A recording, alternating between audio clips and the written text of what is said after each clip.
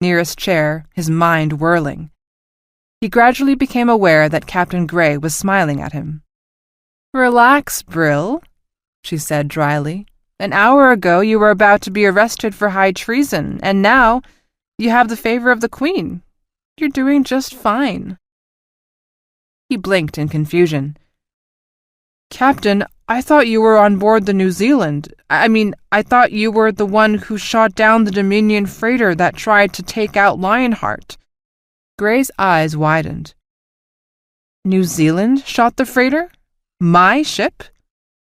"Yes, ma'am. I thought you knew. Heck, I assumed it was you who did it." The New Zealand was still at full battle stations, but as Emily watched the holo display, it was becoming increasingly clear that whoever the bad guys were, they were dead. Indeed, just about every Dominion ship in sensor range had either been destroyed outright or boarded and seized. "Coffee, Lieutenant?" Chief Gibson asked. "Oh, sweet gods, I would kill for a cup of coffee." She accepted it greedily. The adrenaline letdown after they'd destroyed the Blue Swan had been brutal. She sipped. It was sweet. She raised an eyebrow at Chief Gibson, who shrugged. "I noticed that you like a couple of sugars, Lieutenant, so I made sure they made it right." Emily was touched.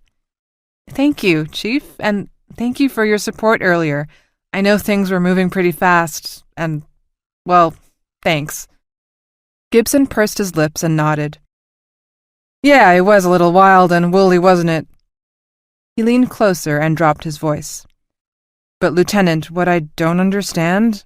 Well, the thing is, when you arrested Mr. Bishop, which was the right thing to do, I understand that, but when you did, you cited Article 13.27a of the Fleet Code of Justice." Emily looked at him expressionlessly.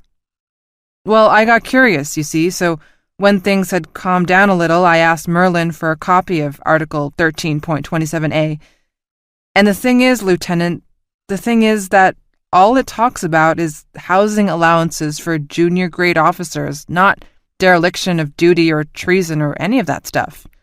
Emily leaned forward. "Chief?" Gibson looked at her expectantly. She put a finger to her lips. "Shh." Chapter 46. In Victorian Space. 8 hours after the Dominion freighters attacked and destroyed 2 of the home fleet's battleships, the last tugboat slipped into place above Space Station Atlas. Its towing beam was slaved to the master controller on board of the Son of Dublin. Max Opinski, sitting next to Peter Murphy, gave the display one last look over. "She's ready, Murphy. Don't fuck this up." Peter Murphy thumbed his radio, connecting him to the 212 tugs that had arrived in time to join in. "All tugs, this is a tale you'll tell your grandchildren, and they won't believe a word of it. On my mark, accelerate at 2% of standard." He flipped a safety shield off, exposing the dial that would activate all 212 tractor beams. "Jesus, Mary, and Joseph," he muttered, invoking the old religion. "Let this work." Beside him, Opinski snorted in amusement, but his hands were clenched white. Peter Murphy twisted the dial to 10% power, glancing anxiously at the visual display of Atlas's outer ring. Tentatively, he brought the power up to 25%, then 50, then 100. His face dripped with sweat. "All ahead at 2% standard on my mark. 3, 2, 1, mark!" Chapter 47. On board HMS Yorkshire, in the Gilead sector. There had been 3 more crate attacks. The crew of the Yorkshire had fought them off, but at a price paid in blood. The last of the Savick corpses had been jettisoned into space. In the midst of one of the attacks, the destroyer Rutland had lost way and staggered off on a long walk, leaving behind a dozen escape pods. By the time they had realized Rutland was missing, she was nowhere in sight.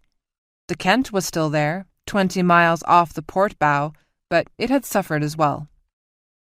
Grant Skiffington sat on his bunk, drinking from a bottle of brandy he took from one of the Marines. His face was blood-stained, his clothing torn and dirty. He was now the only functioning officer on the Yorkshire. Commander Pellet was in the sick bay, where the ship's medic had put him into a medically induced coma until they could reach a hospital and remove the pellet lodged in his skull. They had probed the entire area around them with active sensors and were as sure as they could be that there were no more Teleka transporter craft near them. Now it was time to mend their wounds and make the perilous journey home to Victoria. But first, Grant intended to get drunk. He was just taking another swig when his door opened and Cookie came in. She was dressed in filthy fatigue pants and a torn t-shirt that clung to her body. She was sweat-stained and dirty, and there was a red splotch of blood on her neck. She looked earthy and sensual in a way Grant couldn't define, but felt deep in his groin. Without speaking, she crossed the little room and straddled him, sitting across the tops of his thighs and facing him. Her face was inches from his, her breasts softly pressed against his chest. Without conscious thought, he dropped the bottle and reached up to caress her. She gave him a stiff-fingered jab in the stomach. "Oomph!" he gasped. "I'm not here for that," she said coolly. She grasped his chin in a hard grip. "Don't move your face, got it? This will hurt a little. Don't move." She took a needle and a small jar of something, dipped the needle into it, then carefully poked the needle into his face, just below his left eye. He winced. "Don't be a baby," she said. That was when he noticed the red tattoo of a teardrop on Cookie's face. A blood tear. "Badge of honor," he said. She snorted without humor. "Badge of a clusterfuck is what it is. The Almighty bring us through this. She surely got something she wants us to do. Now shut up. I'm a little drunk, and if you move, I'm going to stick you in the eye with this needle." It took a while, but when she was done, she dabbed the blood from his face and looked critically at the tattoo. "You look in the mirror and see that. For the rest of your sorry life, you remember the people who died fighting with you on this ship." Grant leaned back against the bulkhead. Cookie, still straddling him, looked hard at him. She closed her eyes and took a deep breath, then let it out in a long, shuddering sigh. She reached over her shoulder and pulled off her t-shirt, unfastened her bra, and then leaned forward and kissed him fervently. Grant began to touch her, nuzzle her, and bent forward to kiss her breasts, but Cookie suddenly pulled him up painfully by his ears. "Ouch, Cookie, what—" "One thing," she said fiercely. "I'm doing this because I need it. I need it or I'm going to start crying and I don't think I'll be able to stop. But you never tell Hiram about this, understand?" Grant understood. They had been through 5 crate attacks in 2 days. The Savik were the stuff of nightmares. They just kept coming at you without mercy or fear until you put them down as you would a rabid animal. So many people had died right in front of him, screaming in pain and anguish and fear and utter frustration that they could not kill the Savik butchers before they died themselves. And now his mind yearned for release, for comfort, for a few blessed moments of respite before it all started over again. Grant understood. He nodded and touched her face. She sighed again, then took his hand and guided it to her breast. She closed her eyes. "Okay then," she whispered. She drew him to her. "Okay then." Chapter 48. On Space Station Atlas, in Victorian space. In the privacy of her stateroom, Queen Anne sipped coffee and stared bleakly at the holodisplay of the Victorian sector. No one will come to our aid, will they? Sir Henry wondered if he should give his new queen some false hope, then dismissed the idea. "No, Majesty, there is no time for them to mobilize." He sighed. "And in any event, there is no one who will risk it this early. Cape Breton is involved somehow with the Dominion. Sybilhead and the Sultanic Empire will wait to see who is the likely victor, and then put their support behind them. The Light does not have a deep space navy. Arcadia is probably under attack by the Teleka as we speak, and Refuge is hopefully getting ready to receive us, but their navy is small. They will not be able to fortify their wormhole entrance and send out a fleet to aid us at the same time. So, to save ourselves, and to have any hope of fighting back, we have to abandon our home world and all our colonies," she said bitterly. "My first official act as Victoria's new queen." "If you remain behind, the Dominion will kill you," he replied bluntly. "You are now the heart and soul of Victoria, Majesty. If you die, Victoria dies with you." "You always have the pretty words, don't you?" she spat. Sir Henry, a long-time survivor of royal mood swings, remained silent. "I will do whatever I have to," she said finally. Her face clouded and her brow creased. "But sometimes I have to catch myself from just sitting in the corner and screaming that this can't really be happening." Sir Henry laughed bitterly. "Your Majesty, 48 hours ago my biggest concern was that a rogue Victorian admiral might pose a threat to you and your mother. Now Victoria has been defeated by the Dominion and we're running for our lives.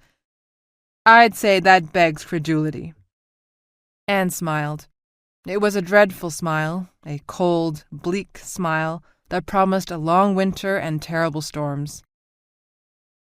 "The Dominion has miscalculated, Sir Henry. I will do whatever I have to do to save Victoria. And when I'm done, the Dominion will rue the day I was born." Chapter 49. HMS Lionheart, in Victorian Space. Admiral Duthat scowled at the status board. The longer she looked at it, the worse their situation seemed. Battleships were the fleet's heavy hitters, carrying 40 missile tubes and up to 20 energy beams. A simply awesome amount of firepower. A single battleship was a significant force in any battle. 2 battleships working together, or 5 cruisers, were a force of nature, overwhelming and destructive. First Fleet had had 3 battleships, but 2 of them had been destroyed by the Dominion ambush, leaving her with only Lionheart. But that wasn't her biggest problem. Most of the Home Fleet's admirals had died at the palace, which meant that most of her ship captains were gone. Normally, a battleship would be the flagship for its battle group, but now she was going to assign that task to cruisers, and assign new captains to all but one of her cruisers and a couple of destroyers. The frigate captains, 2 junior in rank to have been invited to the palace, were mostly intact. So, if she moved the frigate captains up to the destroyers... But that meant moving the cruiser XOs up to captain the cruisers, and some of the XOs simply weren't up to it. If she was honest, she'd admit that, despite rank, some of the frigate captains would make better cruiser captains than the current cruiser XOs. Maybe some of the XOs could be made frigate captains. She shook her head. No matter what she did, most of her ships were going to have new captains, and captains who had not worked with that ship's crew. But that wasn't her biggest problem. The tugboat captain, Murphy, had reported in that in order to keep the stresses tolerable for Atlas as they towed it to refuge, they would have to accelerate slowly. Now, instead of it being a 3-day flight to the refuge wormhole, it was going to be at least 5 days, maybe 6. 6 days for the Dominion to find them and attack them. 6 days in which the Dominion could bring sheer numbers into play and grind them into dust. But that wasn't her biggest problem. Her biggest problem was that stiff-necked, stubborn, obstinate, obdurate, mulish, and goddamn willful child who was now the queen of all Victoria refused to board the destroyer Repulse and be taken to safety and refuge. "I think not, Admiral," the Queen had said. And that was that. Now, Queen Anne was on the Atlas space station, the single object the entire Dominion Navy was intent on capturing, or destroying. So for the next 6 days, Atlas would be in harm's way. "Bugger me," she snarled, and thought, not for the first time, that when this was over, she would welcome the court-martial that was sure to follow, if they lived. Chapter 50. Victorian Space. Battleship HMS Lionheart. Here is the situation in a nutshell, Admiral Duthat told the others on the conference call. The enemy will reach Cornwall in 15 hours, so sometime short of that, they will realize that Atlas is gone. By that time, we will be 6 hours away. The geometry looks like this. She put a simple map up on the screen. The good news is that since we are taking Atlas with us, we have an almost limitless supply of missiles and mines and quick access to emergency repairs. The bad news is that with Atlas in tow, we can't accelerate very fast. Also, the inertia compensators on Atlas are not as robust as on our ships, so our top speed will be limited. The enemy will overtake us. They outnumber us 2-to-1 in warships and probably more than that in throw weight. Can we expect help from Second Fleet? Someone asked. No, Duthat replied shortly. Second Fleet will not be coming to help us, nor Third Fleet. There was a moment of awkward silence as they digested that. Admiral Duthat plowed ahead, acutely aware that time was in short supply. Thanks to the attack on the palace, we have huge gaps in our command structure.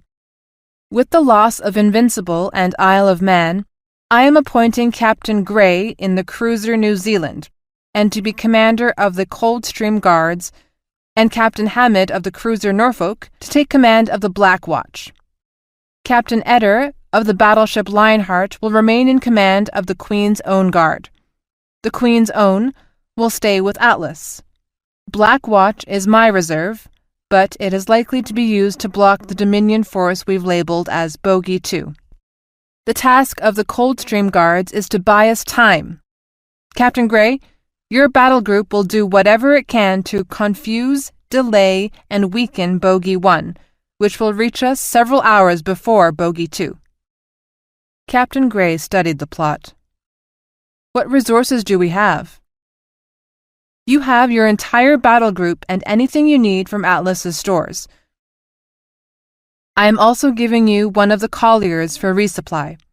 I want you ready to depart in 90 minutes.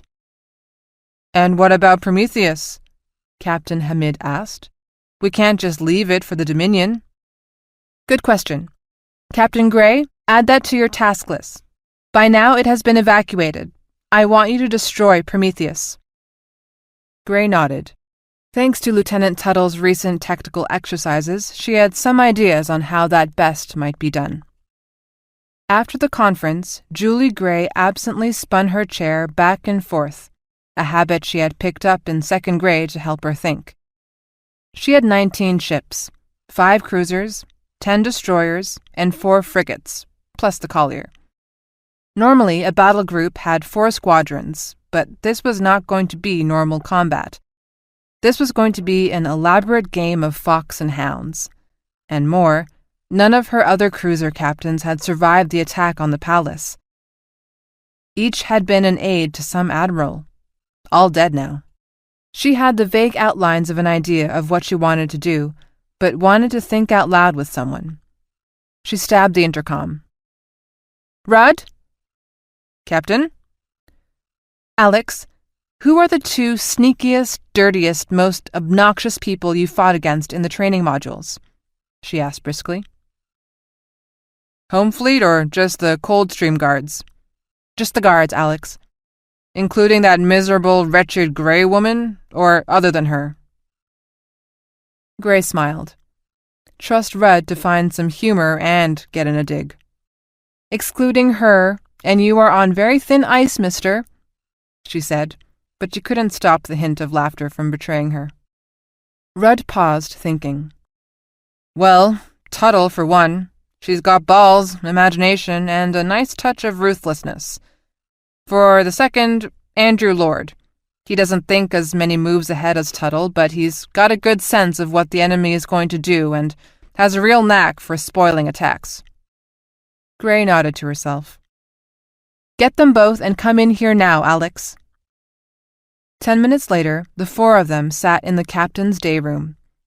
Gray outlined her orders, then, in a few hours we are going to be in a shooting war. It's up to us to distract Bogey 1 and keep them as far away from Atlas as we can. And to stay alive while we do it. I need ideas."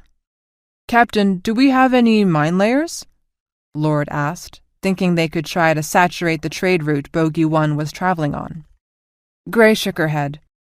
"The Admiral is keeping all the mine layers with Atlas and the rest of the fleet. I've commandeered 3 freighters, and they are being stuffed full of laser mines, but that's all. Also," she shot a glance at Emily, "I've ordered that the Prometheus station be mined. The Dominion will have a little surprise waiting when they try to board it." "What about decoy drones?" "We have dozens of them, hundreds, actually." Gray smiled wryly.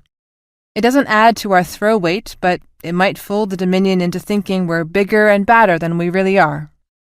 Emily struggled to control her excitement and her fear, her thoughts darting like larks before a storm. "Treat this as just another training exercise," she told herself, conscious that her hands were sweating. "What weakness does the enemy have? How do we exploit it? Answer the questions one by one." She closed her eyes, forcing her mind to settle. Bogey 1 had come through the Cape Breton wormhole, but it was made up of Dominion ships. So that meant that the Dominion ships had probably taken the old trade route through the Sultanic Empire, then on to Sybil Head and Cape Breton. 5 months of flying time, maybe 6 if they stayed away from the main routes. They'd have to carry all their supplies and munitions with them. All their supplies.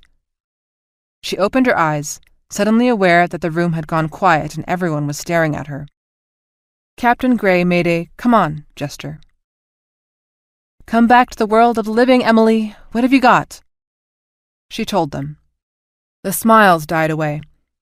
Captain Gray looked at Rudd, who nodded grimly. "It could work," he said cautiously. "But to make it work, we're going to have to position ourselves behind Bogey 1. He grimaced. "The Dominion fleet will be between us and the rest of Home Fleet. If we fail, we'll be cut off from any hope of support." "Then we mustn't fail," Captain Gray said. Chapter 51. HMS Yorkshire, in Gilead space. Approaching the Victorian wormhole. Grant Skiffington was collecting survivors, and doing his best to kill all the rest. "We'll be in close missile range in 10 minutes, Captain," the sensors officer announced. "Still no sign they've seen us." Grant Skiffington shook his head. They had started to call him Captain right after they lost Commander Peled, but it still jarred him to hear it. He smiled wryly. His father would have told him to shut up and enjoy the promotion. "Thank you, Livy," he told the rating at Sensors. The original Sensors officer, Grant couldn't remember his name, had been killed in the first attack by the Tilica commandos. This was the 3rd Victorian ship they'd approached from dead astern, where a ship's sensors are weakest. The Yorkshire was under full stealth. Their target, the destroyer HMS Galway, had its navigation lights blinking and was cruising slowly toward the wormhole that would take it from Gilead to Victoria. But had the Galway been captured by the Tilica? Or, like the Yorkshire, was it still in Victorian hands and playing possum in the hope of sneaking back to Victoria undetected? Finding out was pretty damn tricky. If they cruised up behind a ship and announced themselves as Victorians, and it turned out the ship was controlled by the Tilicas, Yorkshire had to be able to take them out very, very quickly, or risk a close encounter shooting match. On the other hand, they couldn't just kill the ship without at least trying to discover if it was still controlled by friendlies.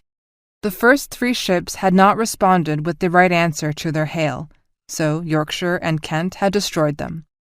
Only one had been able to get off any missiles, but Skivington couldn't count on always being so lucky. He was still haunted by the fear that the ships had not responded just because of confusion, not because they were Tilica, and that he had personally massacred thousands of Victorian sailors. "Mr. Crowder, make sure everyone is at battle stations and open a link to the Kent. Whisker laser, if you please, Mr. Crowder. I want no radio transmissions." "Yes, sir." The display screen changed from a map of all known ships to the face of Junior Lieutenant Lisa Stein. Stein was not the senior officer on the Kent, but was the only one still walking. One arm was in a sling, and her wound was obviously uncomfortable, which did nothing to improve her mood. The Kent was a cruiser E, which meant she carried 12 heavy lasers, but only 15 missile tubes instead of the usual 20. The Kent needed the extra space for an additional power plant to charge the lasers.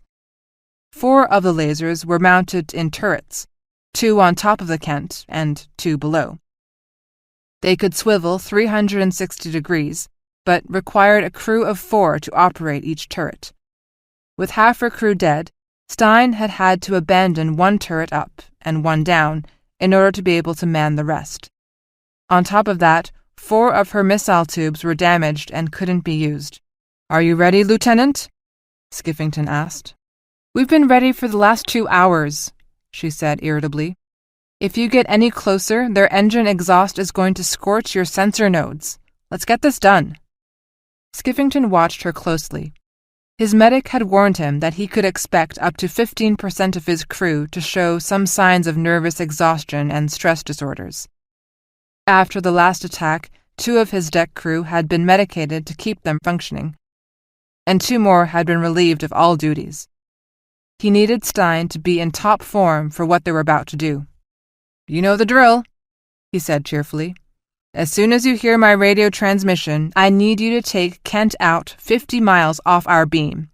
If Galway fires on us, or if I fire, you are to fire all laser batteries that bear and follow it with missiles." "Gods of our mothers, we've already done this 3 times, Stein snapped. "I know my job and my crew knows theirs. Let's get this done." She was right. "Okay, Lieutenant. The 4th time's a charm. I will commence in 10 seconds. Skiffington out." He nodded to Crowder. "Hail the Galway." When Crowder signaled, Grant Skiffington spoke. "Calling the HMS Galway. We have you locked in. You have 10 seconds to answer this question, or we'll shoot you. Pretend you are a frigate captain. You spot game. What do you do, and what was the name of the professor who told you? 10 seconds." Skiffington raised his hand, ready to give the order to fire lasers and missiles, and watched the clock. 5 seconds. 6. 7. The radio squawked. "Go dark! Go dark and call home!" a voice screamed. "Who is the professor?" Grant prodded. "I have no fucking idea," the voice replied angrily. "I'm a rating. I never went to the academy, but Captain Reich used to tell us about his days on frigates, and he said that that was his first lesson. If you're a scout frigate and you spot the enemy, you're supposed to go into full stealth and send a courier drone to the nearest fleet base first thing. He said it was the only thing that every fleet cadet was taught the first week at the academy." Skiffington grinned. That was why he picked this question. Tall, thin Rear Admiral Yavis taught the introductory class on fleet history and customs to incoming cadets. He admonished his class to remember that their role depended on the ship they were captaining. "A frigate is a scout," he told them. "Your number 1 job is to report the presence of the enemy. When you spot enemy vessels, the first thing you do is go dark and call home. If you are a destroyer, your job is to support the cruisers. If you're a cruiser, your job is to attack and destroy. And if you are ever so blessed in your career as to hold the lofty post of battleship captain, your job is to lord it over everybody else." Admiral Yavis's class was the one memory every fleet captain was sure to share. Skiffington grinned to himself. "One more question. What's the best bar on Atlas?" There was a pause, then a chuckle. "If you're an officer, you'd probably go to Max's on the viewing deck, but the food's lousy and overpriced, and the women have way too many scruples. If you're a rating and you want a beer, you go to Steve's bar on deck 12. If you want a beer and a girl, then you go to the Spiral Horn on deck 30. Skiffington laughed.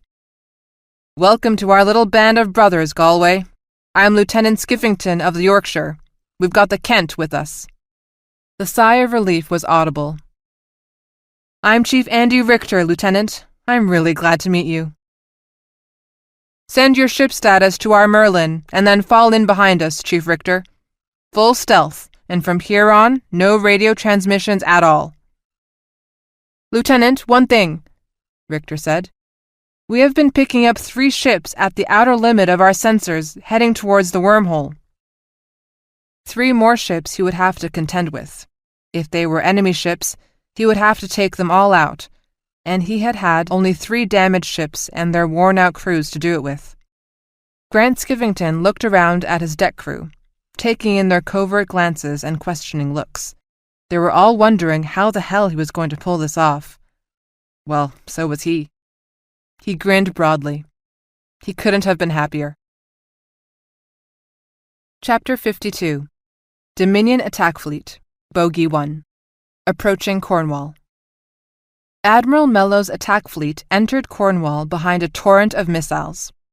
Dropping any pretense of being a simple freighter convoy, he went to active sensors, identified several fixed Victorian defenses amidst the clutter of warehouses, satellites, manufacturing stations, and miscellaneous junk, and unleashed a barrage of 1,000 missiles to overwhelm the Victorian defenders.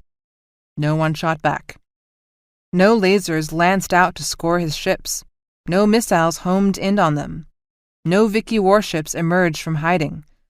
It was the worst possible response. Mello cursed loudly and eloquently. "Sensors! Get a fix on the space stations, Atlas and Prometheus.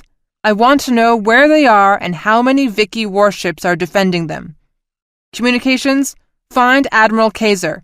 I need to know where he is and his ETA for Cornwall." His crew leapt to obey. Mello drummed his fingers impatiently while the computer sifted through the sensor reports and analyzed data. A moment later, "Cannot raise Admiral Kaiser, sir," followed by a startled exclamation. "Sir, I can't find Atlas." Mello gritted his teeth, struggling to curb his temper. "What do you have, sensors?" "Captain, we are not picking up any warships, only civilian freighters, and they are all departing the system at high speed." "And Atlas? On the other side of the planet, perhaps?" "No, sir. We've got probes out. I see Prometheus, and another one that is not emitting any signals at all. Sensors show it's still under construction." The sensors officer looked at him, ashen-faced. "Atlas isn't there, sir." Mello nodded.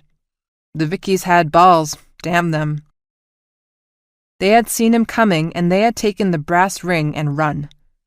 How the hell did they move the biggest space station in the League of Human Worlds? "Send out the scouts. Find it." He beckoned Commander Patton. "Jody, they'll probably create a false trail, try to decoy us away from the real Atlas, but they can't have much of a head start, so—" "Admiral!" It was the communications officer, his face bright with excitement. "I picked up some radio chatter from a freighter. They said 2 Victorian battleships had been destroyed in a surprise attack." Mello felt a surge of satisfaction. It had worked after all. Now the Vickies had only 1 battleship left. "Jody, search for the battleship. It won't be far from Atlas." 2 hours passed before one of the scouts called in. "Many ships moving slowly south towards the Sultanic wormhole. They seem to be in a circle around a large object, but I can't get a good fix on it." "Shall I order the fleet to turn south?" Patton asked. Mello held up a hand. "Wait," he ordered. 15 minutes passed, then 20. The radio crackled.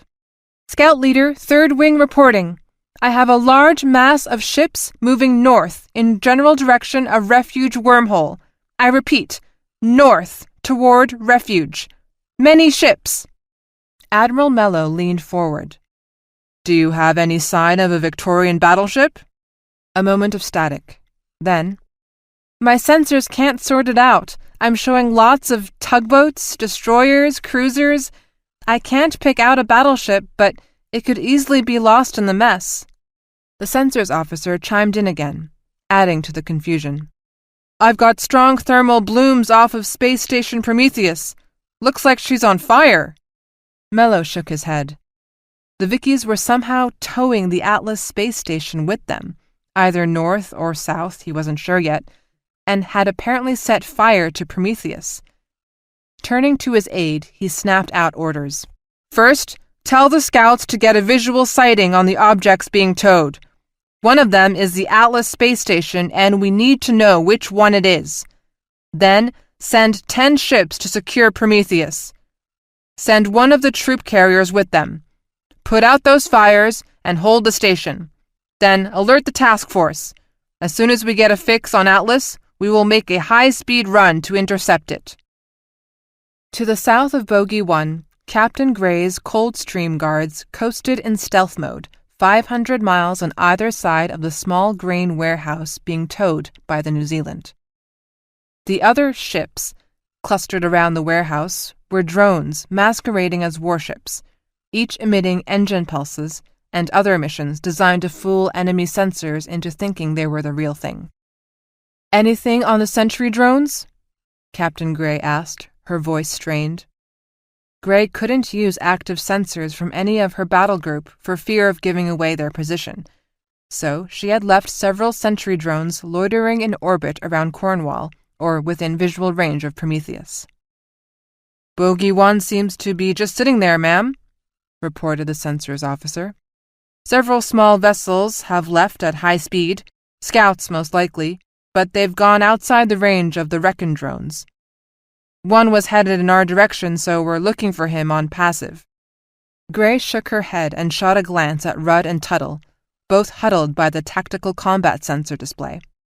I had hoped they'd split their forces, but they're hanging back until they've figured out where the real Atlas is. Rudd laughed. Those bastards, he said cheerfully. Don't you hate it when the enemy acts as prudently as you do? Gray snorted, but said nothing. Emily frowned. Will they spot us? I should think so, Gray answered. She shrugged. It was a long shot. I was just hoping we might catch them in a mistake. Small vessels on our passive sensors. Should be the scout, Captain. The sensors officer leaned into his display, peering intently. Energy Blossom. Looks like he's launched a bird. Well, no one said this would be easy. Still, let's play it out. Shoot chaff and send in the frigates to kill the scout. Change the display on one of the drones to make it look like Lionheart. Let's see if we can keep him guessing for a few minutes longer. Emily kept looking at the display. The Dominion scout was already close enough to pick up electronic and power plant signatures from the New Zealand and the accompanying drones, but it was still pressing forward. She frowned. The pilot must be aware of the risk, so if he was coming closer, there was something he needed more than electronic signatures. It's coming in for a visual confirmation, Captain, she said. Gray nodded. I would if I were them. On the screen they watched as 3 laser beams lanced out from 2 of the Victorian ships hiding on the flank. For a moment, nothing happened. Then, the Dominion scout pitched upward into a skidding turn and accelerated madly away, leaving a growing cloud of chaff in its wake. Damn! Captain Gray muttered. Find the recon drone and kill it! The New Zealand opened up with its anti-missile batteries, but the display showed the drone weaving and jinking violently, always moving closer. Telemetry! The sensors officer shouted. We have telemetry from the Dominion drone. It's broadcasting a message back to Bogey 1. They had waited too long. The drone had just sent pictures back to the Dominion fleet. Now they knew Atlas was being towed north to refuge, not south. Gray looked glum. Okay, time for Plan B. Chapter 53. At Space Station Prometheus. The Dominion ships approached Prometheus gingerly, half expecting missiles to rain down on them from hidden Vicky warships. As they got closer, they could clearly see smoke pouring out of several holes in Prometheus's hull. They must be mad, one of the bridge crew gasped. That thing must be 100 billion credits. Not mad, Captain Cinto replied. just very desperate.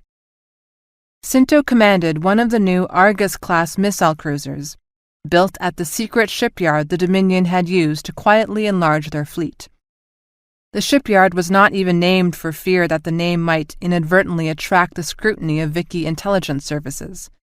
The only name ever used was that of a nearby small asteroid belt the Dominion patiently mined for its scant traces of Zeridium. Cinto frowned as he studied the space station. God alone knew how much damage there was already. He thumbed the comm. Troop Transport 4, are you ready? Troop Transport 4 is ready. The men are in shuttles. We can have 1,000 men on board the space station in 30 minutes. Once they secure the hangar, we can move the rest within an hour. Troop Transport 4, you may commence now. Tell your men that they must get those fires under control as soon as possible. He connected to the other 9 vessels in his task force. I want you to close in to the space station.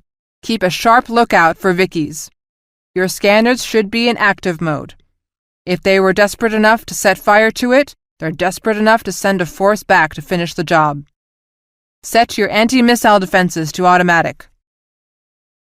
Within moments, the shuttles had emerged from the transport and were soon clustered around one of Prometheus's many docking bays. Captain Cinto listened to the reports of the Marines fighting the fires. The fire in Docking Bay 3 had been beaten back almost immediately. The firefighting system there had been turned off, but not disabled, so all the Marines had to do was snake up a power line from one of the shuttles and power it up. The fire was out in a few moments. Other areas were raging out of control, however, and even when they opened some corridors to space, there was enough air in the space station to keep the fires going for many minutes. The second wave of shuttles landed in Docking Bay 3, and the new Marines hastened to help their comrades. When the fires in the perimeter were under control, the Dominion soldiers began to push into the space station's interior. Meeting no resistance, they exchanged cautious looks of relief. As the first Dominion Marine passed into the second ring of corridors, he stepped underneath a concealed motion detector.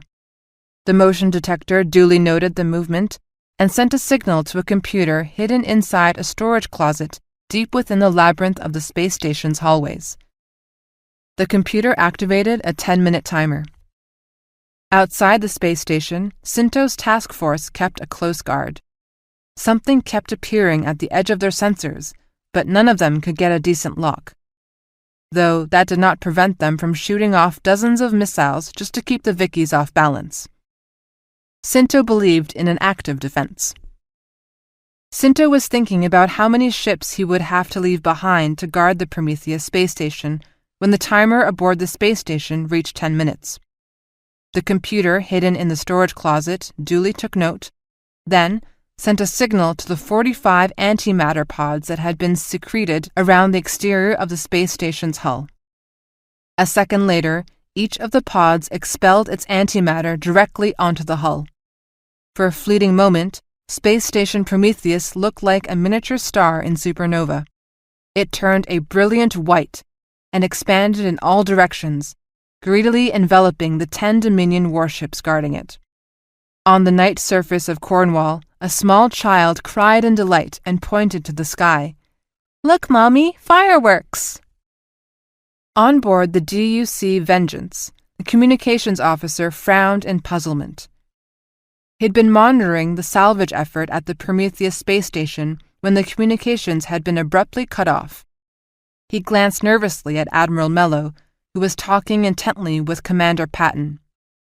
He most certainly did not want to be the bearer of bad tidings to the Admiral. He nudged the sensors officer, whispering, "Mitch, what have you got from Prometheus?" Mitch adjusted his controls and then went pale. "Oh my God," he choked out. A few feet away, Admiral Mello and Commander Patton looked up, both frowning. On board the HMS Lionheart, Admiral Duthat grimly studied the holodisplay. The Dominion hadn't been fooled by the decoy. Now they were chasing the First Fleet and the priceless Atlas space station, to say nothing of Queen Anne. Any word from Captain Gray? She asked without looking away from the holo display. Nothing yet, Admiral. They're positioned on the far side of the Dominion fleet. Pretty easy for the Dominion to jam their transmissions. Anything on Prometheus? The communications officer shook his head. The carrier wave went offline after that energy spike. It was almost certainly the antimatter pods blowing up, but we've no way of knowing how much damage it did to the Dominion ships. Duthat grunted. The first set of reconnaissance drones they'd sent out earlier had been either destroyed or run out of fuel by now. Should she risk sending a frigate? No, she had too few ships to risk one unless she had to. Sweet merciful mothers, if only they could accelerate faster! It was like trying to swim with a ball and chain around your legs. Captain Etter, would you be so good as to send out more recon drones? She ordered. And get me the captain of the mine layers. Time to leave the Dominion some presents. She studied the small speck of light in the far corner of the holo display, the one that represented the wormhole to refuge. 5 days away at current speeds. 5 long days.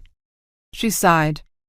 For this to work, the Dominion had to start shooting their missiles, using up what was in their onboard magazines. Time to start. Chapter 54. On the HMS New Zealand. Searching for the Dominion supply train. Damn it, where are they? Captain Gray muttered. They were now quietly following the Dominion fleet as it pursued the home fleet and space station Atlas. Each ship of the Coldstream Guards was running as stealthily as possible, but their passive sensors were probing desperately, trying to locate the Dominion supply ships that were the lifeblood of the Dominion force. The problem was they could be anywhere. They could just run immediately behind the attack fleet, or above it, below it, or on either side. And they would be trying to run quietly, not wanting to attract the rude attention of a Victorian ship bent on mischief. Gray's single battle group couldn't cover everywhere at once, certainly not while using only passive sensors. No, unless they got really lucky and tripped over the Dominion supply ships, they would have to sit and wait until some frigate or destroyer came running back to refill their magazines. Admiral Mello, sensors picking up a line of ships closing into missile range, dead ahead. They must have been powered down, sir, because they just popped up out of nowhere. Size? I count 15 at least. They are blasting ECM, so exact count is uncertain. Type? We only had a glimpse before the ECM kicked in, but I read 3 battleships, at least 4 cruisers, and a mix of destroyers and frigates. It looks like they're making a stand, sir, the sensors officer added helpfully. Then you are a fool, and we are fortunate that I am in command, not you, Mello replied acidly. We know the Vickies lost 2 of their 3 battleships, so there is no way they can have 3 battleships waiting for us. Also, it is unlikely that they would make a stand with only 15 ships against our larger task force. No, what you see in front of you is a line of drones masquerading as warships, with perhaps a couple of warships mixed in to give the charade additional credibility. They might have some missile pods, but once they have exhausted their missiles, they will be worthless junk. So, he said, raising his voice for the entire bridge crew to hear, we will roll over them. We must not give them time. Time is the enemy. Commander Patton, bring the frigates and destroyers online. All ships to activate their anti-missile defenses. And the Dominion fleet rushed forward to meet the first line of the Victorian defense. Bugger me blue, there's a lot of them, the tactical officer on HMS Melbourne whispered. The destroyer was hovering 400 miles behind the line of missile pods, watching through the reconnaissance drones spaced between the pods. Not far away was the HMS Dundee, another destroyer from the Black Watch battle group. Their job was to wait for the Dominion ships to close in. Then, flush the missile pods, and run like hell. Don't worry about hitting anything, Captain Hamid had told them. Just make them shoot back and waste missiles. Do you have range yet? The captain of the Melbourne asked impatiently. The tactical officer tried to concentrate on his instruments. He was having trouble concentrating. There were so many Dominion ships coming at them. 10 seconds, his voice squeaked. 5, 2, 1. In range! They're now in range, now! He couldn't stop babbling. His captain looked at him, a smirk pulling at his mouth. Okay, George, we got it. Fire your missiles, then push the recon drones forward so we can see what's happening. The tactical officer pushed a button. 400 miles in front of them, the 20 missile pods each fired 16 short-range missiles in sprint mode. Each pod had been assigned 2 targets. A moment later, the recon drones flared to life and sped after them, active sensors reaching out to find the enemy. And activate the antimatter mines, the captain ordered. Then, satisfied that was done, he ordered, Let's get out of here. Tell the Dundee we are pulling back. The Dominion had learned the hard way that the Victorians had superior missile systems. Their response had been to build ships dedicated to nothing but anti-missile defense. They called them hedgehogs.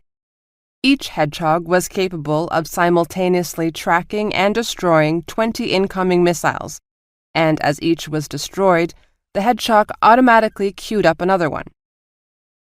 It held a magazine of 500 short-range buckshot missiles, had 60 high-speed Gatling guns that shot 1,000 rounds of spent ziridium per minute, and 40 one-inch lasers.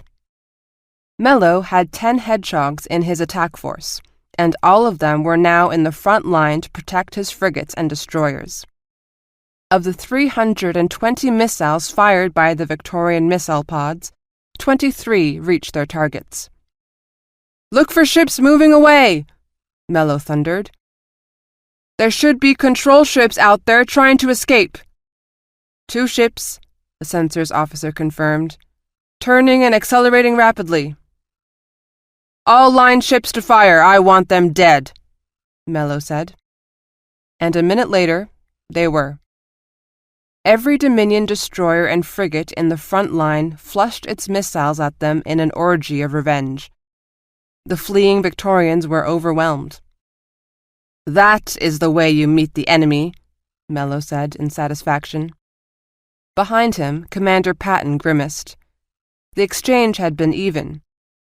As the fleet surged onward, it left behind 2 broken hulks and had another damaged destroyer struggling to keep up. Several minutes later, they hit the antimatter mines, took damage to another ship, and continued in pursuit of the Victorians. Aboard the HMS Lionheart, Admiral Duthat watched the holodisplay intently. She cursed silently as the Dundee and Melbourne icons flashed code Omega, then watched the Dominion force close to where the antimatter mines were. The explosion of the mines distorted the sensor display. It took a minute or so for the display to clear. "Mickey," she asked the sensors officer, "when they hit the mines, did they turn?" "Yes, Admiral. They turned up, shot out the rest of the mines, then dropped down and resumed course." Duthat nodded. "Merlin, take note. When confronted with mines, the Dominion fleet turn up. Monitor similar incidents and watch for a pattern." Chapter 55. HMS New Zealand. Hunting for supply ships behind the Dominion fleet. Captain Julie Gray's battle group coasted ghost-like behind the Dominion, desperately trying to locate the Dominion supply ships. People spoke in whispers and subconsciously tried not to make noise. They knew no one could possibly hear them, but they couldn't help themselves. Their survival depended on them not being detected. Emily knew the mission poised on the razor edge of chance. If they located the Dominion supply ships before they themselves were discovered, they would attack and leave the Dominion attack fleet with empty magazines and no choice but to retreat. But if the Dominion discovered them hiding, then they would have to run or fight for their lives. Either way, it would soon be ship against ship, each side trying to annihilate the other, killing men and women they did not know and would never see. Emily had to marvel at the terrible beauty of it. "Penny for your thoughts?" It was Captain Gray, sipping a mug of tea, looking tired. Emily smiled. "I was just thinking how this little skirmish might determine the entire outcome of the battle, or the fate of Victoria, all of it." She frowned. "Part of me is horrified at the risk. Part of me can't wait to see how it comes out." Gray smiled wanly. "The combat leader's dark little secret. Welcome to the world of the professional soldier, Emily." For hours, Admiral Duthat harassed the Dominion's right flank, which had the greatest concentration of destroyers and frigates. She dropped in mines, missile pods, and used her own destroyers for sudden slashing attacks. The Dominion responded with a torrent of missiles, shooting at anything within range. Finally, 2 of the Dominion frigates, the ships with the smallest magazine capacity, signaled Admiral Mellow's flagship. "Admiral, 2 of the frigates request permission to fall back in order to rearm with missiles from the colliers." Admiral Mellow looked up from the holo display, clearly preoccupied. "What?" "2 of the frigates have run dry, sir. They want permission to go to the back of the fleet to rearm from the colliers." Mellow nodded his assent and turned back to the holo display. No one saw his smile. On the HMS New Zealand, Alex Rudd was monitoring both the tactical display and the sensors, ignoring the angry glare of the sensors officer. "Tally-ho," Rudd said softly. "2 Dominion frigates coming in past reconnaissance drone number 7. "Fuel status on number 7? Captain Gray asked. "More than half, ma'am. She's good for up to 8 hours. "Okay. Once the Dominion go past her, put her in behind them, say, 300 miles. Passive sensors only, and video. Bring her up to match speed, slowly, Alex, then kill the propulsion and let her coast behind them. I do not want to spook our feathered friends." The reconnaissance drone followed the 2 Dominion warships for another 90 minutes, reporting back that they finally stopped and were joined by 3 other ships. The 3 new ships showed only low propulsion signatures. No radio signals were detected.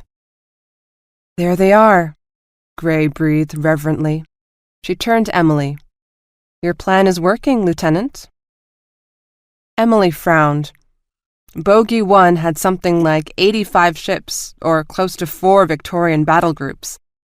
A Victorian force that large would have had at least 6 supply ships, and maybe as many as 8. "There should be more supply ships than this, Captain," she said. "There should be another 3 at least, maybe 5. "You may be right, Emily, but I'll take what I can get." Gray raised her voice. "Merlin!" The ship's computer responded immediately. "Yes, Captain Gray?" "We're attacking. Change to max." The bridge crew exchanged apprehensive glances. There was a pause, then the ship's computer came back, but its voice was stronger, rougher. "Orders? Who shall I attack?" Emily couldn't explain how, but the Max persona reeked of restrained violence. Max had been the brainchild of the fleet's psychological warfare experts, who had tweaked the software so that Max would default to the most aggressive option whenever it had to make a tactical decision. The shrinks also figured that if the ship's computer sounded more like a bloodthirsty warrior, it would imbue a more aggressive spirit into the ship's deck crew, including the captain. Fleet war games had confirmed this, although dissenting fleet psychologists had noted that one unforeseen side effect was that sometimes the captains using Max fought long after they should have cut and run, saving their ships to fight on more advantageous terms another day. The net result was that ships using Max inflicted more damage on the enemy, but died at a higher rate as well. Gradually, an informal protocol had developed. Captains used Max only in situations where they thought they might have to fight to the death, and were determined to do as much damage as they could before they were killed. If Emily had had any doubts about how desperate their mission was, they were instantly dispelled. Powered down, as stealthy as they could be, the Coldstream Guards coasted in on their targets. The number 7 reconnaissance drone kept up its visual record, and they watched as the first of the Dominion frigates sided up to a collier, followed shortly by the second. "Solid fix for the lasers, Captain. Just reaching outer edge of missile range now," Emily reported. Gray shook her head. "We may only have one chance, so let's wait until we're closer. Max, C2C all members of the battle group. I will commence firing for the entire group from the New Zealand. No one is to fire on their own." "Yes, Captain. Preparing for the attack." Emily hid a smirk. Max always sounded like a badly written video game. But, looking around the bridge, she had to admit that Max's melodramatic presentation did have an impact on the crew. They looked grimly determined to wage war. The battle group coasted onward. 5 minutes. 10. 15. "Captain, we are now in the yellow zone," Chief Gibson said, voice rising a bit. The yellow zone was where the enemy ship had a 50% chance of detecting them on passive sensors. The red zone was where the probability rose to 90%. Emily sat down and buckled her battle harness. She licked suddenly dry lips. "Prepare to Captain Gray began. She never finished. The HMS New Zealand, all 150,000 tons of her, violently heaved up and down like a feather in an unexpected gust of wind. Everything that was not secured went flying through the air. Coffee mugs, papers, comm slates, chairs, and people, and smashed into the ceiling, clung there for a fraction of a second, then smashed hard onto the deck. Then the noise came. The groaning, screeching, violated shriek of steel walls and decking as they shook and twisted and then ruptured as the force of a dozen laser strikes raped the New Zealand from stem to stern. And then came the anguished screams of the injured and the roaring of precious air venting into space.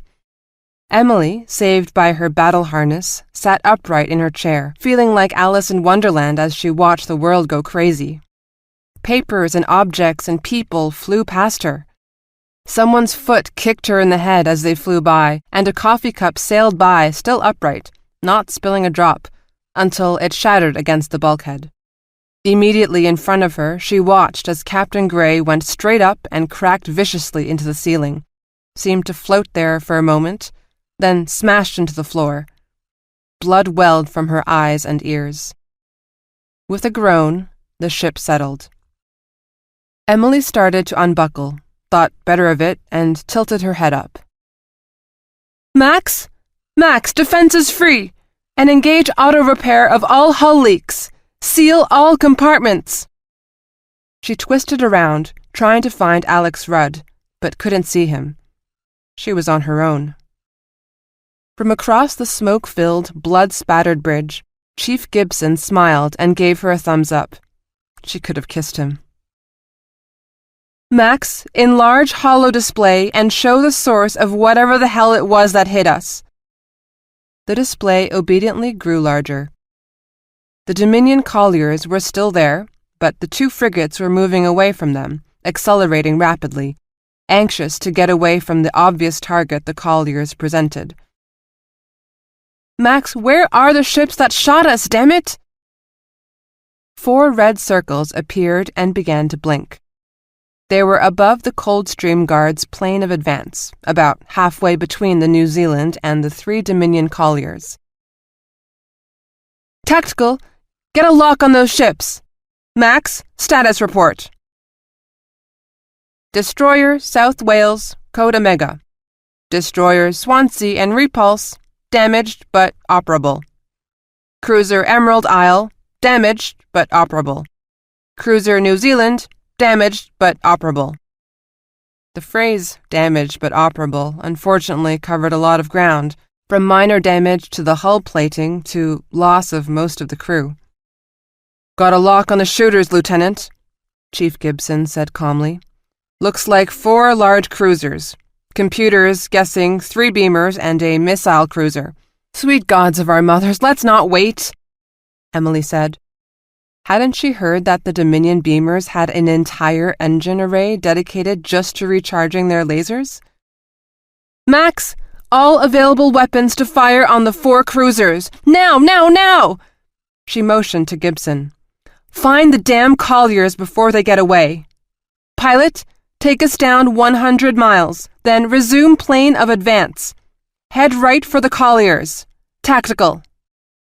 Chief Friedman looked at her, face pale with shock, eyes too bright.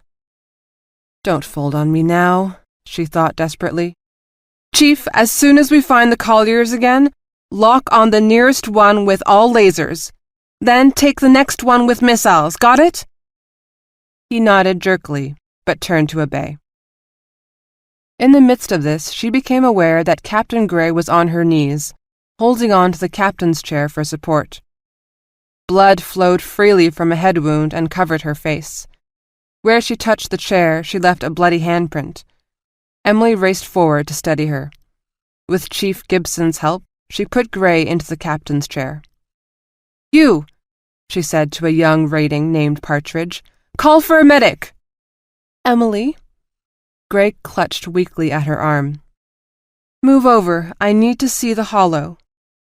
Her voice was a slurred whisper. Emily dutifully stepped aside, and Captain Gray peered myopically at the hollow display of the battle. Gray frowned, squinted, and shook her head. Can't see, she murmured in frustration.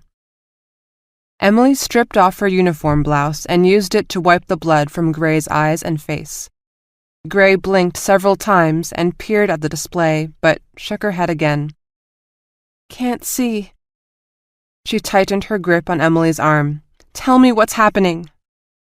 Meanwhile, a flurry of laser shots had lanced out at the still recharging Dominion cruisers, followed by a ragged volley of over 150 missiles. While most ships managed to flush their missile tubes, the damaged ships were lucky to shoot half of their complement of missiles. The New Zealand, with 22 tubes, only managed to shoot 9. We've been ambushed by 4 Dominion ships, probably cruisers, Emily told her. We lost 1 ship and several others are damaged. We are trying to shoot the Dominion ships before they recycle their lasers. Supply ships? Where? Gray paused, panting for breath. Her skin had a sickly grayish hue and she was covered with sweat. Where the hell is the medic? Emily shot at Partridge. On the way up, ma'am, but there are wounded everywhere and they keep stopping. Communications! When there was no reply, she swiveled the chair to face the communications station. The communications officer lay crumbled on the deck in a pool of his own blood. Above him, staring fixedly at nothing much at all, was his assistant, a rating named Betty McCann. Betty? Come on, Betty, look at me, Emily pleaded. Chief Gibson left his station, marched to where McCann was standing, and shouted into her face. Sailor, your captain is giving you an order. Now you get your head out of your ass and do your job. Do you understand me? McCann blinked rapidly, then nodded once. Betty, connect me to the rest of the battle group, audio only, Emily ordered. Emily, Gray said urgently. Blood dribbled from her mouth. I must keep command. Captain Wicklow won't press the attack. She collapsed back in her chair, exhausted from the effort of speaking.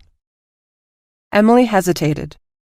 By all rights, her first duty was to tell the battle group that Captain Gray was out of action and let command pass to the next most senior captain, Captain Wicklow of the Gloucester. She glanced about desperately for Alex Rudd, but couldn't see him. Damn. She turned back to the holo display of the entire battle space. Emily, go in and finish it, Gray ordered weakly. You can do this. And Emily was suddenly certain that she could do it. She had a plan, but she didn't know if she could convince the other captains to go along with it. Betty, are we up? She demanded. Ready, McCann stammered. Behind McCann, Emily could see Nama Denker, the medic, hurry onto the bridge, followed by one of her assistants carrying medical gear. This is the New Zealand, Emily broadcast to the Coldstream guards, carefully omitting just who on the New Zealand was calling. Looks like they were expecting us. On my mark, all ships to shoot off chaff pods and, 10 seconds later, 2 sets of decoy drones. Send the first set of drones to travel 20 degrees to the right flank of the Dominion cruisers. The second set to move directly away from the cruisers. Our attack force will continue in the direction of the Dominion supply ships. New Zealand will control all offensive weapons for the first volley. If you are too damaged to fight, you should follow the drones away from the Dominion cruisers and try to reach Atlas. Acknowledge orders. One by one, the ships acknowledged. Hits on the Dominion cruisers, Tactical shouted. Looks like one of them got hit hard and is falling back. A second is hurt, but can't get a good read on it. Mr. Gibson, do we have those damn colliers yet? They're on a diagonal course that will take them behind the Dominion cruisers. From there, they can turn and head straight back toward Bogey 1, Lieutenant. They are accelerating, but still moving slow. The Dominion energy cruisers finished recharging and fired their second round. Only 2 of the 4 ships fired, but still. Destroyer Canberra has engine damage and is dropping out of line. Swansea reports loss of missile controls. Minor damage to other ships. They were down to 12 fully operational ships. Not good. Not good at all. Chief Gibson, do you have a lock on the supply ships? Not yet. Lots of chaff in ECM. Another minute or so, Skipper. Max, Emily called. Who shall I attack? It responded. Gods of her mothers, I need a chess player assassin, not a brawler. Max, switch program to Merlin. Yes, Lieutenant Tuttle? Merlin's voice was wonderfully soothing.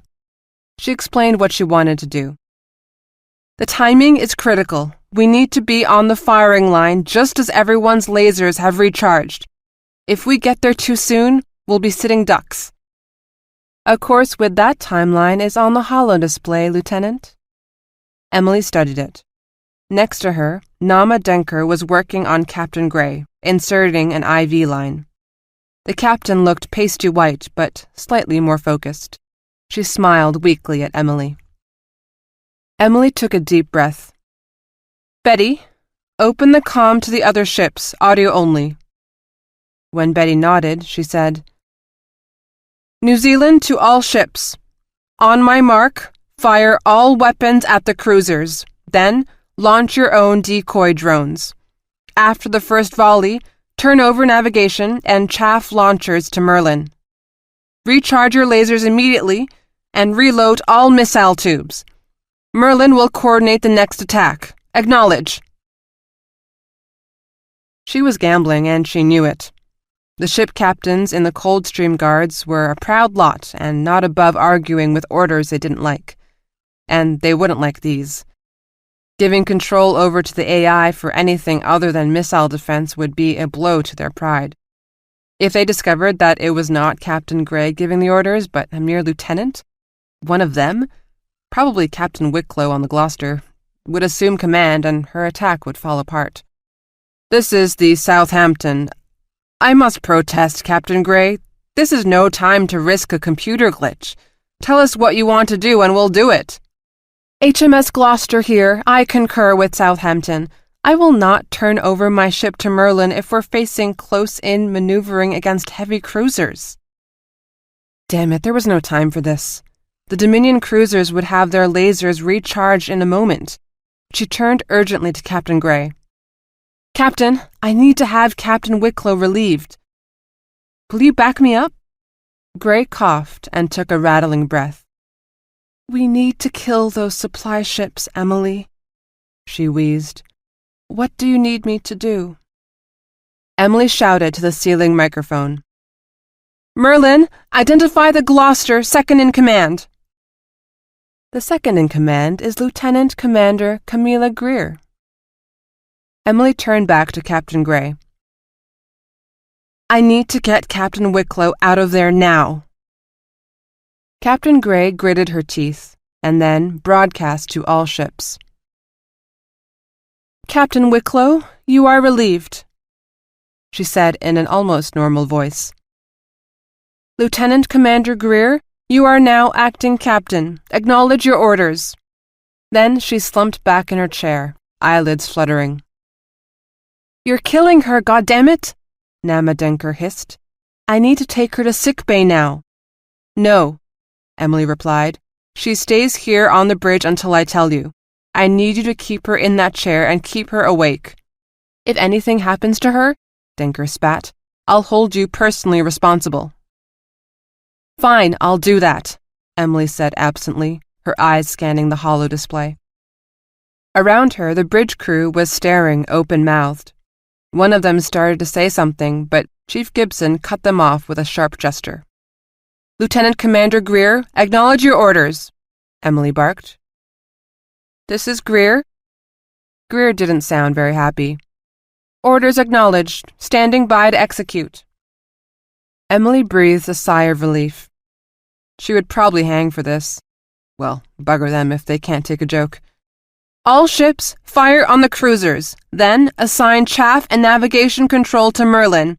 Execute now!" More lasers and missiles reached out for the Dominion cruisers.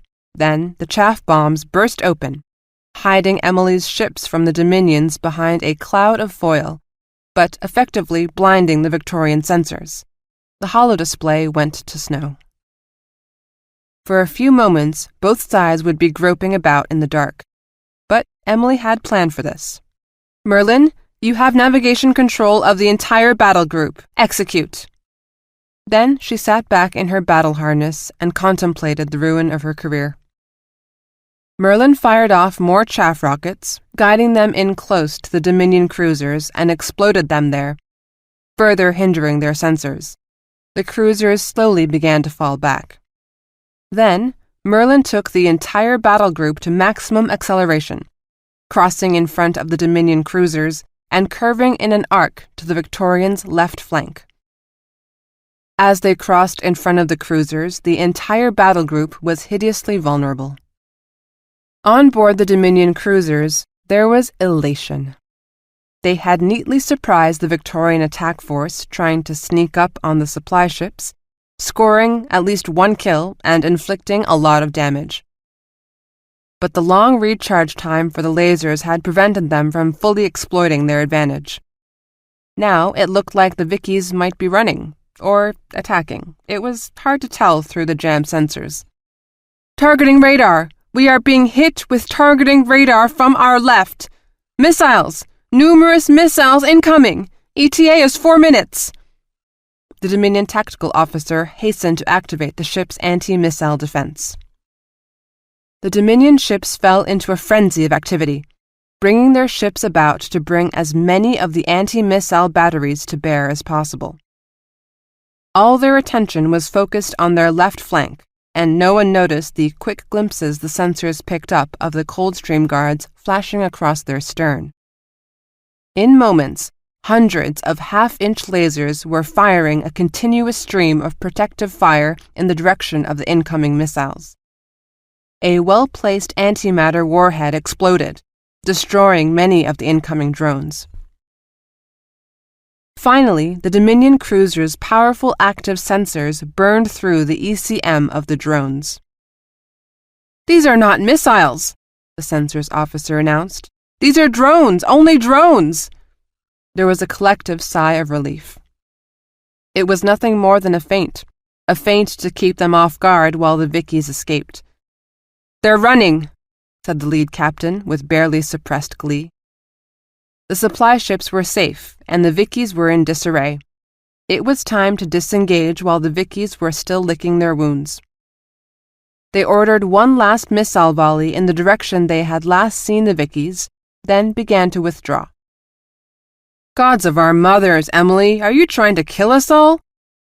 She looked up to see Alex Rudd, a white bandage wrapped around his head, dried blood still on his face.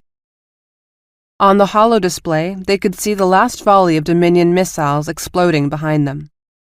The repulse reported more damage and fell out of line. "Did I ever tell you that before I joined the fleet I sold furniture for a living?" Emily asked absently. "I wasn't very good at it." Rudd peered at the holo display, trying to make sense of what he saw. "Did you really cross their front?" he asked incredulously. "Yes, and I relieved Captain Wicklow of command too. I don't think he was happy." Rudd looked at her aghast. The tactical display showed them entering the chaff cloud on the right flank of the Dominion cruisers. The path of the entire battle group hooked sharply to the right. "How is the captain?" Rudd asked Nama Denker. "Alive, no thanks to Lieutenant Tuttle," Denker snapped.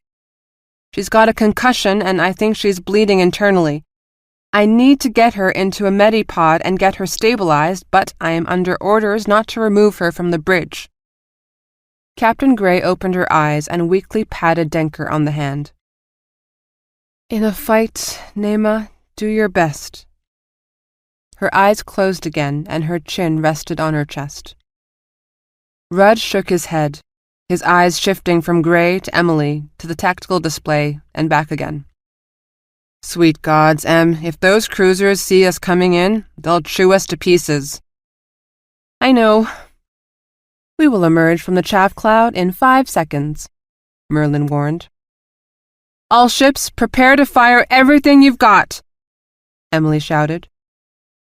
The Dominion cruisers turned away from the Victorians and accelerated steadily, but it would take time to get to cruising speed. The holo display showed a roiling cloud of EMC snow and chaff behind them and to the sides. But the lead captain could see the precious supply ships to his left, piling on the acceleration, no doubt anxious to put as much distance from the last known position of the Vickies as they could. The holo display suddenly flashed crimson. An alarm chimed. The captain looked up, annoyance battling with alarm. "Well, what is it?" he snapped. They came out of the chaff within 600 miles of the Dominion cruisers, almost sitting on them. "Fire!" Emily shouted. "Fire and reload and fire at will! Merlin, fire decoy drones! Right down their throats!" Surprised as they were, the Dominion ships reacted swiftly, pouring laser and missile fire back at the onrushing Victorian warships. The frigate, Mount McKinley, shuddered and rolled over, tumbling end over end. Life pods popped out of its hull, but there were pitifully few. Her sister frigate, Annapurna, lost huge chunks of her hull to antimatter missile. Air and bodies streamed out. A second missile hit made it spin clockwise like a child's top. One solitary life pod emerged from the chaos, only to be holed by a laser. Both the Victorian and Dominion crews raced to reload missiles and recharge lasers. The longer recharge time for the Dominions spelled the difference. The surviving Victorians fired 36 lasers into the enemy ships, then launched another missile volley. 3 of the Dominion cruisers fell silent. The 4th, which had turned away sooner, continued its desperate acceleration, popping chaff and decoys behind it, and made its escape. "Damage report? We've got 62 dead, many injured. Missile batteries 4, 5, 9, and 12 are out. Laser turret 3 is down, but should be back up soon. All 6 engines operable, but engine 2 will need some work as soon as we can get at it. Life support systems are satisfactory, but the moisture scrubbers got knocked out in that first attack, so it's going to be pretty damp in here real soon." This was Seaman Partridge, barely old enough to grow a beard, standing in for a systems officer who was injured or dead, Emily didn't know which. Emily turned weary eyes on the 3 Dominion supply ships. which only now realized they were on a course toward the enemy rather than away from it. Emily opened a comm line to them. "This is Her Majesty's ship New Zealand. You have 30 seconds to get to your lifeboats and get clear, then we'll destroy your ships." The captain of one of the supply ships called back. "You can't do this. We have wounded. We need more time." Emily's left hand was shaking. She put it under her thigh and sat on it. She felt eerily disconnected, as if she were watching herself from a distance. "Keep it together, Emily." "You want more time?" she said acidly. "You have invaded my sector, killed my queen, and attacked us without provocation or mercy. And now you tell me you want more time? Fine then, I will give you time to put your wounded into your lifeboats and give you safe passage, but on the condition that you tell me where the other supply vessels are. Surely you have their coordinates." His eyes shifted sideways, then back to her. "I'm not required to tell you. So be it. All ships prepare to launch on my mark," Emily ordered crisply. Now her right hand was shaking too. 5, 4, 3. "My God, where is your humanity?" the supply ship captain cried. "We're defenseless." "You tell me where those other supply ships are, and I'll see if I can find my humanity," Emily snapped back. "You are out of time, Captain. Last chance to save your crew." He glared at her, then nodded abruptly, shoulders slumping. "We have the coordinates of the other Dominion supply ships," Emily broadcast to the other Coldstream Guard ships. "They are 5,000 miles away, below our plane of advance. We are going to attack them, then find our way back to Atlas." Time was the critical factor now. The Dominion cruiser that got away would alert Bogey 1 and reinforcements would be coming. They had to do this quickly. But this time, Emily intended to go in smart. She sent one flight of 10 reconnaissance drones in front of her, and then another flight of recon drones a little behind them. Then she launched 40 decoy drones and placed them 600 miles above their plane of advance. She brought the entire group of recon and decoy drones up to cruising speed, and then let them coast, powered down and virtually invisible to anything but active sensors. Then she sat back to wait. Beside her, Nama Denker knelt beside the unconscious Captain Gray, monitoring her vitals. "She needs to be in a medipod," Denker said sternly. Emily shook her head. "If she goes to sickbay, command will pass to Captain Wicklow. The captain told me not to let that happen." "If she dies, command will pass too," Denker said coldly. Alex Rudd drifted in again, head still bandaged and looking pale. "Are you here to relieve me, Alex?" she asked. She hated the thought of it, yet at the same time it would be a tremendous relief to hand over responsibility to someone else. Rudd shook his head. "I keep getting dizzy spells and have to lie down. Probably got a concussion. Anyway, you're doing fine." He looked at her, chewing his lip. "Did you really relieve Captain Wicklow of his command?" She shrugged. "I needed Merlin to coordinate a time-on-target attack. Wicklow refused to yield control. There wasn't time to debate it." Rudd wearily rubbed his forehead. Wicklow was known for treating his subordinates ruthlessly. He never forgot a slight, no matter how small. And he had friends in court, influential friends who were rumored to be close to the Queen's brother, Harold, the Duke of Kent. "If he finds out it was you, Emily?" Emily shrugged again. She had already figured out that much. "I'm going to nail those Dominion supply ships, Alex. After that, well..." Rudd looked around the deck. There was broken glass and blood smears everywhere. "Not much like the simulations, is it?"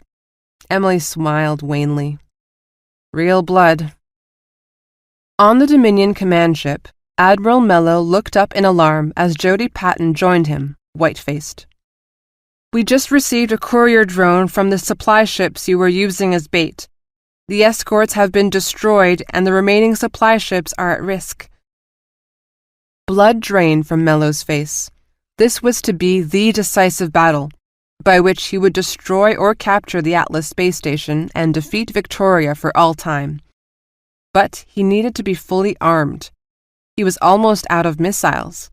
Without the supply ships, he would be reduced to fighting only with lasers by the end of the next engagement. "Where is Admiral Kaiser?" he raged at Commander Patton. "I need him here to make an all-out assault on that bloody space station." He looked up at the holodisplay. The Atlas was so close, so very close. He was being forced into a mistake. He could sense it, but he couldn't avoid it, only try to cope with it. First, he had to save his supply train, then find the damnable, plodding Admiral Kaiser and get him into the battle. Then, but only then, could he regain the momentum. But it grated on him, by God. He turned sourly to Commander Patton.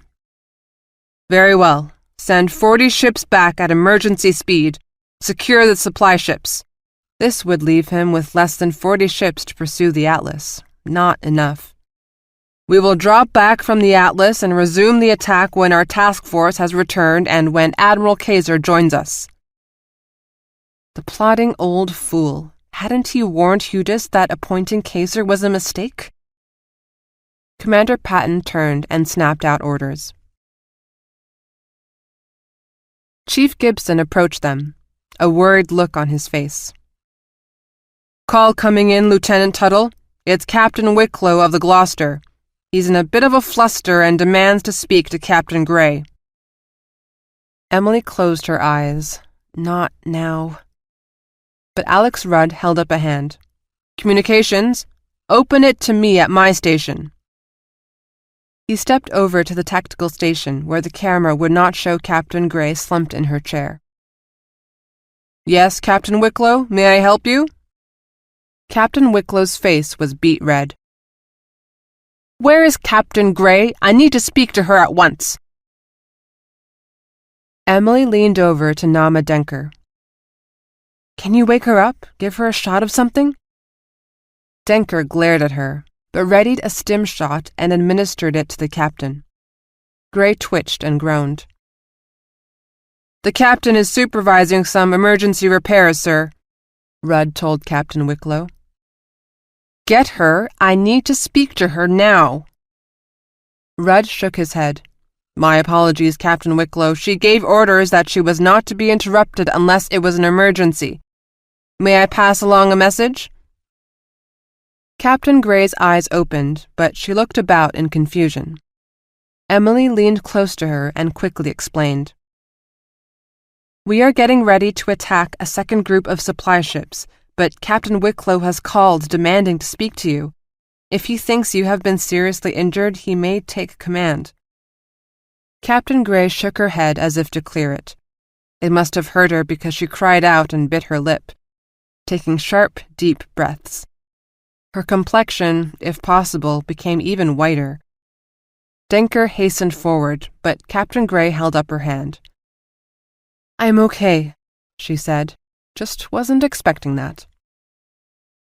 On the comm screen, Wicklow's face grew redder. "I am giving you an order, Lieutenant. Get Captain Gray now!" Captain Gray nodded to Betty McCann, who activated the camera on Gray's chair. "Captain Wicklow," she greeted him. "I am surprised to see you on the Gloucester's bridge since I expressly relieved you of command." She was struggling not to slur her words, and Captain Wicklow looked at her strangely. "I'm calling to protest your order, Captain," he said. "There were no grounds for relieving me of command. Now that we are going into battle again, I request that you allow me to resume command." "No," Gray said flatly. "You have been relieved. Lieutenant Commander Greer is now in command. We can discuss this when we return to Atlas, but I have no time for it now. But my order stands, Captain. You are to confine yourself to quarters." Captain Wicklow stared at her with a look of undiluted hatred. "You have not heard the last of this, Captain. Gloucester out!" The screen went blank. With the call over, Captain Gray deflated like a toy balloon. She breathed deep, ragged breaths while Denker fussed over her. "Recon drones have found them!" called out Chief Gibson. Rudd mentally counted to 5, then had communications call back the Gloucester and asked for Lieutenant Commander Greer. When she appeared, Rudd changed the comm setting so that only she would hear him. "Camilla," Rudd greeted her. They had been in the same class at the academy. "We may be going into action in a few minutes. We need to know that you are in control of your command." Greer flushed but nodded. "I'm in a difficult situation here, Alex." "I understand," Rudd replied. "But you are the captain of the Gloucester now, Camilla. Captain Gray expects you to act like it." She blew air out of her mouth. "I hear you, Alex." Rudd nodded. "And Camilla, a word to the wise? Don't let Wicklow bother Captain Gray again in the middle of an operation. New Zealand out." Emily avidly watched the holo display. There were 6 supply ships accelerating toward Bogey 1. Okay, but where were the armed escorts? She studied the display as the recon drones slowly spiraled out from them, using minimal power to try to stay undetected. Then a red triangle appeared, then a second, then several more, formed in a tight, arrow-shaped wedge less than 200 miles from the supply ships. They were flying parallel to the colliers in the same plane of advance. There they were, but what were they? Frigates? Cruisers? "Talk to me, Chief," she said to Chief Gibson. "No active sensors from either the supply ships or the escorts, so it looks like they are trying to sneak away. They know we're looking for them. The colliers are accelerating hard. They must be redlining their inertia compensators." "What are they?" "Merlin says 3 frigates and 3 destroyers. Can't tell if they're missile-heavy or laser-heavy." Emily nodded. "Tactical?" She could see Rudd still at the tactical station, thank God. Chief Friedman stood beside him, looking uncertain and fretful. Have to replace him when this is over. It was a shame. Friedman was a 20-year veteran. He deserved better, but he was unraveling before her eyes. "Send the drones around the enemy ships to a point 1,000 miles in front of them. Profile the drones as frigates and destroyers, with a couple of cruisers thrown in. I want the drones to go to active sensors as soon as they are in position. Then bring them straight in towards the supply ships. As soon as the escort ships react, have the Wasps—" Every other drone carried a small missile instead of a sensor pack. "Flush their missiles at the escort." "Emily?" Captain Gray whispered hoarsely. "Yes, Captain." Emily knelt down beside her. "Whatever happens, get those supply ships, do you understand?" Gray gasped. "If we take out the supply ships, the Dominions won't be able to mount a strong attack. Atlas will escape." She weakly clutched Emily's arm. Atlas must escape. Then her body contorted in a spasm. Her eyes rolled up and blood gushed from her mouth. She would have fallen over except for the harness. "Damn you!" Denker spat at Emily as she frantically inspected the captain. "She's going to sickbay now, whether you like it or not." Emily nodded numbly as Captain Gray's unconscious form was placed on a gurney and hastily wheeled to the lift. For a long time she just sat there, oblivious to the crew and the shifting holo displays. Then Chief Gibson was next to her, handing her a cup of coffee. "Lieutenant? Lieutenant, we've got to get ready. Got to position the drones for the attack." Emily nodded, clutching the coffee mug for warmth. She was very cold.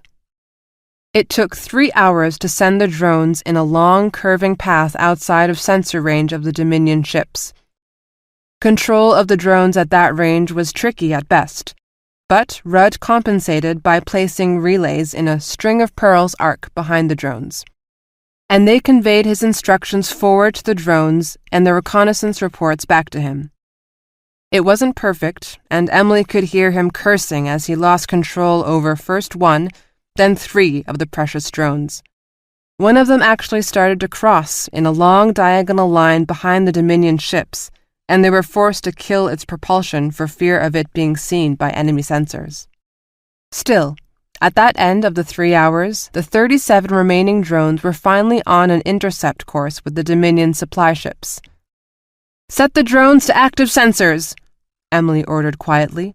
"Let's see if we can goose them." She signaled Betty to open up a channel to the rest of the Coldstream guards. "In a moment," she broadcast to the other ships, "the escort for the Dominion supply ships should see our drones coming in from their front. With luck, they'll think they are Victorian frigates and destroyers and will move forward to protect the colliers. When they do, we will accelerate and take the colliers from behind before they can escape. The colliers are the primary target. Don't let yourselves get distracted by the escort until the colliers are dead." Chief Gibson interrupted. "Skipper, the Dominion escort has picked up the sensor sweep by the drones. They're accelerating to put themselves between the drones and the supply ships." "Status of the supply ships?" Emily asked. "Beginning to turn, Skipper," Gibson replied. Emily's eyebrow arched up. That was twice in a row he had called her Skipper, a name usually reserved for the ship's captain. "Yes, definitely turning, and looks like they will reverse course to come right back at us." All of the other Coldstream guard ships seemed to be obeying her orders without further protest. Good, she thought.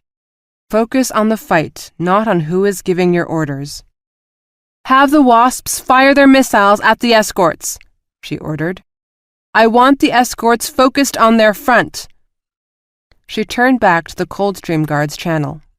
"All ships accelerate to military speed and prepare to fire on the supply ships."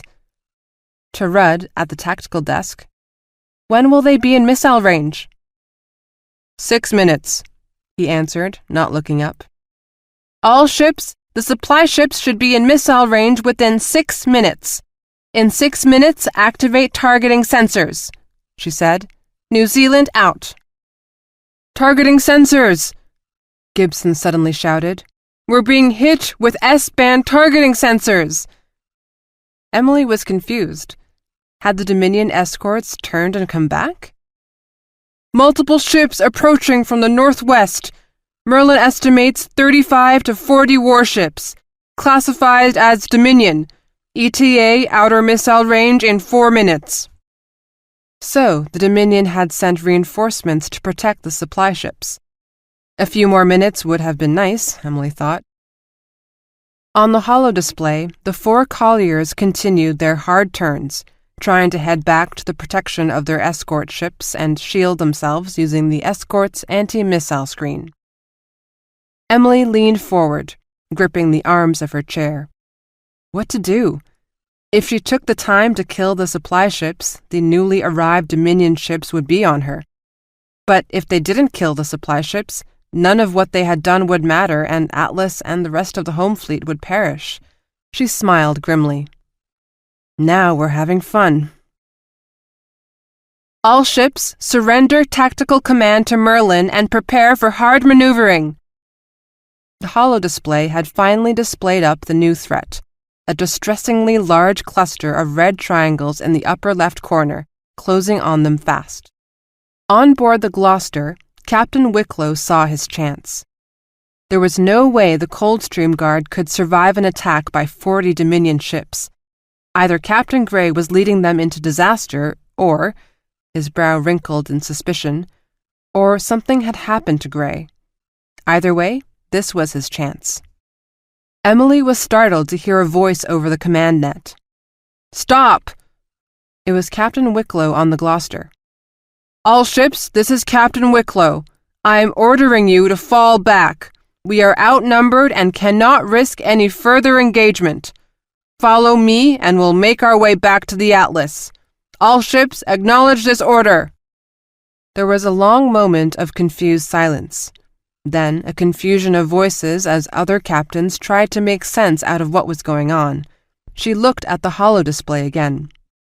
The new Dominion reinforcements were sweeping in from the northwest, not yet in missile range. The supply ships were turning frantically to the right, and the original Dominion escort was now accelerating briskly toward the drones. In just a few minutes, the supply ships would be totally exposed. Not for long, but long enough. And if they could kill the supply ships, Atlas might stand a chance, and with Atlas, all of Victoria. "Joe, what the hell are you doing?" It was Captain Rowe of the Bristol. "I am next in line of command behind Captain Gray," Wicklow answered calmly. "It is clear that Captain Gray is no longer in command of her ship. She would never have ordered this attack." "Gods of our mothers, Joe, this is no time for—" "This is precisely the time, Captain Rowe, and I will remind you that I am the senior officer now that Captain Gray is no longer able to command." "What do you mean? Captain Gray is—" "If Captain Gray is still in command, I want her to get on the conference net and confirm her suicidal order." "Captain Gray? Captain Gray, if you are able, please confirm your orders at once." With a desperate glance at Alex Rudd, Emily thumbed the comm button. "This is Lieutenant Tuttle of the New Zealand. Captain Gray is unable to come to the bridge at this time, but I have orders to execute this attack." Wicklow smiled to himself. Now it would be easy. "I don't know what you've done to Captain Gray, Lieutenant, but in her absence I hereby take command of the Coldstream Guards. To all ships, fall back now and follow me to Atlas. Confirm your orders or face disciplinary charges." Later, Emily was surprised that she hadn't needed more time to make the decision, but as she listened to Wicklow and mentally compared him to Captain Gray, broken, bleeding, and resolute in her duty, there really was no choice. "Sir, I respectfully must decline your order to retreat, as I am already under orders from Captain Gray, who is both superior to you and is my commanding officer." Even as she said it, Emily felt like she was outside her body, watching herself say someone else's lines. She was dimly aware that Rudd was staring at her, open-mouthed. From the comm screen, 12 faces suddenly stared at her. "This is insubordination!" Wicklow gritted. Who was this foolish woman? "Not at all, sir," Emily said calmly. "I am obeying my orders. Admiral Duthat ordered us to destroy the enemy's supply ships, and Captain Gray ordered me to attack them." "Don't play lawyer with me, Tuttle," he snapped. He leaned into the camera and pounded his fist against the console. "That was before the Dominion reinforcements arrived. We have to fall back, and I will not have my orders questioned by a junior officer." "Be that as it may, Captain Wicklow, I will obey my standing orders. The supply ships are our absolute priority, even if it means endangering this attack force. Admiral Duthat was clear on that. In just a few minutes, we will have a window in which to fire on the supply ships. With luck, we will be able to escape from the reinforcements before they get too close." Wicklow smiled slightly, and Emily knew then that she had somehow fallen into his trap. "Lieutenant Tuttle, I charge you with insubordination, desertion, and cowardice. You are under arrest." Emily stared at him incredulously, but her shock gave way to anger. She snapped her fingers at Chief Gibson and pointed at her eyes. Gibson looked startled and glanced at Alex Rudd for confirmation. Rudd nodded, looking unhappy. "Do it, Chief." A moment later, the New Zealand's targeting sensors lashed out and enveloped the Gloucester. Lieutenant Commander Rudd barked, "Weapons officer, prepare to fire missiles and lasers on my command." Captain Wicklow looked down at his instruments, then up to Emily, his expression furious. "Are you mad? You dare to put targeting sensors on the Gloucester, one of Her Majesty's ships?" There was no turning back, Emily knew. "If you try to interfere with my lawful orders, I will take any steps necessary to stop you. I ask you to stand down, sir. Will you comply?" On screen, she raised her hand to give the signal to fire. Wicklow glowered at her. "Very well, Tuttle. Enjoy your little game, But at the end of the day, I will see you hang for this." Then, addressing the other captains, Wicklow said, "As senior officer of the Coldstream Guards, I am ordering all of you to join me as I return to the Atlas space station, so that we may rejoin the home fleet. Anyone who refuses will face charges. Gloucester out." There was a long moment of silence. Then, "Gloucester, this is Bristol, unable to comply due to standing orders from New Zealand." "Gloucester, this is Australia. We are also unable to comply due to standing orders from New Zealand." "Gloucester, this is Perth, unable to comply due to standing orders from New Zealand." And on they went, all except the destroyer Canberra, until the last ship, the tiny frigate Everest, issued its reply as well. "Gloucester, this is Her Majesty's ship Everest, Captain Joanna Fuller speaking. I am sticking with the New Zealand. We've come too far to shirk out our duty now." Captain Wicklow's face grew dark as he stared at each of them in turn. "You shame the uniform you wear," he said at last, "and I will see to it that none of you wear it much longer." A minute later, the Gloucester curved away from the small clutch of Coldstream Guards, dutifully followed by the destroyer Canberra. In a few moments, they were gone. The remaining 8 ships stayed in formation around the New Zealand. Emily slumped back against her chair, then blew out a breath. "Just one big happy family," she said. "This is not exactly how I pictured the end of my career," Alex Rudd said mournfully. "Private call from the Bristol," Betty McCann announced.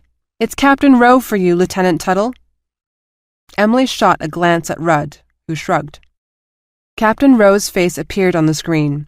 He didn't waste time on pleasantries. "You're playing a very dangerous game here, young lady." Emily looked back at him levelly. Alex Rudd came and sat beside her. "Alex," Captain Rowe greeted him. Emily remembered that Alex Rudd had started out as a junior tactical officer on the Bristol. Rowe continued his attention back to Emily, fixing her with a hard stare. "No bullshit, Lieutenant. Is Julie Gray dead?" Emily shook her head. "No, sir, but she's badly injured." He looked at her appraisingly. "Does she know what you're doing?" She didn't want to lie to this man. "Captain Gray gave me specific orders to destroy the enemy's supply ships, sir. She did not want to give up command to Captain Wicklow for fear he would not fulfill the mission. As to the details, I will tell her when she regains consciousness." If she regained consciousness. "Captain Wicklow is within his rights to have your head on a platter, you know that." "We have to destroy the Dominion supply train," she said evenly. "We are out of time. I have a plan in place. Captain Wicklow was content to break contract and run." Beside her, Rudd nodded in agreement. Rowe's eyes flickered to him. "You in on this charade, Alex?" "All the way," Rudd replied firmly. "Captain Gray was using Emily's plan when she was injured in the first attack." Chief Gibson was suddenly standing beside them. "I'm in this too, Captain Rowe." Rowe's face split into a broad grin. "I'll be damned. It's Chief Gibson, the scourge of new lieutenants everywhere. I thought they retired your sorry-ass chief." "Can't get rid of me, Captain. Fleet would fall apart in a heartbeat." He frowned. "Captain, I was with Lieutenant Tuttle when she took out those 2 freighters that buggered the Invincible and Isle of Man. If it weren't for her, Lionheart would have been royally screwed. She's right smart and she's plenty fierce. With all respect to Captain Wicklow, nothing timid about her." Rowe considered for a long moment, then pursed his lips. "I can't believe I'm saying this, but okay, Tuttle, your show. I'll do my best to keep Wicklow off you, but fair warning, when all this is over, you're going to have to pay the piper. And Alex, you'll be right there with her." "Yes, sir," Emily said, not daring to believe what she'd just heard. "Good luck. Bristol out." Emily took a long, shuddering breath. Get back in the game, girl. Sensors! Status report! Where are the escorts and where are the supply ships? Chief Gibson pushed young Partridge aside and scanned his readings. Dominion escorts are firing on our decoys. In another minute or so, they'll burn through the ECM and realize they've been suckered. The Dominion supply ships just passed into our missile range, but still are at extreme range. They're not evading yet, so I don't think they know we're here. Merlin, assume tactical control of all weapons. I have tactical control of all weapon systems, Merlin confirmed. Emily used a wand to mark an area between the Victorian ships and the Dominion group rushing toward them. I want light chaff cover throughout this area. That is within parameters, Merlin replied. As soon as the chaff is placed, I want EMP bursts here, and I want proximity bomblets fired continuously into this area. Munitions levels are low, Lieutenant. We have no more than 80 missiles worth of proximity explosives. Then that will have to do, she said. Have lasers recharged? Merlin paused, then. Lasers will complete recharging in 33 seconds. Emily described the maneuver they were going to make. It would look like a backwards question mark, swinging the battle group away from the oncoming bogies and near the supply ships, then continue curving back the way they had come. Fire lasers at the supply ships when we are at our closest point. If sensors don't show kills, shoot whatever missiles are available. Incoming missiles? Gibson warned. Merlin estimates 400-plus missiles coming at us from the new bogey. ETA 15 minutes. Emily took a moment to dictate a message to First Fleet to give Admiral Duthat a status report, downloaded it, and launched the courier drone. Finished, she pulled her battle harness tight. All ships, set close defense systems to full automatic. Radical maneuvering in 10 seconds. She took a deep breath. The white, strained faces of her bridge crew stared back at her. Merlin, commence the firing and maneuvering sequence. This was going to be very close. Exhausted and spent, Emily fell back into the confines of the battle harness. She willed herself to relax, but then the New Zealand abruptly accelerated to full military speed and snapped to the right. The rest of the Coldstream Guards followed, as if joined at the hip. Closing on the supply ships, Chief Gibson choked out. We will be at our closest point in 6 minutes, 40 seconds. The missiles from the Dominion reinforcements will reach us in about 13 minutes. Emily caught Rudd's eyes. He nodded. Looks like we may be late for dinner, he said calmly. Emily worked at giving him a smile, but didn't think she managed it. Macho bullshit, she thought. She had calculated that each of her remaining ships had 33 missiles chasing it. None of us are getting out of this alive. And oddly enough, the thought of it, the blunt acknowledgement of it, somehow gave her peace. Chapter 56. On board Space Station Atlas. In the Fleet Intelligence Center on the Atlas Space Station, Admiral Duthat stood behind Hiram Brill's shoulder, looking intently at the holo display. You're sure? She asked for the second time. Yes, ma'am. They're falling back. Not very far, but they're definitely falling back. Why? She mused. Why not continue to press us? Hiram shook his head. He was tired, very tired, and he didn't think so well when he was tired. Not enough information, Admiral. It could be any number of things. Admiral Duthat tapped her finger thoughtfully against her upper lip. But it wasn't any number of things. She thought it was one of two. Either Admiral Mello had fallen back to ream and coordinate a massive, overwhelming strike, or something had distracted him, something he had to take care of before he could continue the attack on Atlas. She needed to know which it was. But before she could order a reconnaissance mission, Gandalf broke in. A courier drone from Captain Gray of the New Zealand has entered communications range. I've got it, Hiram said, and a moment later the comm screen displayed the message. With a start, Hiram recognized Emily. This is Lieutenant Emily Tuttle of the New Zealand, temporarily in command of the Coldstream Guards. We're down to 10 ships. Gloucester and Canberra have detached and are returning to you. We have killed 3 Dominion supply ships, disabled 2 more, and are in a final attack run on the remaining 4. High probability of success. But the Dominions have sent a 35 to 40, repeat, 40, ships to protect the supply ships, and they have just launched a missile volley at us. We will launch on the supply ships momentarily, then I intend to run for it. The 40 ships came from the direction of Bogey 1, so you might have an opportunity there.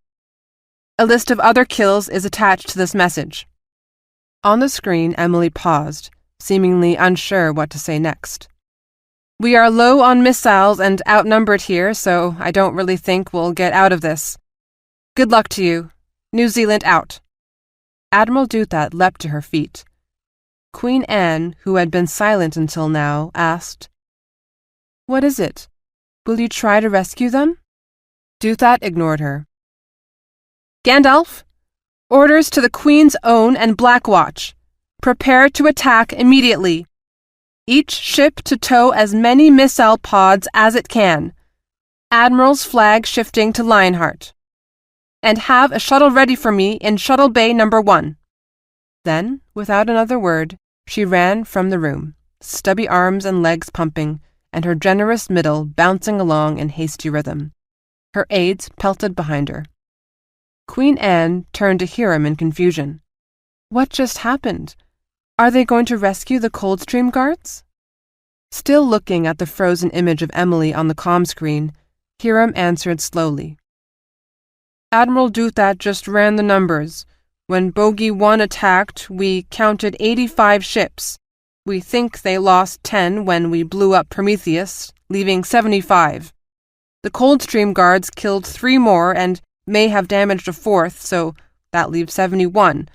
What's more, the supply ships had an escort of another 6 ships, so that means there were only 65 ships actually online against the Atlas. The Queen nodded slowly, comprehension dawning. So, yes, Hiram said. If Emily's report is correct, the Dominion have now pulled another 40 ships offline in order to save their supply train. He smiled grimly. That leaves only 25 ships actively pursuing us, probably less, since we know we've killed or disabled a few. So we outnumber them, Anne said. For a little while, Hiram corrected. The 40 ships will come back, and somewhere out there Bogey 2 is coming towards us, but this gives us a chance to go in and do some real damage. But what if it's a trap? The Queen asked, her face furrowed in concern. What if Bogey 2 is already here, just waiting for us to make a mistake, then come in and grab Atlas while it's unprotected? Hiram shrugged. Admiral Duthat doesn't mind a little gamble. Merciful mothers! Anne stared at him, face pale and alive with her conflicting emotions. I thought space warfare was supposed to be like a game of chess, with calculated moves and intricate stratagems. Yeah, that works when you're winning, but when you're losing, it looks more like poker or bare-knuckled brawling. Wonderful, she breathed. And the Coldstream Guards? Will Admiral Duthat be able to rescue the Coldstream Guards? Hiram just looked at her. I see, she said after a moment. She didn't really have anything more to say. Out there, somewhere, an entire battle group had sacrificed itself in order to save Atlas, in order to save her. But though she may be a queen, she was still a young woman, with a young woman's curiosity. I saw you when that message came through from the junior officer on board the New Zealand. She hesitated, then plunged ahead. Do you know her? Hiram blew out a breath. Emily Tuttle. I met her at training in Camp Gettysburg. She is a friend, a good friend, and some day she would have made a very good admiral." He smiled ruefully. "I don't make friends easily, Your Majesty. You may have noticed I'm a bit odd." "Was she—" Anne faltered. "I mean, were you and she—" "No," Hiram said. "Emily is just a very good friend. The woman I care about, the woman I love, was with Second Fleet in Tilica." Anne had no words for that, and after an awkward silence, turned and left the room. 8 minutes later, all of the Queen's Own and Black Watch reversed course and began racing toward the diminished Dominion line. Aboard the HMS Yorkshire, Cookie wandered through the ship's corridors, trying to create a plan for dealing with an attack by the Savick, should they have the misfortune to stumble into them again. She was carrying a bullpup, had a blaster pistol at her waist, and was wearing one of the Marines' combat suits, relying on its nano-enhanced mesh to stop any Savick pellets that might come her way. After the 3 bloody, hand-to-hand fights they had been through, she kept a weapon within reach at all times and never took the combat suit off except to shower and sleep. Not that she was doing much of either. And after the 3rd battle, Cookie and the surviving Marines, all 15 of them, wore a second blood tear tattooed on their cheek. The 3rd assault had been the worse, with Savick commandos from 2 different crates beaming onto the ship simultaneously. The Marines and Yorkshire's crew had lost the engineering deck, taken it back, and then lost it again. Then the Savick started pushing out from engineering, and Cookie and Sergeant Zamir were unable to stop them. They fought a stubborn, grueling, bloody retreat, but it was a retreat, and they were rapidly running out of time and space. That was when Grant Skiffington gave orders to everyone to find a place to strap in and fast. Then he ordered Gandalf to turn off the inertia compensator for exactly 1/2 of a second, and at the same time activate the dark matter brake to reduce speed by 10%. The results had been spectacularly gruesome. 6 of the Yorkshire's crew hadn't tied themselves down properly and were lost, but the Savick were caught totally unprepared. Many of them died immediately as they were smashed into bulkheads. The survivors, save for 2 of the female pilots, were shot. None of the Marines were inclined towards mercy. Grant Skiffington. The memory of their lovemaking flooded over her. What had she been thinking? She shook her head in exasperation. He had been surprisingly tender and gentle, but she still couldn't believe that she made love with him, to him. Gods, she had needed it, but he wasn't Hiram. There was not much guilt, but there was a deep, gnawing longing. Would she ever see Hiram again? Nearby, the sound of a sob. Reflexively, Cookie spun to the sound, bullpup coming up. "Identify yourself fast or get shot," she barked. Another sob, followed by an audible hiccup. "It's me, Romano." Cookie let out her breath. Specialist 4 Laurie Romano was one of the tech weenies, the invisible people who scurried around, keeping the ship running so that the warriors could make war on the enemy. She was a petite, mousy girl who was supposed to be smart as a whip, but had pretty much gone to pieces in the repeated Savick attacks. While Cookie could hardly blame her for that, it did nothing to endear her either. "You okay, Romano?" she asked, pushing aside her irritation at being scared half to death. I just need a little time by myself," the young woman said, her voice thick with tears. "You could get something in sickbay to help you," Cookie suggested. A lot of the crew were on anti-anxiety pills, so many that the medic referred to himself as the ship's morale officer. "No, I don't want any more pills, I just—" She rubbed her eyes with her knuckles, looking even more like a little kid. "I just want to stop thinking." She looked imploringly at Cookie. "I keep seeing Peter when they took a sword and—" She covered her face again. "Oh God, I just want to stop thinking about it, all that blood." Then Cookie remembered. Laurie Romano had been standing next to Specialist Peter Tillinghast when the poor bastard had been beheaded by one of the goddamn Savick. His body had stood for several seconds, wildly pumping blood until his heart finally got the message that it was all over. Romano, drenched in his blood, had screamed hysterically and torn at her bloody clothes until the medic had finally knocked her out with a sedative. Cookie tried to think of something to say, something comforting.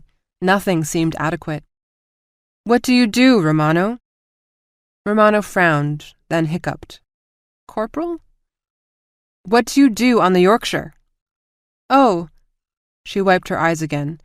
"I'm an artificial intelligence interface systems specialist." "I'm afraid I don't really know what that is," Cookie confessed, a little embarrassed. "It's okay," Romano said matter-of-factly. "You're just a Marine. Nobody expects you to know any of this stuff." Then her eyes widened in dismay as she heard her own words. "Oh, I didn't mean that you couldn't—" Cookie waved dismissively. "Relax, Romano. I'm the first to acknowledge that the Royal Marines are not exactly a hotbed of intellectualism. The only degree we all have is—" "Expert marksman," Laurie Romano finished. "Yeah, I heard that one before." Then Romano stared at Cookie, her brow furrowed. "Corporal?" "You don't report to me, Romano. You can call me Sanchez or even Cookie if you want." "Cookie can't be your first name?" Romano replied, her eyes crinkling in amusement. Cookie sighed. "My first name is Maria, but only my mother calls me that." Romano nodded. "Okay, I just noticed that you're not speaking like—" She stopped, flustered. "Like a Marine?" Cookie prodded. "Yes, exactly," Romano blurted. "You're speaking in full sentences and your vocabulary—" She trailed off again, her face flushing. Cookie grinned crookedly. "I made a friend in basic training, smart and educated. She introduced me to books, and I spent the last 3 years reading every chance I get." She shrugged. "What can I say? It rubs off." "But when I see you with other Marines, you sound... Romano groped for the right words. "When I talk to my fellow Marines," Cookie said patiently, "I sound tough. I'm a corporal, remember? I need to be tough, and my men need to know I'm tough. Sounding too educated would not help, trust me." Romano looked at her, clearly not understanding. "So tell me, in tiny little words, artificial intelligence interface systems specialist, just what it is you do," Cookie pressed. Romano sighed and shrugged, but Cookie saw that there was a little more color in her cheeks. "I make things work. You know, most of the ship is driven by computers, right?" Cookie nodded. "People push buttons and stuff, but that only sends a signal to Merlin, who makes it happen. But have you ever wondered how Merlin makes things happen? That's where we come in. Everything Merlin does, it does through an elaborate interface with the ship's mechanical and electrical systems. That's what we do. We make sure it all works together." Cookie shook her head. She'd never really thought about this side of operations. She just thought that when the captain gave an order, it got carried out. She'd never spent much time wondering how. "How'd you learn all this stuff?" she asked, genuinely curious. Romano shrugged again. "Lots of school. I had a master's degree in AI before I joined the fleet, and they put me through a bunch of specialist schools. But I think the real answer is that you've got to have a real aptitude for it, you know?" Cookie nodded. She'd seen more than one Marine who had the training but not the aptitude. What you ended up with was a lousy Marine. Romano smiled. "And you've got to be smart, I guess. We even have a joke about it. What's an artificial intelligence interface system specialist without the intelligence?" Cookie looked blank. "He's nothing more than an ass that can't spell right." Romano finished, then laughed. "Sorry," she giggled. "Just a little interface systems humor." "Gods of our mothers," Cookie said in mock horror. Do we need to do, like, electroshock therapy or something on you? Or quarantine? Is this sense of humor contagious? Cookie's attempt at humor didn't work. Romano's face grew dark. I don't think I can take another attack. I don't think... Cookie had an idea. Come on, Romano. I've got a job for you. She turned and walked down the corridor, Romano in tow, until they reached the entrance to Shuttle Bay 3. 2 armed Marines stood at the doorway. One had his arm in a sling, and the other's head was bandaged. Open up, Billy, Cookie ordered the one with the head bandage. The Marine looked curiously at Romano, but said nothing as he punched in the code to open the hatchway. Cookie and Romano walked onto a catwalk about 20 feet over the deck of the shuttle bay. There were 3 more armed Marines inside. They all turned toward the newcomers, blasters swinging up, then stopped when they recognized Cookie. Corporal, Sergeant Zamir said no one is allowed down here, one of the Marines said, eyeing Romano suspiciously. It's okay. Specialist Romano is going to help us with our little problem, Cookie said. Corporal, I'd be a lot happier if Sergeant Zamir, and I'd be a lot happier if I tore your head off and played soccer with it, Cookie snapped. And since I'm the corporal and you're the private, which one of us do you think is going to be smiling 1 minute from now, and which one is going to be sorry he gave me some lip? Now move! Romano waited until the guard had stepped away before turning to Cookie. You said I'm going to help you with a problem? She asked apprehensively. In reply, Cookie led her to the edge of the catwalk. She waved her hand to the deck. See these? There, nestled side by side on the deck, were 3 black cylindrical tubes, each about 300 feet long and 20 feet in diameter. They were matte black and made of something that so effectively absorbed light that Romano had to squint to keep them in focus. Know what they are? Romano nodded. The ships the commandos used, the Savik. Yep, that's right. Supposed to be top secret and all that happy horse shit, but I suppose you know damn near everything Merlin knows, and you know how the Savik got on board the Yorkshire? Romano pursed her lips. Well, they didn't cut a hole in the hull, and they didn't come through an airlock, so it's got to be something our big brains back on Cornwall say is impossible. Cookie blinked, a bit taken back at how easily Romano figured out that the Savik had transported onto the ship. We found these ships after each of the Savik attacks. We tractored them in here and opened them up. One of them was booby-trapped and killed 3 crewmen, but we got into the others okay. One was empty. Each of the other 2 had a dead woman aboard, pilots, from what little we understand of their ranks. Tell me what the problem is, Corporal, please. This other stuff just makes me want to crawl into a corner, Romano said, no trace of humor in her voice. Okay. Artificial Intelligence Interface Systems Specialist Lori Romano, here is the problem. If we're right, each of the Savik ships has a device that allows these bastards to transport themselves from this crappy little ship to its target without killing them in the process. The problem is that we're not sure which set of controls relates to the transporter. Nothing is labeled. We can't figure out how to make it work. And, truth be told, we're scared shitless we're going to push a button and there will be a big boom followed by intense unpleasantness and death. So Romano, Cookie continued, can you figure out how to make the transporters work? Romano eyed her impassively, but Cookie could almost hear the gears turning. Can I look inside, please? Sure. Cookie led her to a small hatchway near one end of the cylindrical ship. Once inside, they could see 2 long rows of bucket seats facing each other.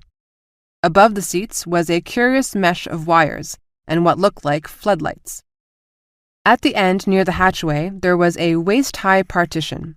Then, 5 more chairs in a single row, facing a console with banks of dials, knobs, switches, and computer screens. Romano stared at the consoles for a long time, then gracefully stepped over the partition and sat in one of the chairs. For a minute or 2, she just sat there, looking. Then she reached out and brushed her fingertips along the surface above and below several of the controls. Romano turned back to Cookie. "When do you need this?" "Yesterday would be good," Cookie replied. Romano snorted. "Only a ship's captain can command completion of a task before it has begun, Corporal, and you're not a captain." She gazed at the console. "I'll need a hand here, maybe Nancy and Jimmy." Cookie nodded. "I can get whoever you need."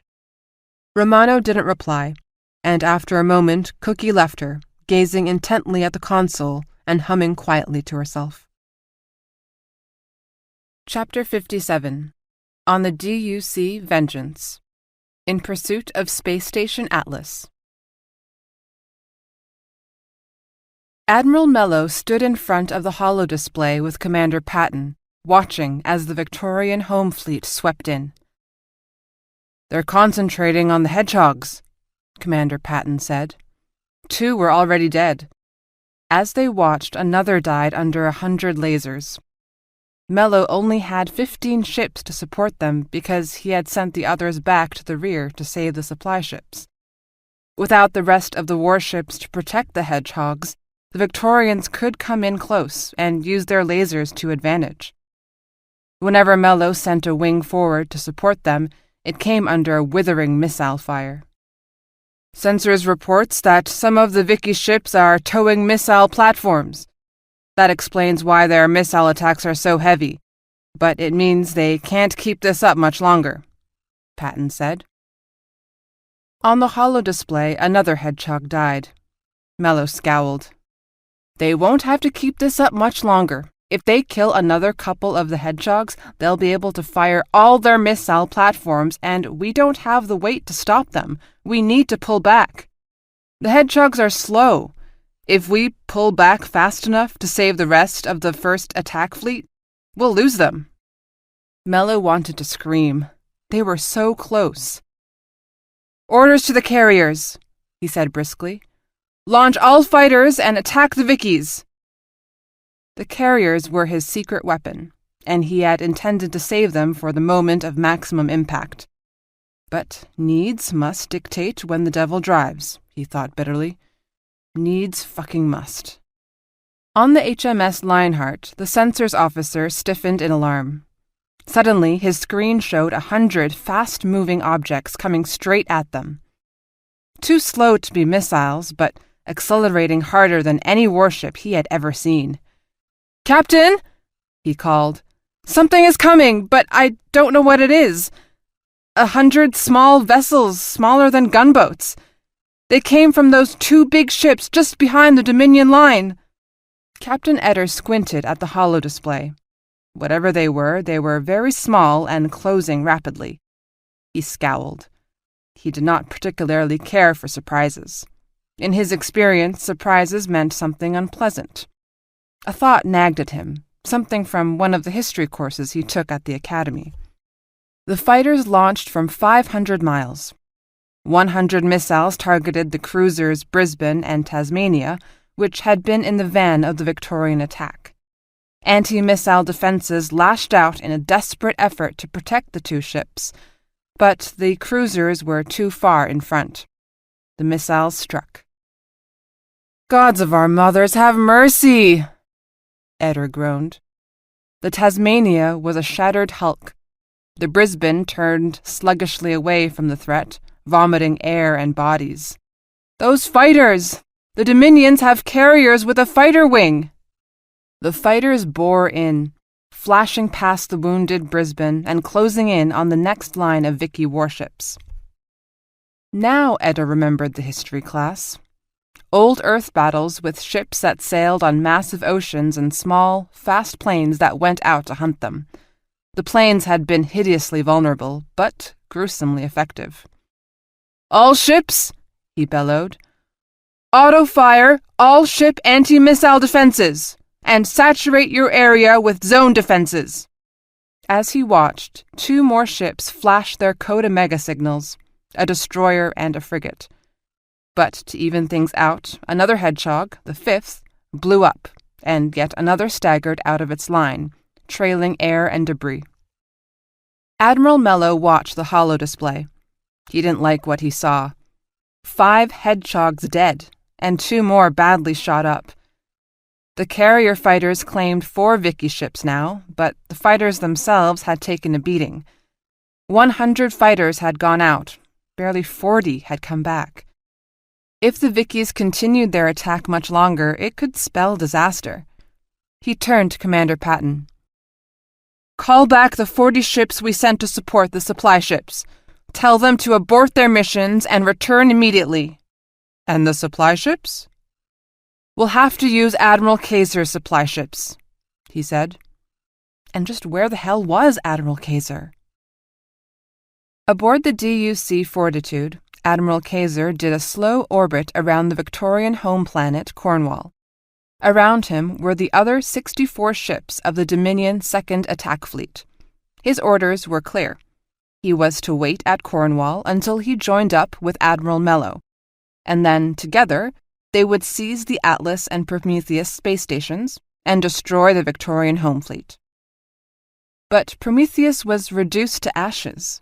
Atlas was gone, the home fleet absent, and Admiral Mello and the first attack fleet were nowhere to be seen. "No courier drones?" he asked again for the 10th time. Both sensors and communications shook their heads. Kaiser shook his head. "Just so," he sighed. Where the devil was Admiral Mello? Emily watched in morbid fascination as the holo display shifted with their turn. At the top of the display, she could see the Dominion escort attacking what they believed were Victorian warships coming from the north. Any moment now, they would get close enough to realize they were just drones and would turn back to protect the supply ships. In the northwest, now partially obscured by chaff, were the Dominion reinforcements. But if the warships were obscured, the avalanche of missiles coming towards the Coldstream Guard was not. They had killed some, but there were still 350 homing in on just 12 ships. On the holo display, they looked like a tidal wave. And try as she might, she couldn't think of a way to stop them. Their anti-missile stores were almost depleted. They were out of zone explosives and even getting low on decoys. And now they were running out of time. "Approaching point to launch attack against the supply ships," Merlin informed her. "How long before the Dominion missiles reach us, Merlin?" 7 minutes, 4 seconds. "Status of anti-missile stores?" she asked. "Of the 10 operational ships under command, 4 have no anti-missile capability beyond short-range Bofors and laser fire. The remaining 4 have 30 anti-missile rockets among them." Across the bridge, Alex Rudd looked at her and shook his head. Emily felt a bubble of anger and desperation. She hadn't come all this way just to lose her ship and the rest of the Coldstream Guard. There must be something. But she couldn't think of it. "I'm open to suggestions," she told Rudd and the bridge crew. "Skipper," Chief Gibson called. 60 seconds to launch," Merlin said. "What is it, Chief?" Emily replied. "The Dominion ships that are chasing us, they're turning away." He shook his head in wonderment. "They're leaving. Looks like they're going back to Bogey 1. So are the 6 escort ships that were guarding the colliers. They're all bugging out and really pouring on the acceleration." Emily smiled tiredly. Admiral Duthat must have counterattacked.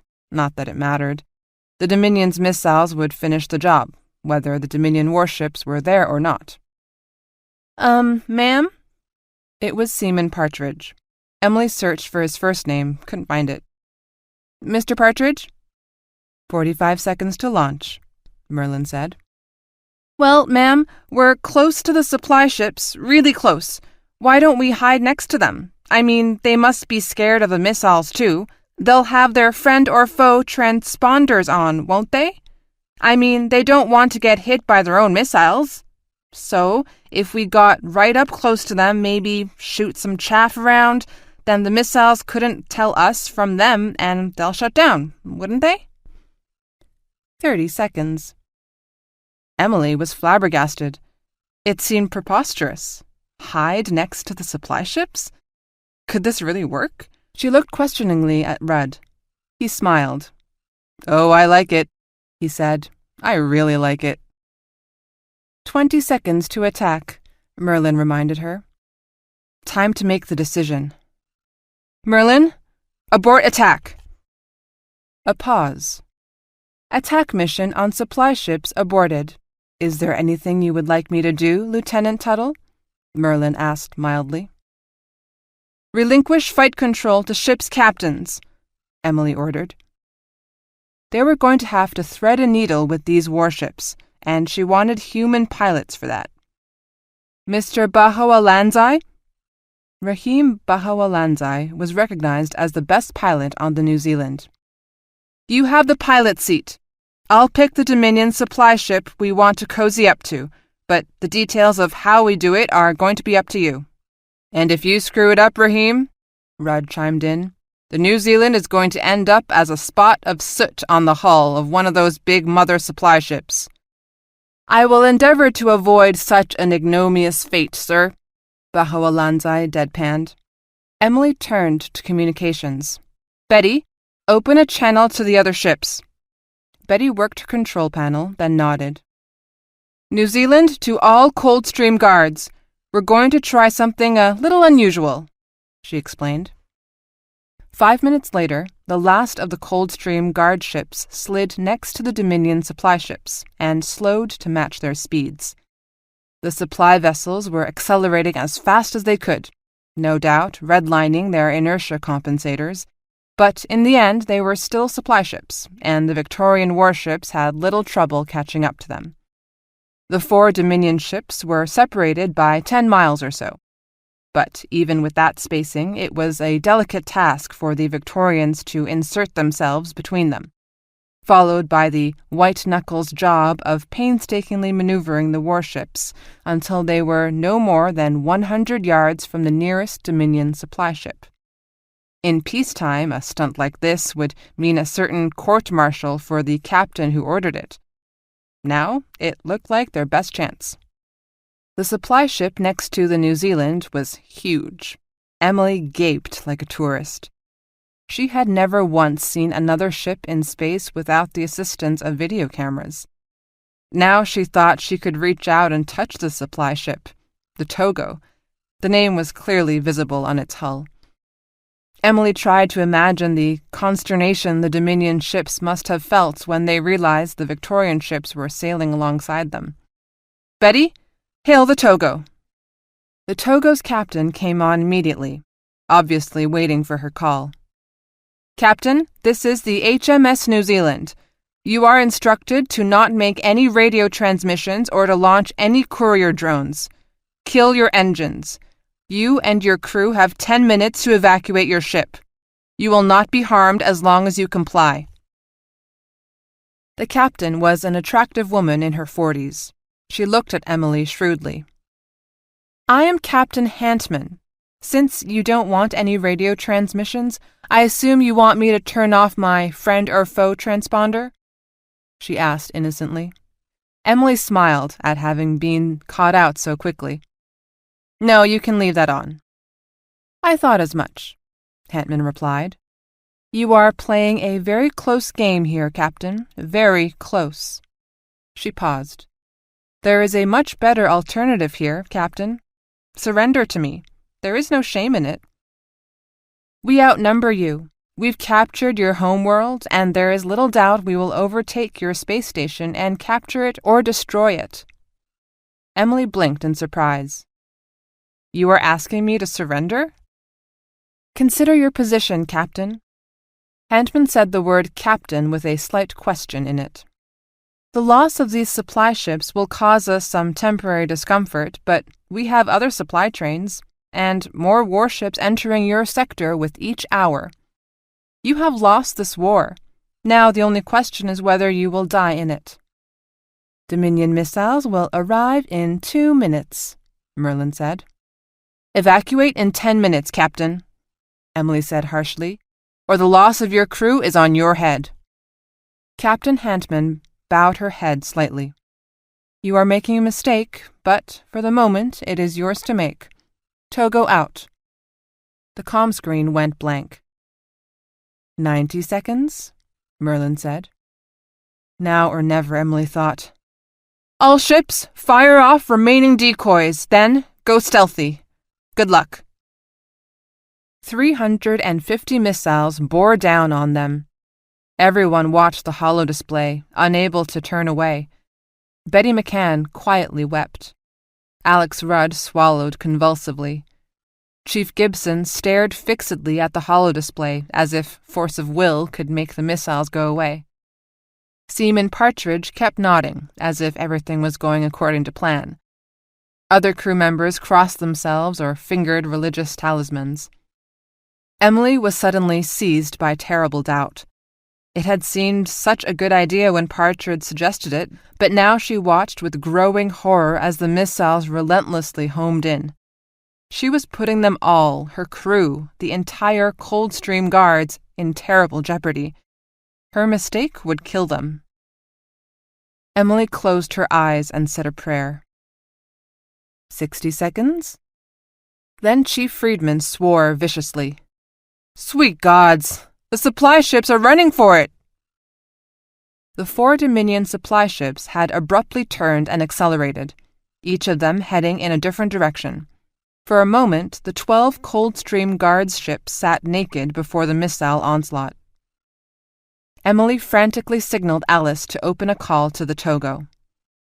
Togo, cut your engines now or we will fire on you! Captain Hantman's face appeared on the comm screen. Fire on us and take a risk that you'll knock out our friend or foe beacon? She asked in mock astonishment. I don't think you'll take that chance, New Zealand. Emily cut off the comm, slapping her armrest in frustration. She'd been suckered and then caught flat-footed. Pilot, steer to the Togo, quickly! Tuck in as close as you can, Emily ordered. All ships, hug any supply ship you can reach. But the supply ships had gone to full military power and were pulling away. 30 seconds, Merlin said calmly. Further proof computers were stupid, Emily thought viciously. Full power, pilot! The New Zealand seemed to leap forward as Bahualanzai kicked in all 4 of the antimatter engines. The Togo fired its anti-missile weapons at them, but the New Zealand's armor shook them off and they closed in rapidly. Bahualanzai killed the engines and deftly nudged the DMB brake. The pitted hull of the Togo once again filled their view screen. The holodisplay showed the ships scattered about, some close to one of the supply ships, some not.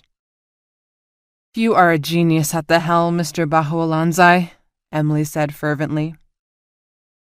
Yes, ma'am, Bahualanzai replied matter-of-factly. 5 seconds to impact, Merlin intoned.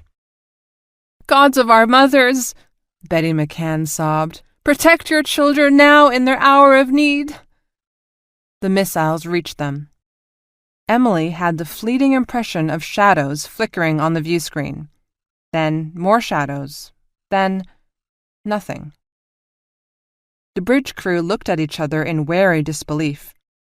On the holodisplay, the tide of missiles surged past them and kept going. They missed us, Chief Friedman said, an astonished grin spreading across his face. By Christ and all the saints, they missed us! But they hadn't missed everyone.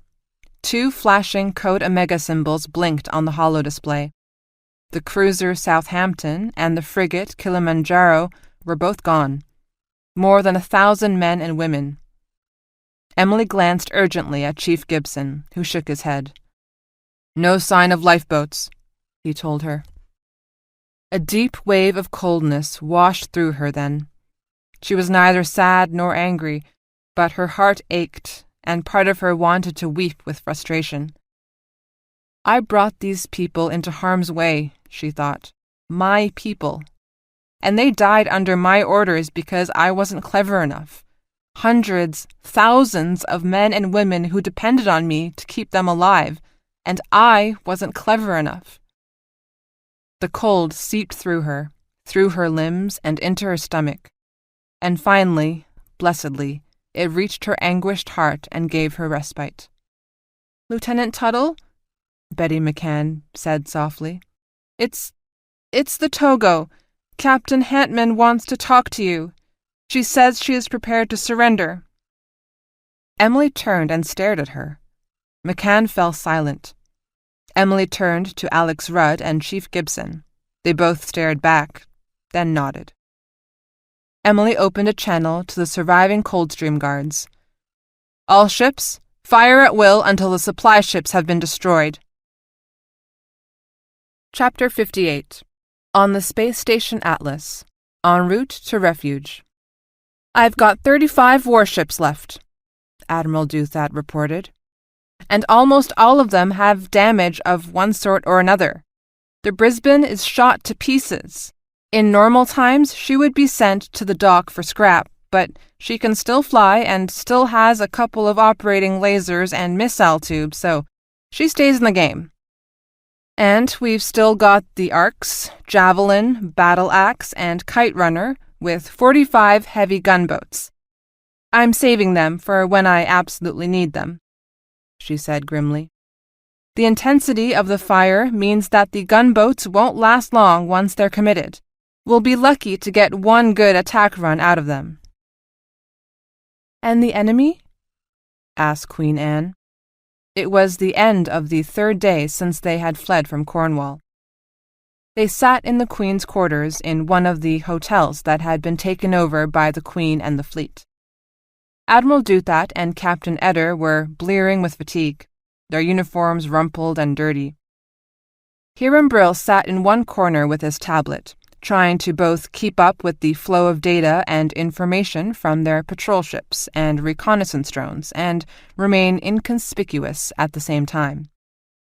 Peter Murphy was there, dressed in a grease-stained jumpsuit that looked out of place among the fleet uniforms. And sitting next to the Queen was Sir Henry, looking dour and preoccupied. Sir Henry, normally formal and dapper, had not shaved that morning, which Hiram found deeply unsettling. Admiral Duthat gestured wearily for Hiram to answer. Duthat was running on nerves and coffee. Her exhaustion hung on her like a ratty old coat. "Of the 10 Hedgehog anti-missile platforms that we know of, Admiral Duthat's counterattack killed 7 and may have damaged some of the remaining 3, Hiram explained. "We also destroyed or badly damaged 5 other Dominion ships, 3 destroyers, a frigate, and 1 of their cruisers. We don't have an exact count, but we think that the particular task force that has been chasing us, Bogey 1, may be down to as few as 50 warships out of their original 85. Of course, they still outnumber us, and there is still the Bogey 2 force that appears to be stopped near Cornwall. We think Bogey 2 has some 65 ships. Call it 120 ships to our 35. Sir Henry flinched, but the Queen seemed unperturbed. "But there's more, isn't there? You're looking very tired, Admiral, but not panicked." Duthat smiled wryly, or tried to. It came out more like a ghastly baring of teeth. "They have more ships, but they have to come to us. We have hundreds of missile pods, an enormous number of laser mines, and many antimatter mines. We have laid out the minefield in a sphere around us, and we are towing it with us as we move toward refuge. Getting to us won't be easy, Your Majesty. And now that they've lost most of their hedgehogs, they're more vulnerable to our missile fire. Much more vulnerable." "I assume," Anne said dryly, "that it will not be that easy." Duthat snorted. "That is an understatement, Your Majesty. They outnumber us, they are more maneuverable than we are, and they know where we are going. Taking out those hedgehogs gives us a chance, but this is still going to be very ugly." "And the Coldstream Guard?" Admiral Duthat sighed. "We've had no contact in 10 hours. We're pretty sure they killed Bogey 1's supply train, and that would explain in part why Bogey 1 has broken off action. There were 2 more Code Omega drones from the Southampton and the Kilimanjaro, but nothing since then. Either the rest of the Coldstream Guards have been driven deeper into space, or they are swinging wide around the Dominion forces to return to the Atlas and have gone stealthily to try to avoid contact. She shrugged. She did not have to state the third alternative, that the rest of the Coldstream Guard had been destroyed to the last ship. And the second fleet? Duthat shook her head. Nothing at all. Based on the report from the body Bertha, it looks like the entire Second Fleet, and all of the Third Fleet with it, has been lost. Until we reach refuge, Your Majesty, we are on our own. And when shall we arrive, Admiral? Duthat glanced at Peter Murphy and nodded. Murphy cleared his throat nervously.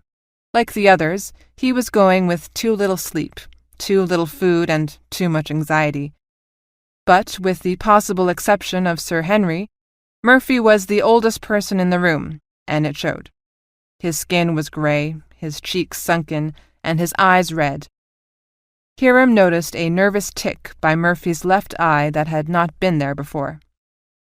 "We should hit the wormhole in 47 hours and," he checked his tablet, "10 minutes.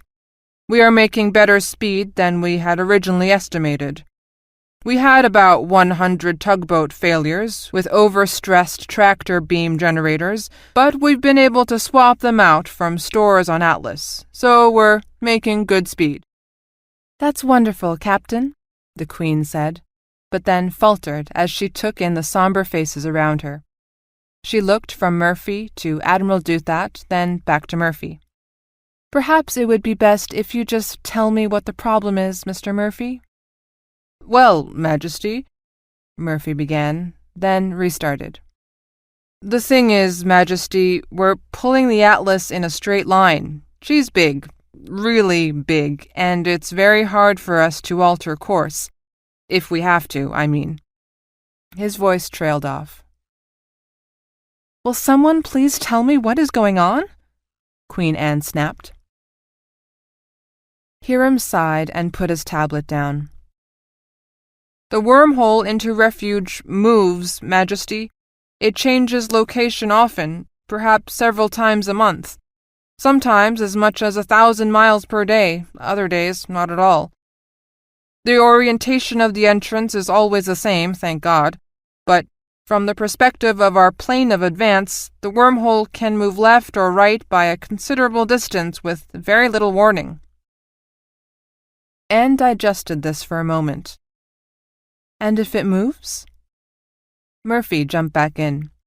"We can make course corrections up to 24 hours out, but once we're inside of 24 hours, if it moves very much left or right, we won't be able to change course fast enough to hit it. We could save the ships in this eventuality, but the Atlas would overshoot the wormhole," Admiral Duthat said. "And if Atlas overshoots the wormhole?" the Queen asked. Murphy shrugged. "There is no way to turn her around if we overshoot," he said matter-of-factly. "She's too big to turn around in less than a month." He tried a tired grin. "We're on course right now, Majesty. If the wormhole doesn't jig on us, we'll hit it dead center. But if it moves, well..." Anne turned back to Admiral Duthat and Captain Etter. "And the Dominion? Can we withstand another attack with so few ships?" The fatigue in the Admiral's face seemed to burn away for a moment, and she grinned wolfishly. "They may have more ships, Majesty, but we may have more actual throw weight. The Atlas has several hundred missile pods and mines, and it's building more even as we speak. We're slaving the missile pods to all of our capital ships and even to the tugboats. No matter which way the Dominion comes at us, we can make it very hot for them." "That's the importance of killing the Dominion hedgehogs, Majesty." Sir Henry spoke for the first time. "Without the hedgehogs, our missile penetration will be significantly more successful." This is the hope of Victoria, Queen Anne thought. 35 ships, a space station, and a handful of very determined people who won't give in to despair. Thank you, Admiral, and you as well, Captain Eder, and you, Captain Murphy. If we must face desperate times, I am grateful that we face it together." When Duthat, Eder, and Murphy had gone, the Queen leaned back into her chair with a sigh. "And you, Mr. Brill? You seemed rather quiet through this. Do you disagree with this course of action?"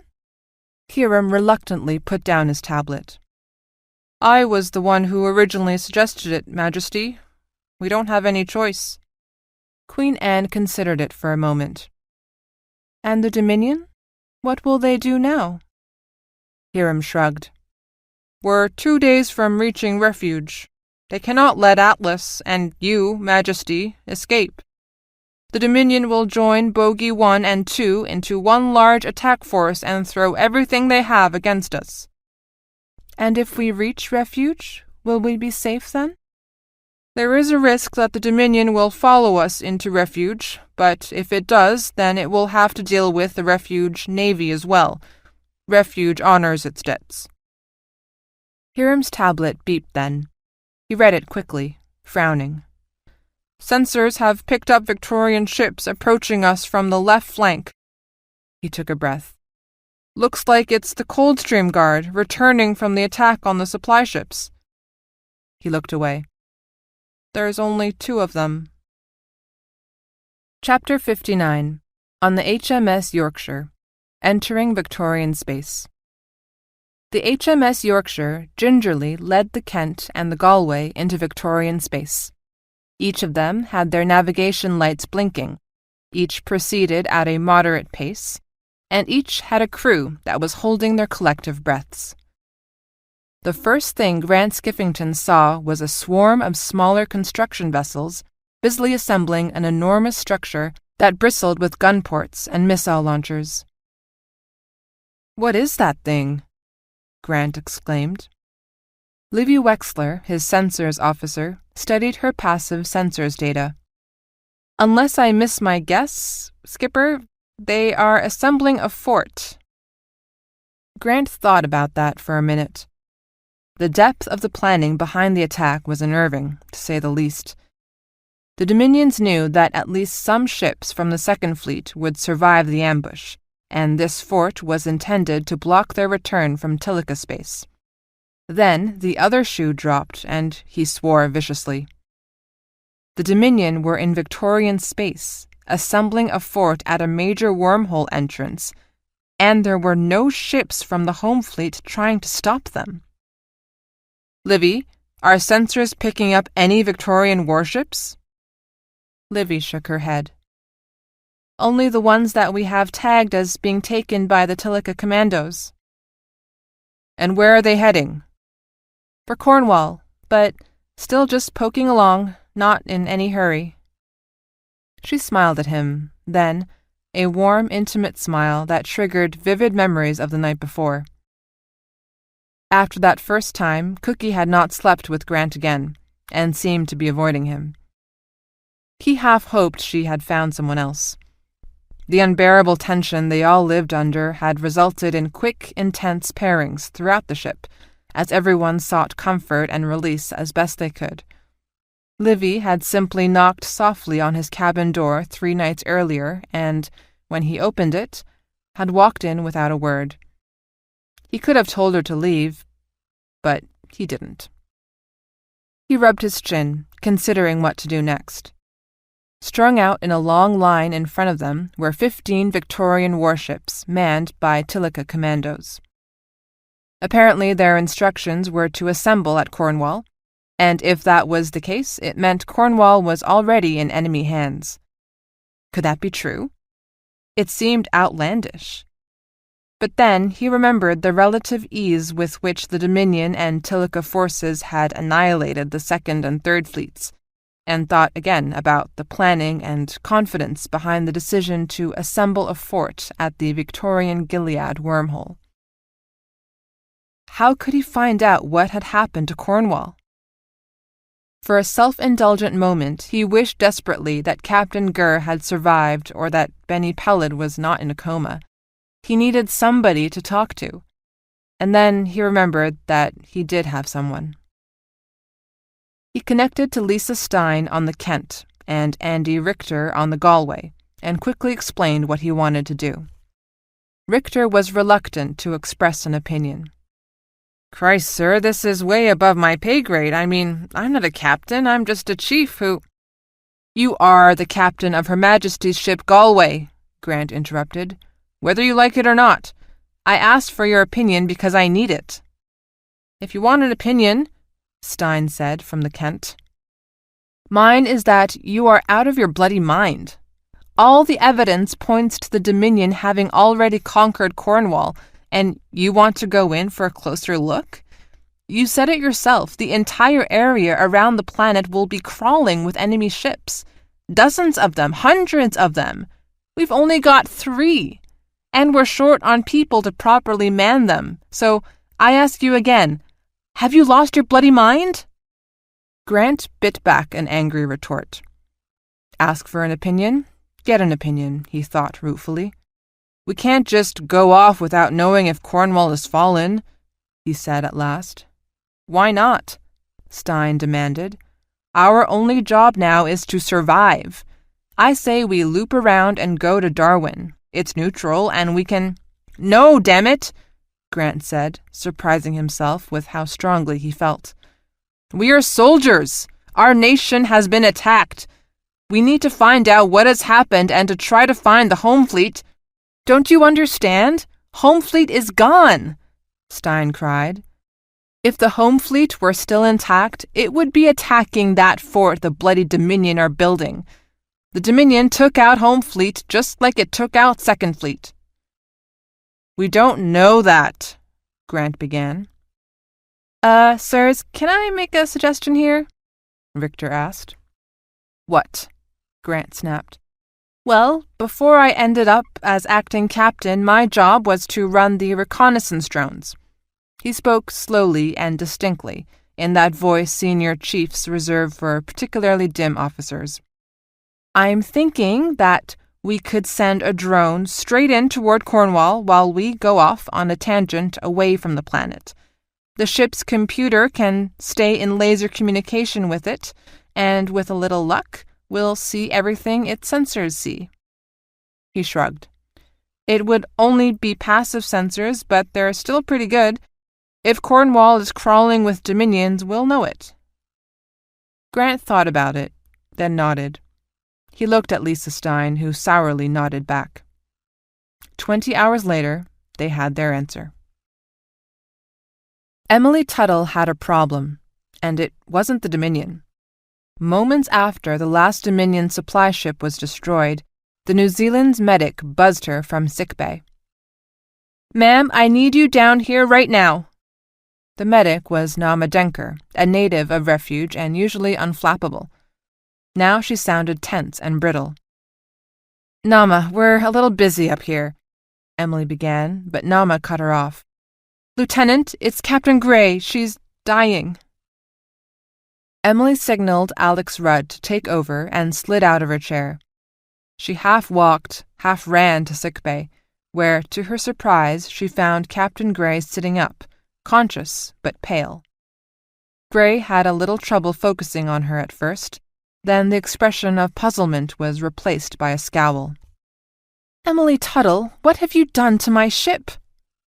Gray gestured to the other sickbay beds, filled to capacity with wounded. Against one wall were 10 dead crewmen in body bags that had not yet been moved to a freezer locker. "What is our status, Lieutenant?" Gray's voice was weak but held undeniable authority. Then her eyes closed and she drifted off. Emily shot a concerned glance to Denker. "She's got internal bleeding and I can't stop it," Denker whispered urgently. "We need to get her to a surgical suite on the Seahorse or back to the Atlas as soon as possible." Captain Gray's eyes fluttered open. "What's our status, Emily?" Emily told her as succinctly as she could, but Even then, Gray drifted off twice before she finished. When Emily told her about the 40 ships from the Dominion reinforcing the supply vessels and the storm of missiles, Captain Gray weakly shook her head. "You have a singular talent for attracting mischief." She took a long, shuddering breath, causing Denker to look at her anxiously. "Emily, did you get the supply ships?" "Yes, ma'am, all of them," Emily replied softly. "Okay, then." Gray coughed and struggled to catch her breath. Denker adjusted her oxygen flow. "Be careful of—" Gray struggled for air. "Wicklow." She broke off in a fit of coughing. Denker stepped in, frantically adjusting airflow and medicines. "Lieutenant, you've got to get us to a proper medical facility or we'll lose her," she said fiercely. "I've got to put her into the medipod to get her stabilized, but the medipod won't be able to stop the bleeding." Emily turned to go, but Captain Gray called her one more time. "Bogey 2? "They're out there, Captain. I don't know exactly where, but not very far." Captain Gray closed her eyes, and then was seized by another fit of raking coughs. "There'll be trouble, Emily," she finally gasped. There were spots of bright arterial blood on her lips and chin. "That's enough," snapped Denker. "She's not strong enough. You'll kill her." She pushed Emily aside and began to wheel Captain Gray's bed toward the medipod tank. On the bridge, Emily slumped back into her seat, oblivious to Rudd's questioning look. "Chief Gibson, do we have a fix on the Atlas?" Chief Gibson waggled his hand. "Only approximate, Skipper. Best guess at this point is she's 15 to 25 hours away, below our current plane of movement, still heading to the refuge wormhole." Emily initiated a call to the other Coldstream guards. There were only 10 ships left of the original 20, and all were worse for wear. "We accomplished our mission," she told them, and got thoroughly buggered as a result, but she didn't say that. "We've all got wounded and repairs we need to attend to. I propose that we swing out of the plane of advance of the Dominion ships and make our way back to the Atlas. I invite your comments." Captain Rowe from the Bristol nodded wearily. "Sweet gods, yes. Half my crew are wounded or dead. My magazines are almost empty and my laser batteries are shot to hell. I want to get home before my ship starts to fall apart at the seams." Other captains echoed his sentiments. Emily nodded. "Okay then, let's go home. Widespread, passive sensors, and whisper laser communications only. God knows what's between us and the Atlas." By the time communications were finally established between Admiral Mellow's first attack fleet and Admiral Kaiser in the second attack fleet, Admiral Mellow was seething with impatience. "Admiral, where the devil have you been?" he snarled. "The enemy is escaping, and we have been waiting for your arrival so that we can attack them." Admiral Kaiser was taken aback by Mellow's vehemence. "Admiral Mellow, my orders were to rendezvous with you at Cornwall. You were not here when we arrived, and we have been waiting for word from you." "While you have been waiting, Admiral, we have been pursuing the enemy. The Victorians are towing one of their space stations to refuge. If you had not delayed, Admiral, we would be chasing them with our combined forces instead of just one attack fleet." Admiral Kaiser was not a politician. He had risen through the ranks based on merit.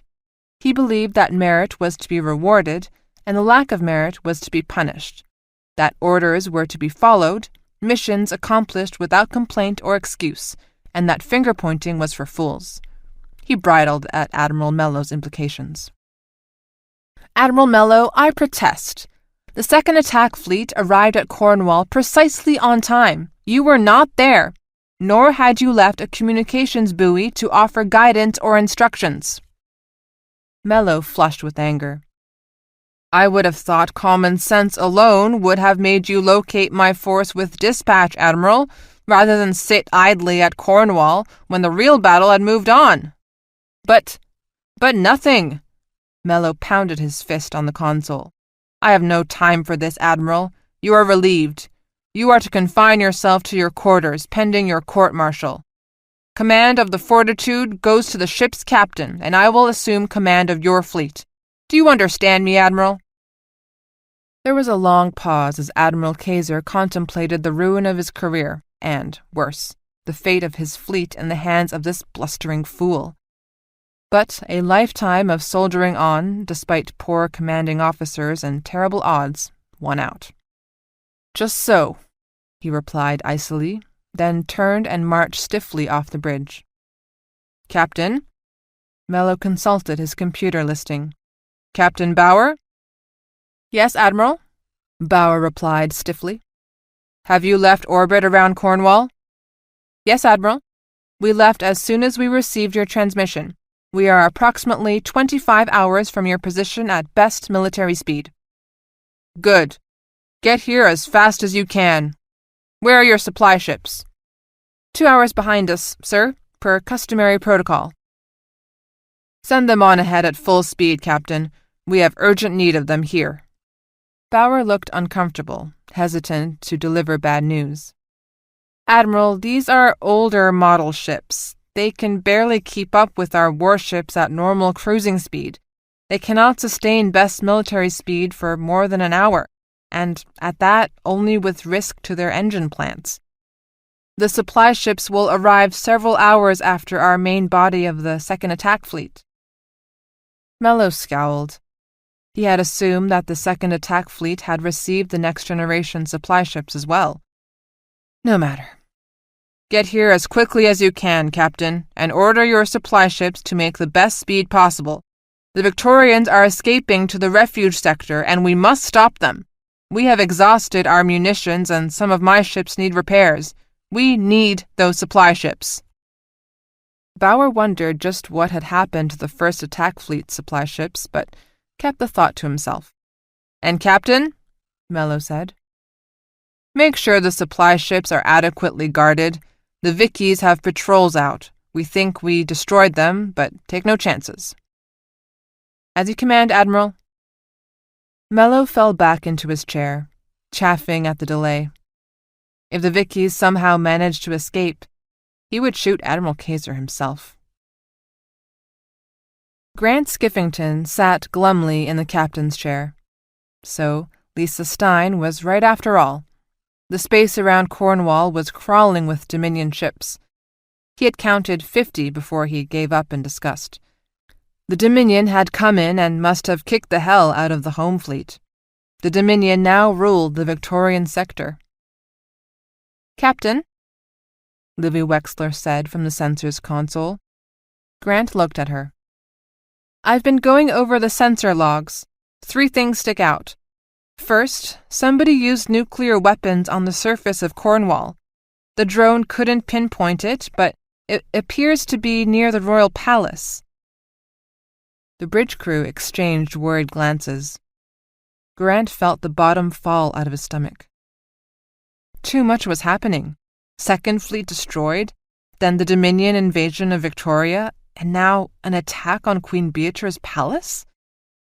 Second, Livy continued, the space stations are not there. Where Prometheus should be, there is a very large debris field. It looks like there were a number of Dominion ships near the Prometheus, and it blew up, taking the ships with it. From the radiation signature, somebody was using antimatter weapons. Grant frowned. What about Atlas?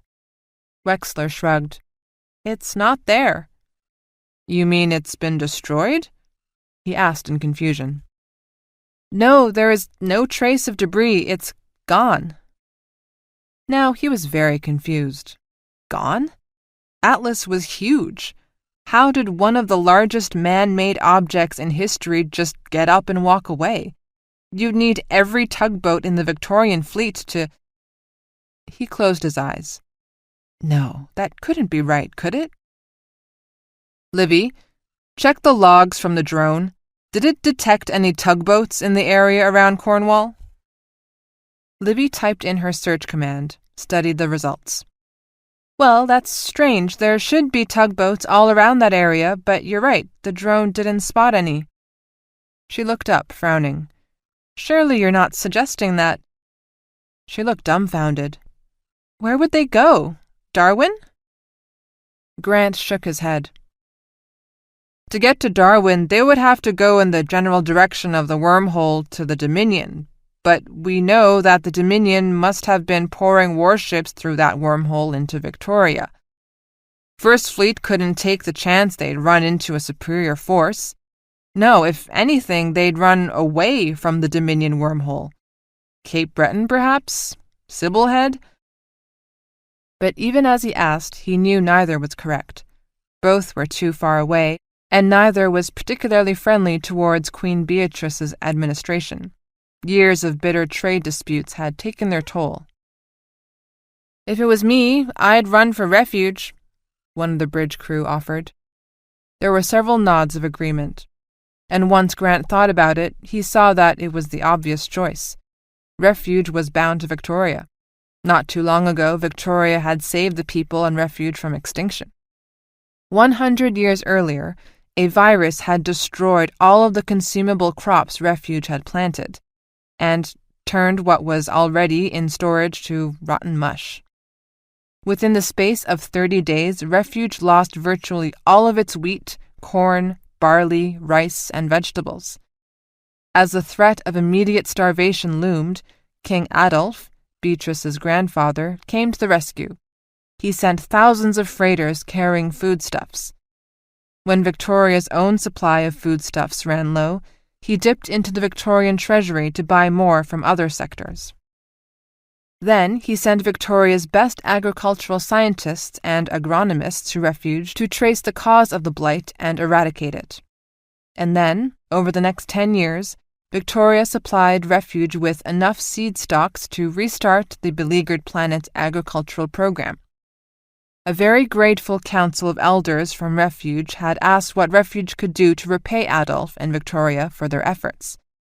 Adolf had famously replied, "We are none of us alone. Today we have the honor of helping you, but the day will come when we in turn must ask your favor. We only ask that you remember us with kindness." The council of elders had replied by building a monument in the middle of a large park, with words carved 100 feet high out of living rock. Refuge honors its debts. Grant nodded to himself.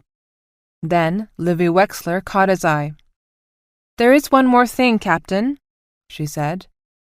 "The last report from our recon drone showed the Dominion fleet around Cornwall is pulling out." "Let me guess," Grant said. "They're heading towards Refuge." Livy nodded. "Okay then," Grant said briskly. "Contact the Galway and the Kent. Rig for full stealth and set a course for Refuge. Let's see if we can find our misplaced space station." "And one more thing, Captain."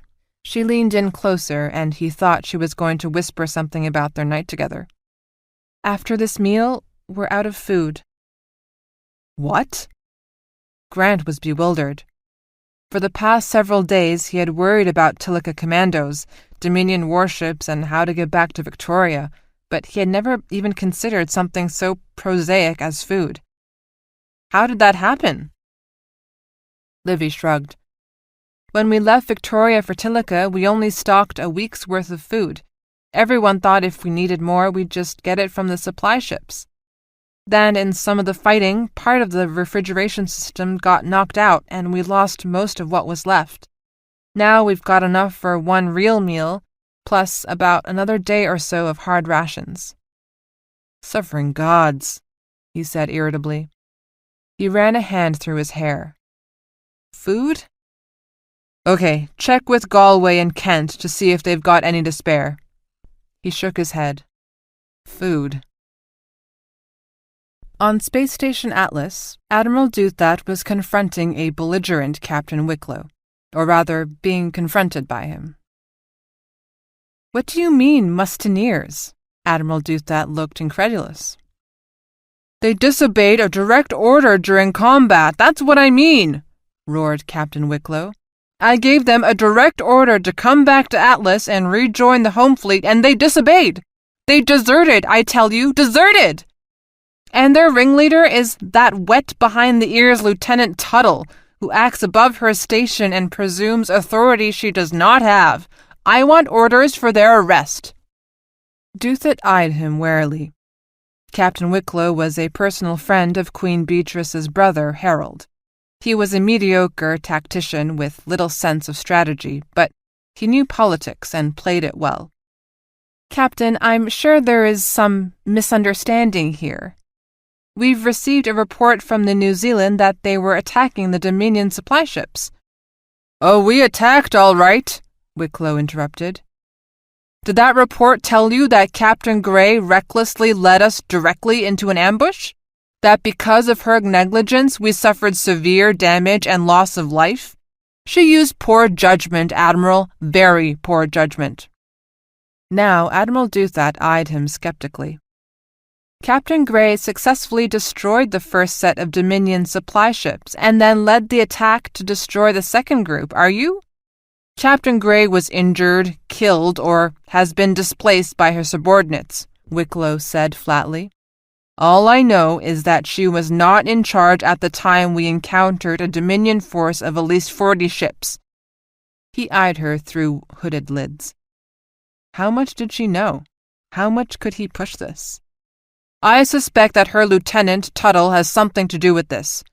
When I gave her a direct order, she had the audacity to put targeting sensors on my ship and threaten to shoot."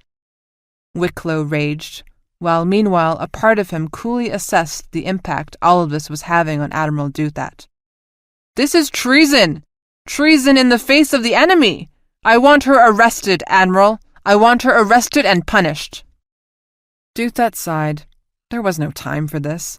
Atlas was only a day away from the wormhole to refuge. There was so much to do. But she ignored Wicklow at her peril. "Captain Wicklow, I want your full written report on the matter on my desk in an hour. Meanwhile, provision your ship and prepare for orders. We expect to be attacked in force very soon, and I want you to be ready. Do you understand?" "My ship will be ready, Admiral. You can count on us." You self-righteous little toad, Douthat thought. "Do you have any idea where the rest of the Coldstream Guard was going?" Wicklow hesitated, thinking it was probably not helpful to tell the Admiral that Tuttle intended to lead yet another attack on the Dominion supply ships. "I cannot say, Admiral. We had a superior force bearing down on us, and I knew it was imperative to save as many of our fighting ships as possible. I gave the order to pull back so as to preserve our capacity to take the fight to the enemy on another day." Admiral Douthat raised one skeptical eyebrow. "We still have no word on the fate of the remaining Coldstream Guards. File your report, Captain. Attach the ship's log to it. And make it quick. The Dominion will be here soon."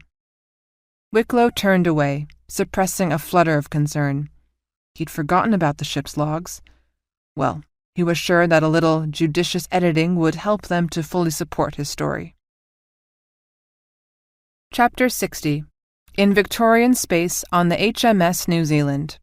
Searching for Space Station Atlas. Twice, the Coldstream Guards saw distant Dominion patrols on their sensors, but they were far off and posed no threat. Once they saw a formation of drones, but they couldn't determine whether they were Victorian or Dominion, and so they coasted on under full stealth, except for the New Zealand. Emily had decided to use the New Zealand as the staked goat. If there were any Dominion ships lurking about in stealth mode, she wanted them to see the New Zealand and focus on it, allowing the other ships in the Coldstream Guards a chance to pounce. It was a calculated risk, and it left her edgy and anxious, with sweaty palms and a sour stomach. Space Station Atlas was nowhere to be seen. They had been hunting now for 20 hours and had found not a trace. "We've got to find it," Chief Friedman said anxiously from the weapons console. "We've got to. We're out of missiles and chaff. We've got wounded." He wrung his hands nervously. "We've got to find her. We've got to." he repeated plaintively. Emily frowned. She had a decision to make, and she had already put it off too long. Chief Friedman was their chief weapons officer. If they bumped into a Dominion patrol now, she didn't think he'd hold up very long. But who to replace him with? His assistant was killed in the initial fighting when they'd stumbled into the ambush. Sighing, she glanced at Chief Gibson and shook her head very slightly. Grim-faced, Gibson slipped out of his chair and went to his friend of 20 years. "Hey, Tommy, it's okay. We got it, Tommy. We got it. But, Tommy, I need you to see Nama Denker, okay? She'll help you out, Tommy." Chief Friedman stood up abruptly, looking at the bridge crew with hollow eyes and sunken cheeks. He rubbed his face and shook his head violently. "No, George, I can't. Not like this. George." Emily stood up and crossed the room. She would send her crew to their death if she had to, but it broke her heart to see one of them in disgrace. She took Chief Friedman by the arm and led him to the doorway, where one of the Marine sentries waited uncomfortably. "Chief," she said softly, "you are one of my best. Never forget that. I want you to see Nama. I want you to see her and get some rest and come back to us. We need you here, Chief." Chief Friedman looked at her with pleading eyes. Then he seemed to visibly grow smaller, shrinking into himself right before her. "Captain, I'm sorry," he whispered. Emily's heart broke then. This man had given so much, and finally events had conspired to use him up until there was nothing left. "Nothing to be sorry about, Chief. It's just this damn war." He nodded, eyes downcast, unable to look at her. Emily clenched her teeth and wheeled furiously on the Marine Guard. "This man is Chief Warrant Officer Thomas Friedman. He was a Master Chief and the best damned weapons officer in the fleet when you were still in diapers," she snapped at the hapless guard. "You will treat him with the respect he has earned and deliver him safely to sickbay and Lieutenant Denker. Is that clear?" "Yes, ma'am," the Marine barked, desperately trying to figure out what he had done to put himself in the doghouse. He took Friedman gently by the arm. "This way, Chief. Follow me." Emily sat down and thumbed the comm for sickbay. "Nama?" "Yes, Captain?" "I'm sending one of my crew down to you with battle fatigue." "Gods of our mothers, another one?" Nama exclaimed. "Help him as best you can, Nama," Emily told her. She turned to Chief Gibson. "I'm sorry about that, Mr. Friedman. Chief, I really am." Chief Gibson ran a rough hand over his mouth. "You did good, Captain. Treated him with respect. Go back a long time, him and me, long time." He shook his head.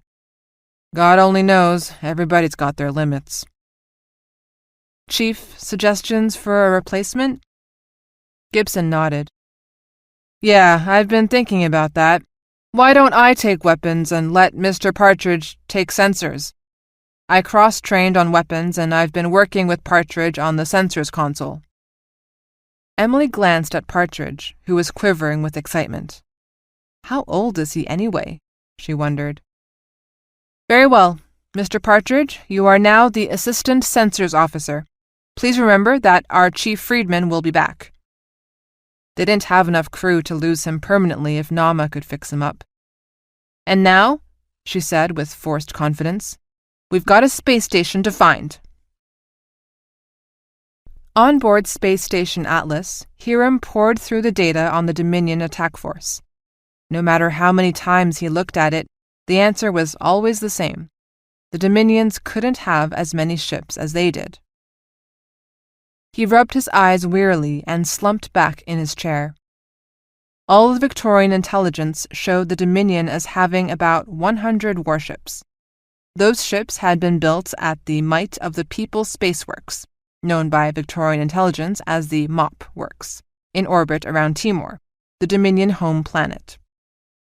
But Victorian spy ships carefully monitored the MOP Works, and the last warship had been built just over a year ago.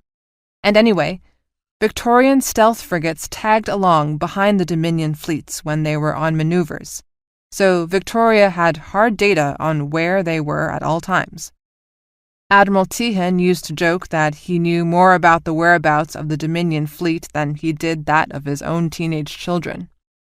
Still, he was looking at two conflicting facts. First, the Dominion had only 100 warships. Second, while all of those warships were accounted for, Victoria was attacked by 160 additional Dominion warships. There were only 3 options.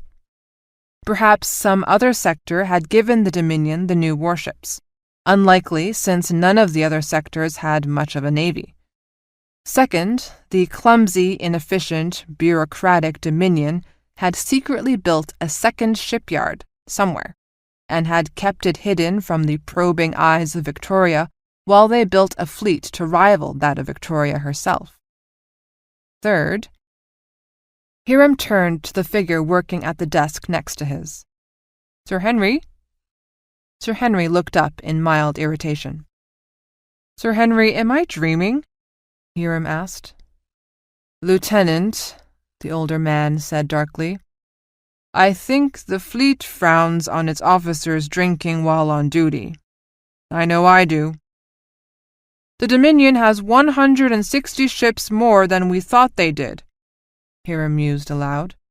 "Either I'm dreaming and this is the worst nightmare of my life, or the Dominion somehow managed to build a very large shipyard somewhere and then built an entire fleet without us even getting a sniff of it. Is that possible?" Sir Henry smiled thinly and peered at Hiram over his half-spectacles. "Young man, one of the many advantages the old have over the young is that we are no longer astonished when we see a cock-up of monumental proportions. So, you ask, could the bumbling, clownish Dominion have outsmarted our vaunted fleet intelligence? Damn straight they did. How did they do it? For the moment, that is immaterial. We have more pressing needs, such as surviving the next 24 hours. I commend your attention and focus to those needs, Lieutenant, instead of indulging yourself in a goose chase." He turned back to his computer screen. "And if we do make it to refuge, what then?" Hiram asked softly. "Then, my young friend, we shall turn around and come out of refuge as soon as we have repaired the home fleet." His voice rose. "We will make the Dominion's lives a torment. We shall probe and harass and annoy, and when we are ready, we shall attack. We shall attack their outposts, attack their supply ships, attack their patrols, and keep on attacking anywhere they are weak and we are strong. And when we are strong enough, we shall take the battle to their home world and kill them once and forever, so that for all time the name Dominion will be nothing more than a foul curse to be muttered in the dark." Sir Henry turned again to face Hiram squarely. "And once we've done that, no other sector will ever dare to attack us again. And then, and only then, we shall rest and mourn our dead." Hiram was impressed, despite himself. "The Queen said you could be ruthless," he said in real admiration. Sir Henry snorted and turned back to his computer display. "Young man, you have no idea." Chapter 61. HMS Yorkshire, in Victorian Space. Hunting for Space Station Atlas. "Contact! Contact dead ahead of us!" Livy Wexler shouted. "Merlin shows her as a home fleet ship, the New Zealand, a missile cruiser under the command of Captain Julie Gray. She's moving slowly and no attempt at stealth. No signs of any other ships. She'll be within missile range in 15 minutes at current speed." "Battle stations," Grant Skiffington ordered. "Kill the propulsion drive. We'll coast in on her from here. Merlin, C2C the Galway and Kent and tell them to be ready. I will make the challenge as soon as we get a firm lock on her." He stood up to better study the primary holo display. Sweet suffering gods, he hoped the New Zealand was still in Victorian hands. It would be so good to be home. Maybe they'd even have food. Intent on their prey, neither the Yorkshire, Galway, nor Kent saw the small reconnaissance drone 1,000 miles below them. On the New Zealand, Tobias Partridge swallowed hard and rechecked his sensors display. He was getting a signal from the rear reconnaissance drone, which was running on passive sensors.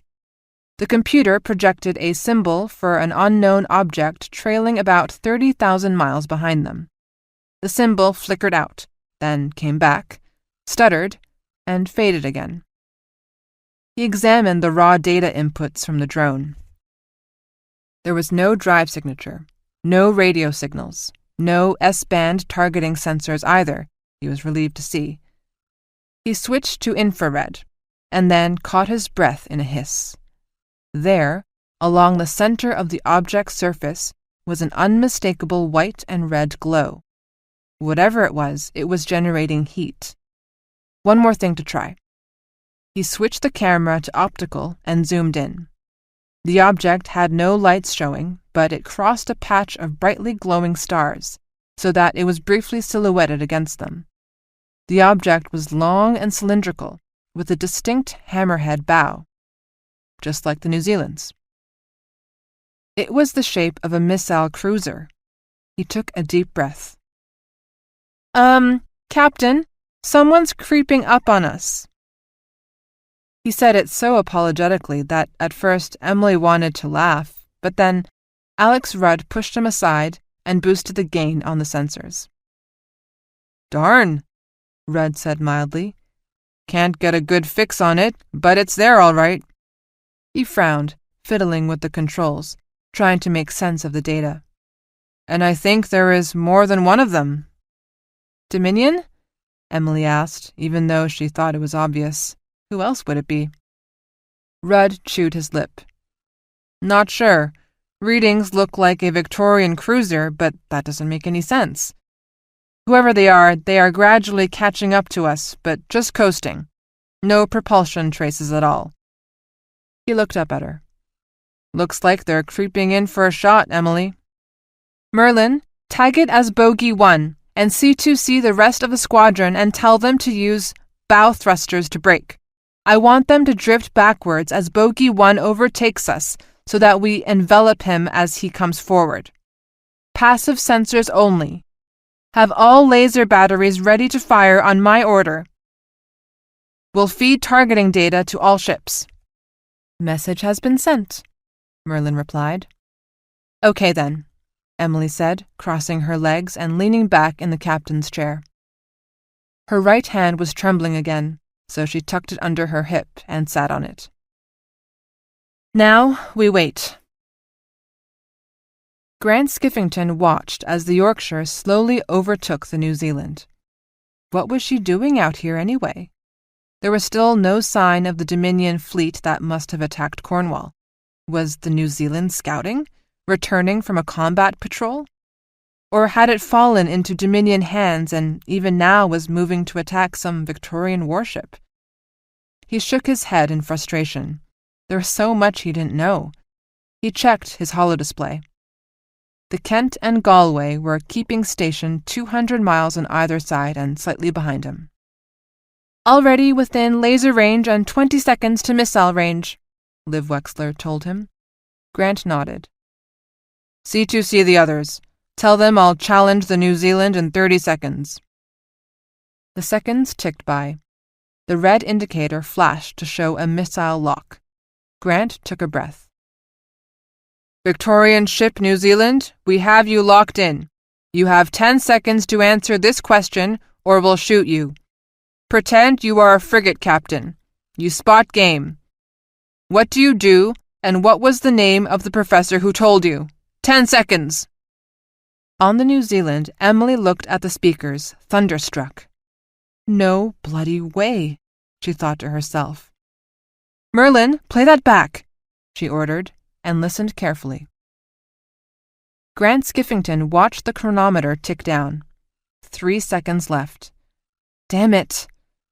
Resigned, he turned to his weapons officer. Then, the comm speakers crackled. "Sweet gods of our mothers, Grant, are you still trying to crib my notes from fleet history and customs? Doesn't it embarrass you even a little that you slept through all of Admiral Yavis's lectures? Now, you have 10 seconds to identify me, or I will assume you are under enemy command, and so, help me God, we will destroy you." As the transmission ended, the holodisplay flared as 10 sets of active sensors suddenly focused on the Yorkshire, Kent, and Galway. Grant's jaw dropped open. "Tuttle?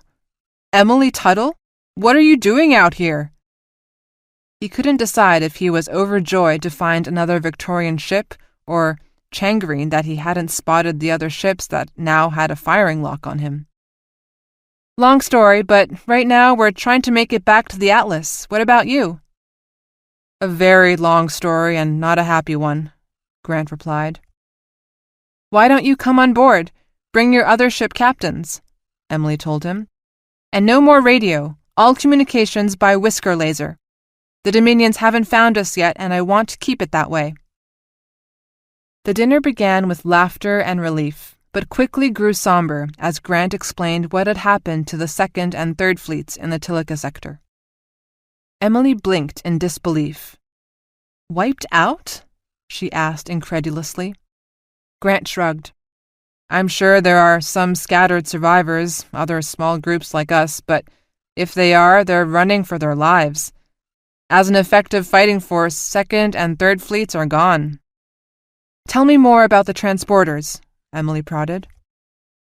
"They took us completely by surprise," Grant said grimly. "We had no idea the technology even existed. And then we suddenly had 100 armed soldiers running around the ship shooting everybody in sight." He closed his eyes, remembering the scene on the London. "It was very bad. We lost the ship before we even knew what was happening. If it hadn't been for Cookie, I would never have gotten off the ship and made it to the Yorkshire." "Cookie?" Emily exclaimed. "Is Cookie with you?" "Cookie is now the 2nd most senior Marine on the Yorkshire. In fact, she's working with one of our boffins to try to get the transporters working. Want me to have her come over?" Emily almost said yes, but it was a bad time to have even more people shuttling back and forth between ships. Although small, the shuttles were not very stealthy and could be spotted by anyone looking very hard. "No, that's okay. You need to get back to your ship, Grant. I may give her a quick call on the laser, but seeing her will have to wait until we reach Atlas." "One more thing, Emily. You've got to arm all of your crew with sidearms. If the Tilica have some of their transporter ships around, you need to be ready. Trust me, once you're attacked, you won't have time to open the arms locker." Emily repressed a sigh, as if being outnumbered by the Dominion wasn't enough. Grant finished his coffee. "Thank you for the food supplies. We were down to hardtack and stale water." He grinned. "You never told me the story of how you came to be in charge of the Coldstream Guards." Emily shook her head. "Also a long story and not a happy one. I'll tell you at Atlas." She paused, looking at him. "Grant, I'm glad to have you with us, but I'm in charge of the guards, clear? If I give you an order, I expect it to be obeyed instantly." Grant spread out his hands in placation. "No problem here, Emily. We just want to get home." "We all do," she replied. "But we're not going home, not yet." Cookie was standing next to Laurie Romano, looking at the control panel for the transporter on one of the Krite ships. "It won't transport metal," Romano explained. "And if you try to transport anything explosive, it has an annoying habit of blowing up as soon as the transporter begins its cycle. Fortunately, we just use trace amounts in our test, but if someone carried bullets or a grenade with them, let alone an energy pack for a sonic weapon, it could get very ugly." That made sense, Cookie reflected. All the rifles the Savik commandos had carried were made of plastic and used compressed air to shoot pellets. Even the swords they carried were made of some hardened plastic, not that they weren't every bit as deadly as a steel sword. "Have you tried it on anything organic yet?" Romano's eyes crinkled in amusement. Yes, we safely transported a chicken sandwich about 2 hours ago. Everything survived, even the pickle. Cookie frowned. Anything living? I need to know what's going to happen if we send soldiers through this thing. Romano's grin vanished. Well, that's the thing, isn't it? We don't have any animals on board, so the only living thing to try it with is a person, and I'm not going to ask anyone to volunteer. What's the range? How far away can you be from your target and still transport onto it? Romano shrugged. We have to run some tests to calibrate it, but we can get a firm lockout to 5,000 miles. I suspect that the accuracy suffers with distance, so we want to start a lot closer in. She turned to a small holo display and pushed several buttons. Almost immediately, a three-dimensional display came up, showing a detailed ship schematic. Cookie could see rooms and corridors. This is the New Zealand, Romano explained. She adjusted the control and the picture zoomed in closer. Do you see this scarlet line here and here? She pointed. That's the width of the transport zone. This is set to transport 40 people, so we need a large room to fit them in. Another adjustment, and the scarlet hash marks grew closer together. That's set to transport 5 people. You can see we could send them to a much smaller space, and they'd fit. She rotated the holo display so Cookie could see the hash marks were actually a box. We can play with this until we are sure the people being transported fit inside the space and don't end up rematerializing inside a bulkhead. She made a face. That would be really, really nasty. Cookie looked at the holo display thoughtfully. She wondered idly just how many of those air rifles they now had on board the Yorkshire. Over 100, easy. And swords, of course. She didn't have 100 Marines on the Yorkshire, but Atlas would have a lot. Her comm beeped to signal an incoming call. She looked at the screen. Personal and confidential to her from the captain of the New Zealand. Huh? She thumbed it and the message appeared. Cookie, Hiram is safe and on board the Atlas. Believe it or not, he is on the Queen's personal staff. He misses you. Come visit me after you've seen him, if you have the strength. Emily. Cookie read it again, and then a third time. He was alive! She felt a groundswell of emotion and pushed it back for fear it would overwhelm her. What is it? Romano asked. Cookie looked up, confused. Had she missed something? What? Romano looked at her impatiently. What is the message? You've been staring at it for minutes. Cookie felt foolish. Nothing, just a message. Sure. Romano peered at her. So why are you crying? I'm not, Cookie retorted, conscious for the first time of her wet cheeks. Of course not, Romano agreed sarcastically. How silly of me to think that a hard-cased Marine like you would ever cry. She took out her communicator. Who are you calling? Cookie demanded, suddenly nervous. Environmental. Need to fix the humidity controls in here because it's raining all over your face. Chapter 62. In Victorian Space. Approaching Refuge. It was a small ship. It drifted on the far edge of the Victorian and Dominion forces, observed by neither of them. Despite its size, its passive sensors were sensitive enough to pick up all of the Victorian forces and the forward edge of the Dominions. It also had a set of sensors specially designed to monitor wormholes and other special equipment as well. Are you sure? Zhang asked the singer, a petite, dark-haired woman named Lin. Yes, brother, it has spoken most clearly. Zhang could not suppress a groan. Why now, of all times? When will it start? It already started, brother. The Victorians do not have sensors such as we do, otherwise they would have seen it already. But when they see it, they will see it move to their left as they approach? Yes, brother. Zhang wanted to weep.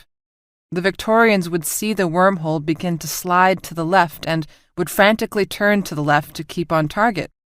But then, "And are you sure that it will turn and then go to the right, go past its starting point and continue?"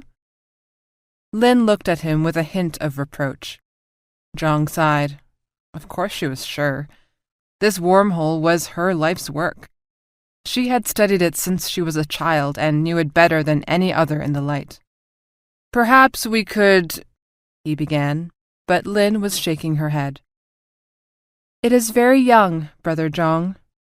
She spoke of it protectively, as if a mother of her rambunctious but much-loved child. "I think this is how it plays." "All God's creatures are beautiful to him," Zhang reminded himself. He sighed. "If we cannot change its path, then we must change the Victorians," he said, and was rewarded with a hint of a smile from Lin.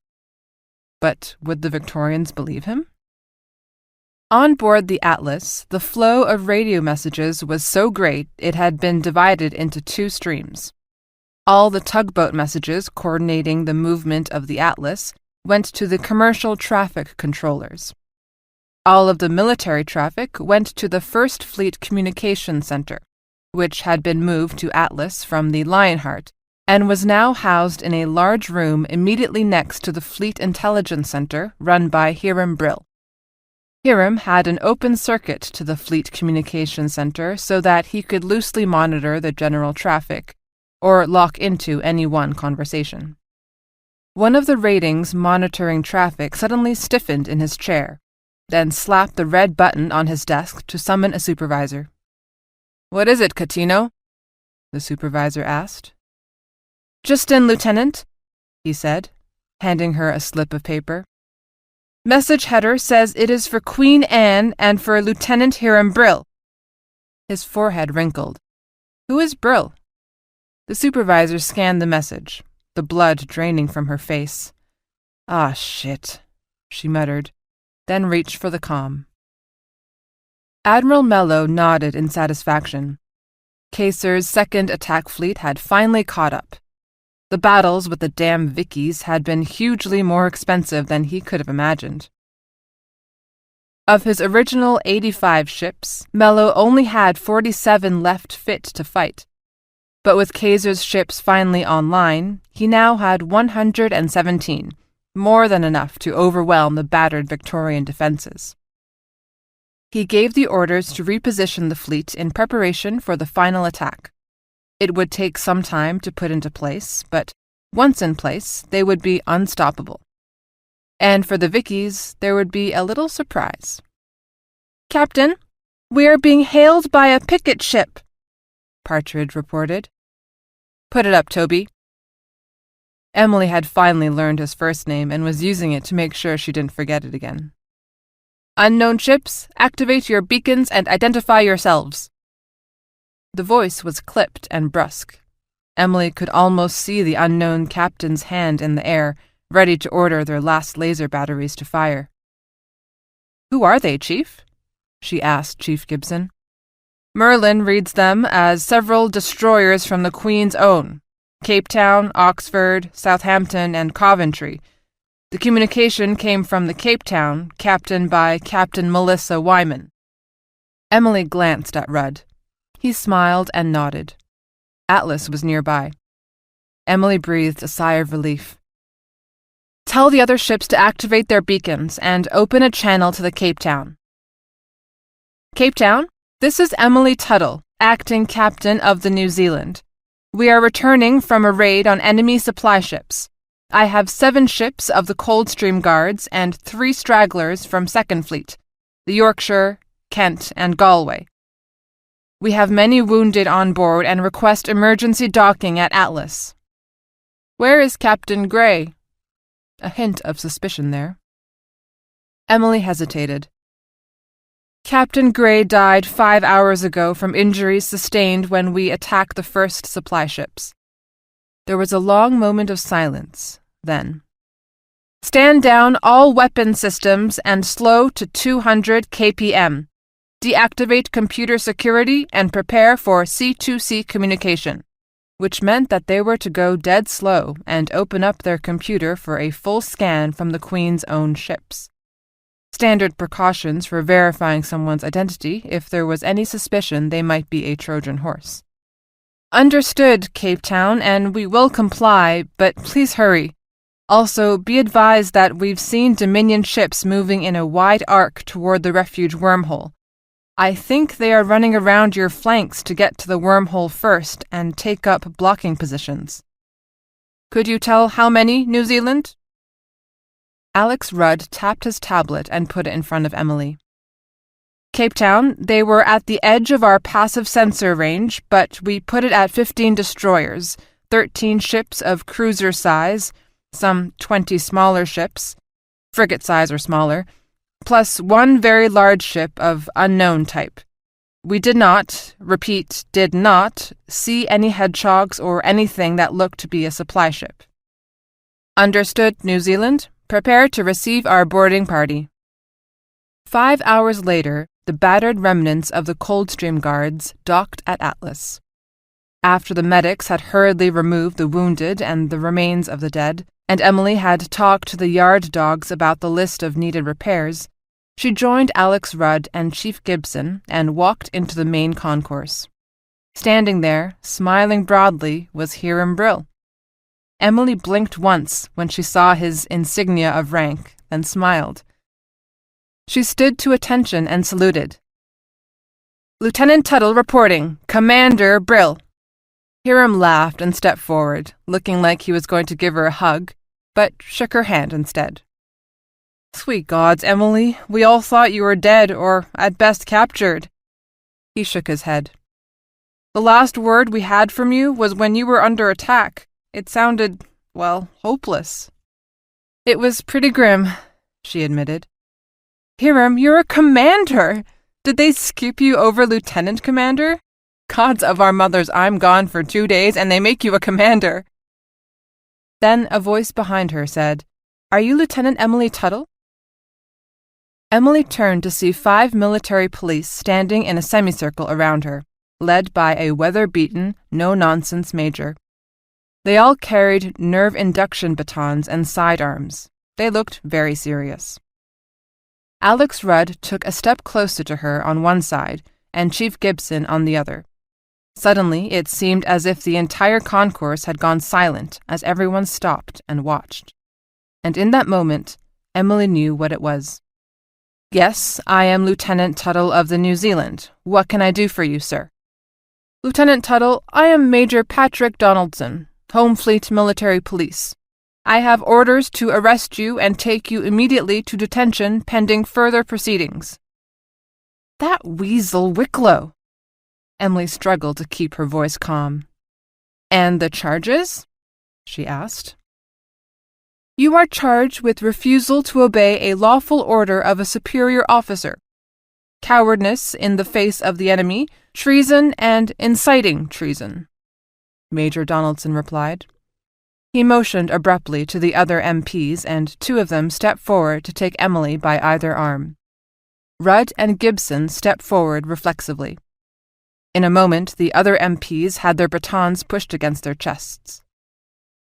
Sirs, Donaldson said harshly, you will stand down right now, or so help me I will put you on the deck, and then I will arrest you for interfering with a military police officer in the line of his duty. Now stand back. Lieutenant Commander Rudd, Chief Gibson, stand back, please. Hiram Brill put his tablet back in his pocket and stepped forward. Do as they say, everything will be all right. Rudd and Gibson exchanged a glance. Please, Emily said softly, I don't want either of you hurt. And, reluctantly, they stepped back, glowering at the MPs. Thank you, Commander, Major Donaldson said. Then, to one of his men, Cuff her. One moment, Hiram said. He peered at the MP's name tag. Major Donaldson, I believe you are here on the orders of Captain Joseph Wicklow of the Gloucester, is that correct? Yes, sir. And out of curiosity, where are you to deliver Lieutenant Tuttle? Donaldson hesitated. To Captain Wicklow on the Gloucester, sir. On the Gloucester, not to the Fleet Detention Facility for processing? Donaldson hesitated, his mouth opening and closing. I asked you a question, Major, Hiram said, with just a little touch of authority in it. Donaldson's ruddy complexion grew a shade redder. Captain Wicklow gave me specific instructions, sir. And did he also give you specific instructions about the New Zealand's log? Donaldson nodded reluctantly. He couldn't see where this was going, but he didn't like it. Yes, sir. I am to remove the log from each of the Coldstream Guard ships and deliver them personally to Captain Wicklow. Hiram put on a puzzled frown. Really, Major Donaldson? In the case of charges this serious, wouldn't you normally deliver the logs to the fleet's Judge Advocate Corp for analysis and use at the courts-martial? Donaldson shifted uncomfortably. Yes, sir, that would be normal procedure. And Major Donaldson, how is it that you came to be taking orders from Captain Wicklow in the first place? He's not in the MPs, as I recall, and you have a superior officer in the MPs, do you not? Emily's head had been swiveling back and forth, trying to see where Hiram was going with all of this. Major Donaldson looked increasingly unhappy. Sir, my superior officer is Colonel Westling. He gave me specific orders to do what Captain Wicklow told me to do. I am following his orders, sir. As he spoke, a group of 10 Marines trotted up the main concourse and formed a circle around them. They were dressed in full battle gear, body armor, and battle helmet, and each carried a sonic assault rifle or pistol. But what really got everyone's attention was the Model T-7 military assault robotic vehicle, infantry node. Or, as the troops called it, Marvin. It walked, or rather scuttled, on 8 spider legs, had 12 sonic blasters sprouting from its hide, 3 grenade launchers, and a small anti-aircraft missile launcher. It was 5 feet tall and 6 feet long. Its multiple sensors had been designed to look like large red eyes, and some mischievous engineer had designed them to slowly blink, creating the unpleasant sensation that it was a living, breathing thing staring right at you. The MPs looked at each other in alarm. Marvin, guard! Ordered one of the Marines, and the robot's sonic blasters each moved to aim at one of the MPs. Ah, good, Hiram said warmly. Major Donaldson, may I introduce you to Lieutenant Hunter and Sergeant Nietzsche of the 4th Marine Regiment. They have been assigned to protect the Queen while she is our guest on Atlas. Donaldson looked carefully around, taking in the battle-ready Marines and the menacing Marvin. Commander, you are interfering with a military police officer in the performance of his duties. I must ask you to stand down and I will take the prisoner. No, actually, you won't, Hiram replied shortly. He was more relieved than he cared to admit that the Marines had finally showed up. See this braid, Major?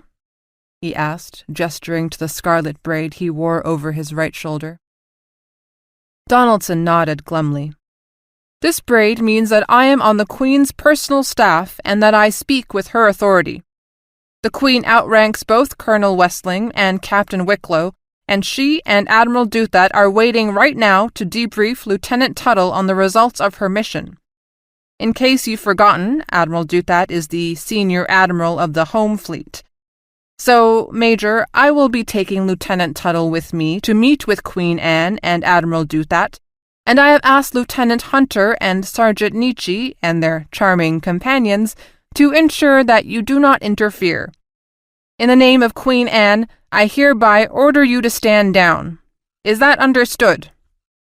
Donaldson worked his jaw for a moment, staring hard at Hiram. He didn't like what was happening, but he hadn't much liked it when Westling had told him to turn over the prisoner to Wicklow either. He had the unpleasant feeling that he was missing something important. I acknowledge your orders, sir. He motioned to the 2 MPs holding Emily, and they let go, one looking relieved and the other thoroughly pissed off. And Major? Hiram said pleasantly. You should know that although Captain Wicklow claimed Lieutenant Tuttle demonstrated cowardice in the face of the enemy, the ship's log shows that, in fact, she led the Coldstream Guards into an attack when she was outnumbered 3-1. The other Coldstream Guard ship's logs show the same thing. Those are the logs you were supposed to remove and hand over to Captain Wicklow, if I recall correctly, rather than give them into custody of the Fleet Judge Advocate General. Curious, isn't it, Major? And also, you should know that Colonel Westling is Captain Wicklow's brother-in-law. Food for thought, Major, in case you receive any more unusual orders today. Hiram turned to Rudd and Gibson. Gentlemen, I am hereby ordering you to seal your logs in preparation for a national security investigation being conducted by the Queen. Communicate this order to the other ships in the Coldstream Guard. If the MPs show up demanding access, you should immediately contact Lieutenant Hunter here, and in the meantime, you are authorized to use force to protect the ship's log from being seized. He turned to Hunter and Nietzsche. Now, gentlemen, if you would be kind enough to escort us to Queen Anne and Admiral Duthat, we are late for a debriefing. They walked for several minutes in silence. Then Emily blurted, "How did you know Wicklow was—" Hiram laughed ruefully. "I didn't. I thought you were dead. Wicklow had told a story of treason and cowardice, but while the picket was escorting you in, Captain Rowe of the Bristol contacted me. Seems someone was using a C2C connection to try to edit the Bristol's log of the events with Wicklow. I looked into it and discovered that Wicklow had talked to Colonel Westling and that Westling had essentially delegated the entire investigation of the charges against you to Wicklow. Pretty damn unusual. We did some more digging and found out they were going to arrest you and interrogate you on the Gloucester instead of at the detention facility. So I thought I would meet you at the docking bay just in case." He shook his head. "Wicklow is turning out to be a real head case and not too bright to boot." "And can you do this? I mean, you can just whistle up a squad of Marines and take me away from the MPs?" Hiram grinned coldly. "I am one of the Queen's personal advisors. I can do pretty much whatever I please as long as I'm careful not to abuse it." Emily smiled, a little bit uncertain and a little bit astonished. This wasn't the same Hiram Brill she knew at Camp Gettysburg. "Are we really going to a debriefing?" "Absolutely, but not for another 2 hours. I just wanted to get you away from the MPs. But yes, there is a debriefing of you and the other Coldstream Guards captains. Admiral Duthat is very anxious to learn what you know. In just a few hours we are going to be making the last push to refuge, and we need to know any insights you've learned." Emily suddenly remembered. "Hiram, listen, there is someone I need you to talk to right away. It's important, but I would prefer you meet them in your quarters rather than at the Fleet Intelligence offices." Hiram looked at her, obviously bewildered. "Trust me," she pleaded. "I wouldn't do this if I didn't think it was really urgent. Please." Okay, send them to my cabin." He gave her the address. Emily opened her tablet and typed out a message, then attached that message to an email and sent it with a Priority 1 Special Order status. That should do it, she thought. She felt very pleased with herself. On board the Yorkshire, Cookie was in the machine shop, working to make a coupling that would allow them to pressurize the air cylinders the dead Savick had been using. "That should do it, Corporal," the rating said cheerfully, holding up a brass fitting. He screwed it into the end of an air hose, then clipped the other end onto the intake valve of the cylinder. He rolled the cylinder in his hands. "Huh, no sign of a pressure gauge." He hefted it. "Pretty light. Any idea what pressure it's designed to take?" Cookie shook her head. "We tested them all. Some were empty, one still had 750 pounds in it, and it had clearly been used." The rating whistled. "Well, stronger than it looks, then." He stroked his chin. "So let's clamp it down so we don't make a rocket out of it by mistake, and Take it up to 1,000 pounds and see what happens." He smiled brightly, looking all the world like a high school kid in a science fair. 10 minutes later, the cylinder was pumped up and Cookie gingerly snapped it onto the Savick assault rifle. So far, so good. She clipped on the magazine of pellets, worked the action, and took aim at a wooden target she'd made, which was backed by 50-pound bags of flour and beans. She squeezed the trigger, and the gun made a curious popping sound that she was all too familiar with. The wooden target shivered. Cookie and the rating looked at each other, then walked to the target and inspected it. The pellet had punched through 3 inches of wood and had finally lodged in the 3rd layer of flour bags. The rating grinned. Cookie smiled back, then handed him the rifle.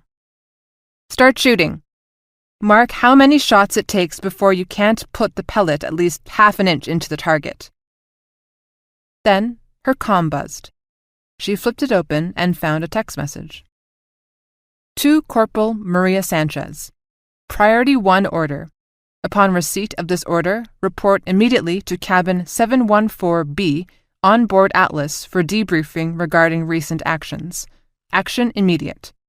Anyone wishing to countermand this order must first report to Tuttle, Acting Captain, New Zealand. Upon entering cabin 714B, you are to open the attached message and comply with the orders therein. Signed, Acting Captain Emily Tuttle, Acting Commander Coldstream Guards."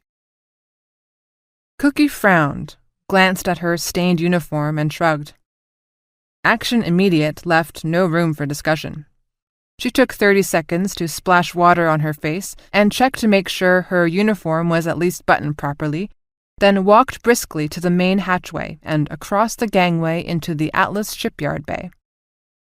Hopping onto one of the passing autocabs, she gave the address and soon found herself at an elevator bank that took her to the 7th level of an apartment block reserved for officers. A minute later, she was standing outside of cabin 714B. She pushed the bell, then braced to attention. The door opened and Hiram Brill stood there, his tie loosened and a tablet in one hand. "Yes, may I?" He stopped and stared at her. Cookie blinked, then blinked again. "Hiram?" His name came out funny. She tried again. "Baby?" Then his arms were around her, and they were laughing and hugging, and then they were both crying, and that made them laugh some more, and he pulled her body into his room and kissed her, and she took his face in her greasy and stained hands and kissed him back. "I thought you were—" But he choked with tears and couldn't say it, and she hugged him and kept saying, I'm here," over and over. And when they next came to anything resembling conscious thought, they were in his bedroom, and their clothes were strewn about in joyous disarray. And just as things were about to tip over and become unstoppable, Cookie suddenly whooped with laughter. "That goddamn Emily!" "What?" Hiram asked breathlessly, still in shock of finding Cookie alive and well and in his bed. "She sent me a message that I had to report here for debriefing. Priority 1, action immediate." Hiram looked up from something amazing he was doing to her breasts. "We can talk about Emily later," he gasped. Cookie was more than inclined to agree, but then remembered the attachment. "Hold on," she whispered hoarsely. Her concentration tattered from what his mouth was doing to her breasts and his fingers were doing elsewhere. She pulled the comm off the side table and clumsily opened the attachment to her earlier order, read it, then collapsed again in a gale of laughter. "What? What is it?" Hiram demanded. "These are my orders once I reach your cabin." She turned the screen to show him. Upon reaching cabin 714B, immediately undress and get into bed. Vigorously debrief the interviewing officer. Cookie tossed the comm on the floor and wrapped her legs around Hiram's waist. She looked at the man in her arms, taking in the black fatigue smudges under his eyes, the gentle eyes that she had dreamed about so fervently and never expected to see again. She pulled his face down and kissed him fiercely. "I'm home," she thought. I will never leave him again. But even as she thought it, she knew it wasn't true. Chapter 63. Approaching the Refuge Wormhole. The conference room was filled with the remaining senior officers of the Black Watch, the Queen's Own, and the Coldstream Guards. Peter Murphy, the leader of the tugboat captains, and Max Opinski, the facilities manager, sat next to each other looking tired and out of place. At the end of the table, Admiral Duthat sat beside Queen Anne. Sir Henry sat on the other side of the Queen. Duthat shot an impatient glance at the wall clock as Hiram Brill entered the room and took a chair just a minute before the meeting was to begin. Admiral Duthat scowled, more out of habit than anything else. Queen Anne, who had learned of Emily's scheming from her guards, smiled at Hiram and arched one eyebrow. His eyes widened and his face flushed. She let him squirm for a moment, then nodded at Admiral Duthat to open the meeting. Admiral Duthat's eyes darted from the Queen to Hiram and back again. She was sure that something just happened, but she had no idea what it could be. She rapped her knuckles on the table. We have approximately 5 hours before we need to scramble all ships and a lot of ground to cover. First, we think the Dominion have approximately 120 ships still fit to fight. By contrast, we have 51 warships, including 1 battleship, 14 cruisers, 27 destroyers, and 9 frigates. We also have 3 arcs, which carry a mix of corvettes and gunboats. Most of our ships are damaged to one extent or another, including at least 2 which can only function in a defensive role. Our ship count includes the recently arrived Coldstream Guard ships, which are all in the shipyard being repaired and refurbished. She paused, letting that information sink in. The odds are against us, ladies and gentlemen, but they are a lot better now than when we started our retreat toward refuge. And not to forget, we also have the munitions output of the Atlas, which has been turning out large numbers of missile platforms and mines.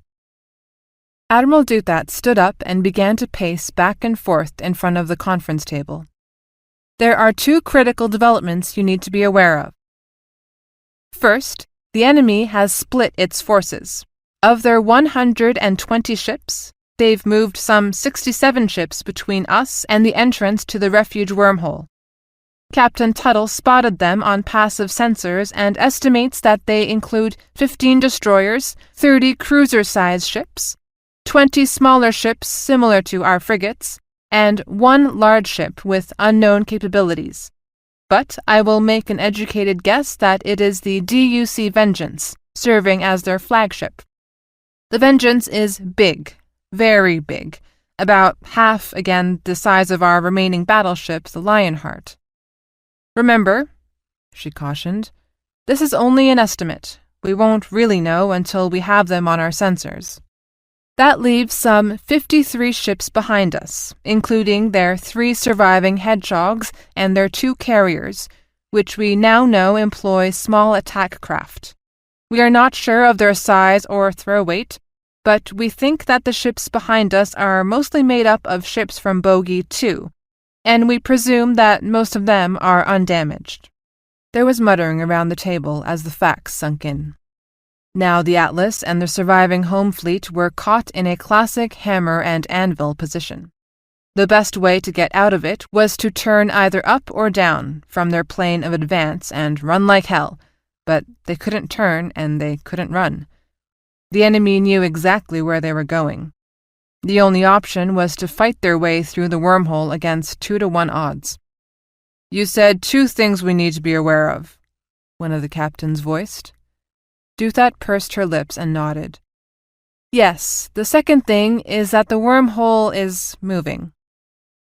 The murmur of disquiet grew louder. Peter Murphy leapt to his feet, red-faced and furious. Admiral, you should have told me as soon as you learned.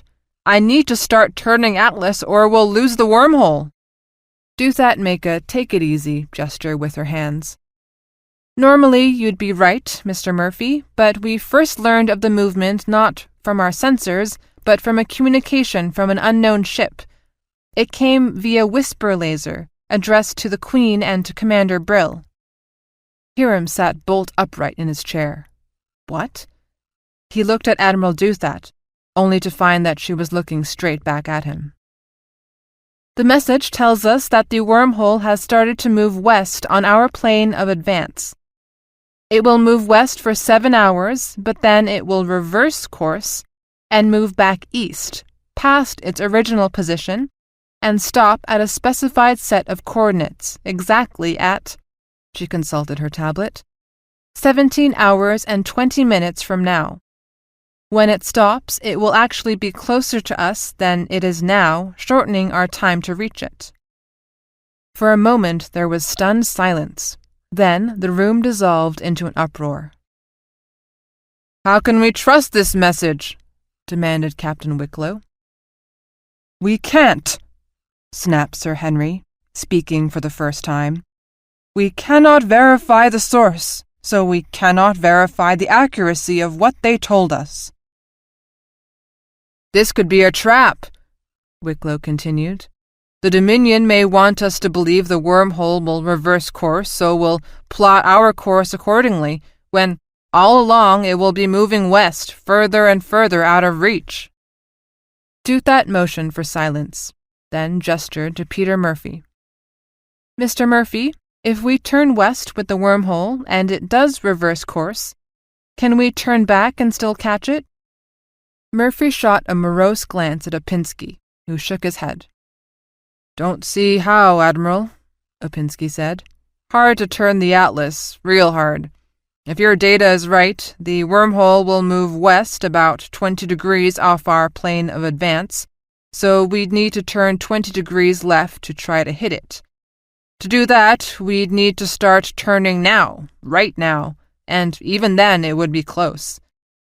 But you're saying that it is gonna turn back east again, to our right, and end up 15 degrees off our current plane of advance.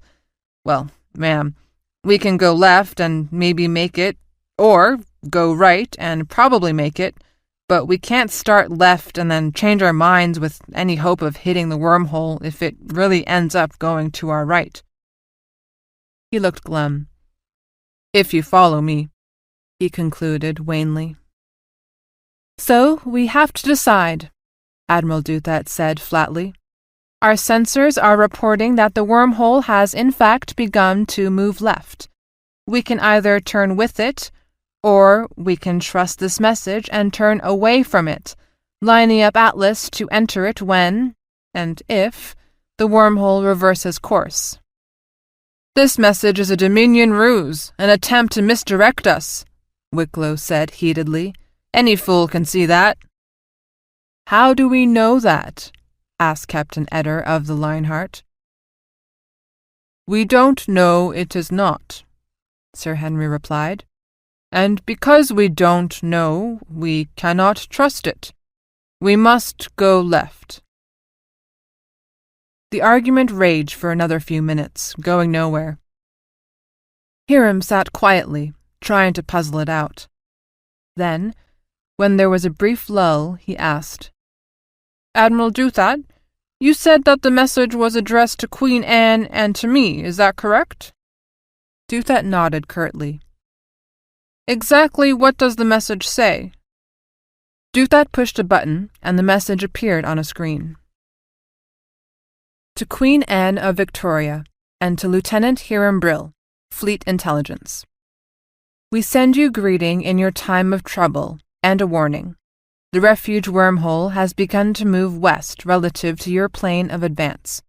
It will move west on a horizontal axis for 7 standard hours, then reverse course and move east past its point of origin.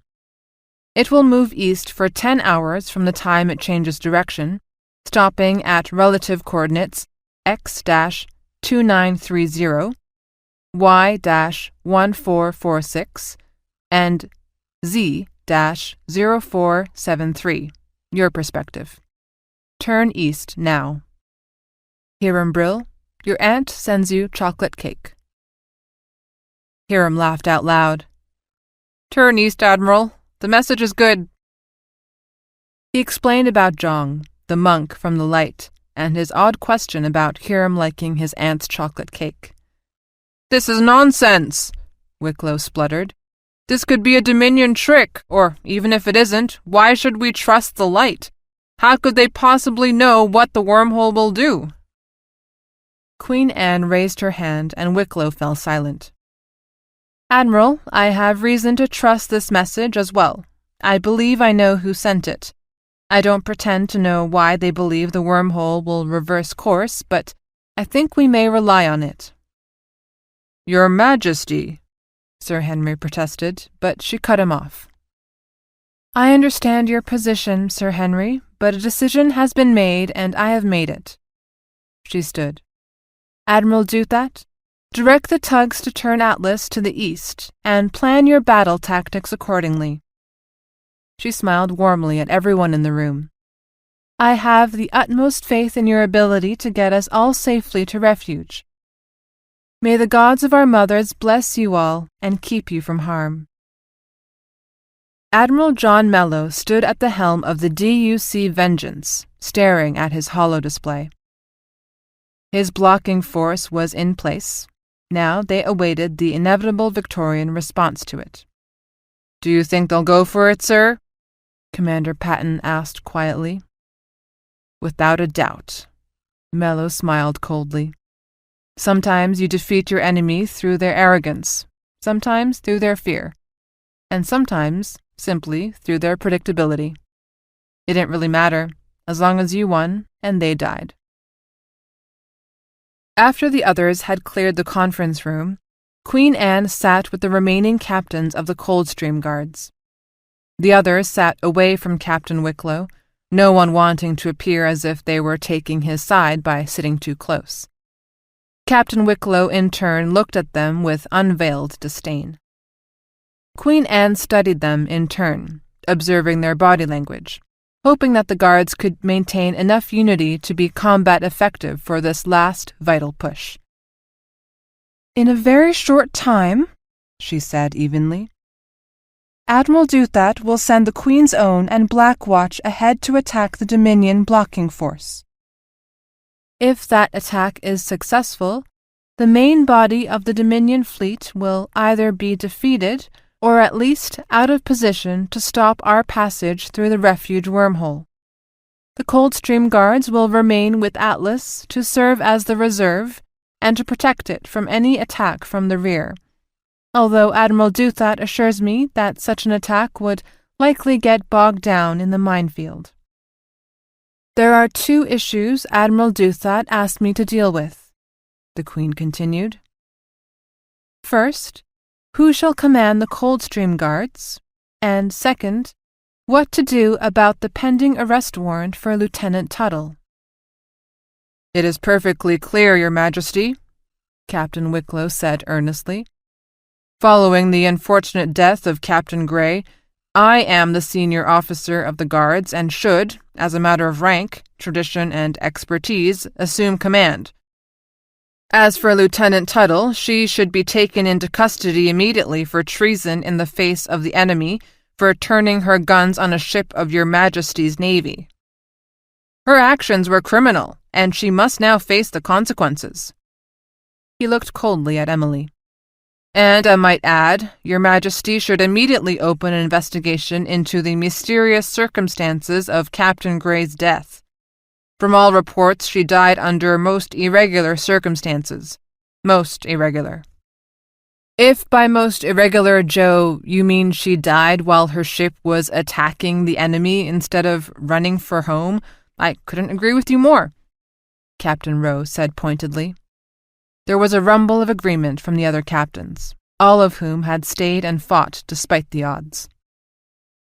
Captain Wicklow nodded calmly, seemingly oblivious to the insult he had just received. You fought against overwhelming odds and won, Captain Rowe. No one will deny that. But that doesn't change the basic fact. You should never have fought that engagement. By doing so, you placed a third of the Queen's remaining fleet in extreme jeopardy, with little chance of success. The fact that you survived doesn't change the fact that you were wrong to do so." He glanced at Tuttle. "As for this junior officer, she will hang. Of that I assure you." He smiled at her. Queen Anne pursed her lips. "No, she won't, Captain Wicklow." Wicklow frowned. "Your Majesty?" "Captain Wicklow, you will continue to captain the Gloucester, but I am assigning the Gloucester to the Queen's Own. You will now report to Captain Eder. Captain Rowe of the Bristol will assume command of the Coldstream Guards, and I will leave it to him to decide who should captain the New Zealand. My decision on these assignments is final." Wicklow flushed a deep, angry red. "Perhaps, due to your Majesty's inexperience in these matters, you do not realize that the time-honored traditions of the fleet are that the senior officer automatically assumes command of—" "Do not lecture me on military protocol, Captain," Queen Anne said tartly, "lest I be forced to lecture you on the blatant inappropriateness of a line officer who takes it upon himself to issue arrest warrants and seize evidence in contravention of the established procedures of the Office of the Judge Advocate and the military police." Wicklow refused to back down. "I must protest, Your Majesty. I acted in the face of a clear criminal conspiracy." The Queen held up one slender finger, silencing him. "I have no time for this. In a few hours we will be in the most important battle of Victoria's history. But take note, Captain, I am more than a little curious as to why the logs of your ship, the Gloucester, give one account of the incident with the Dominion reinforcements, while the logs of the other ships give a different account. I intend to explore this further once we have made it to refuge."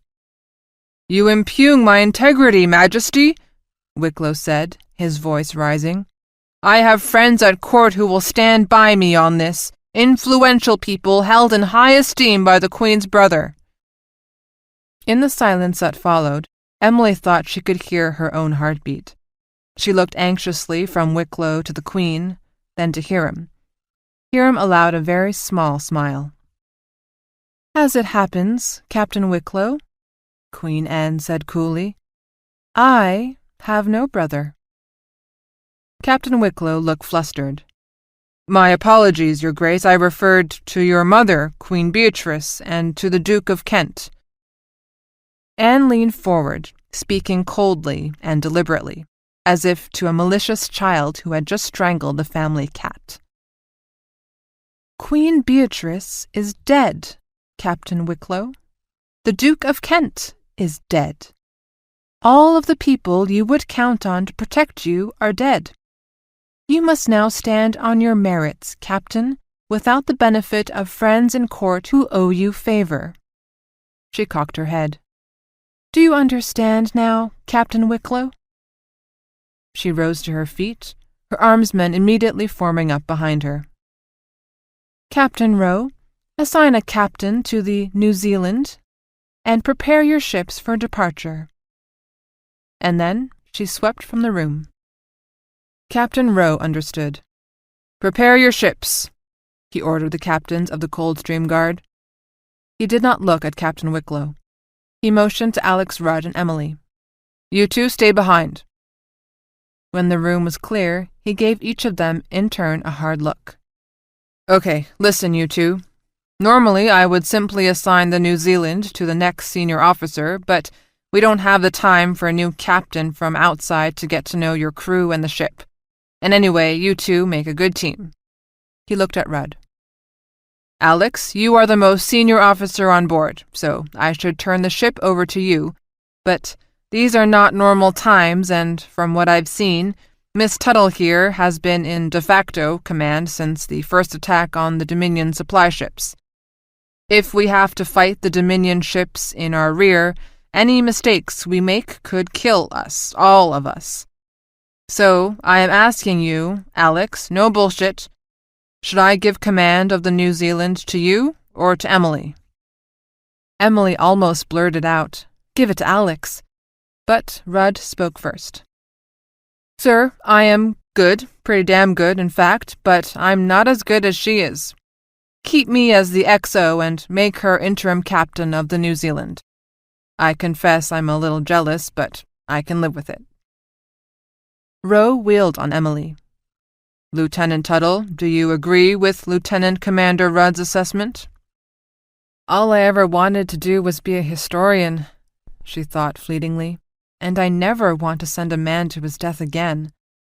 Then, despite herself, she nodded to Captain Rowe, already thinking of what she had to do next.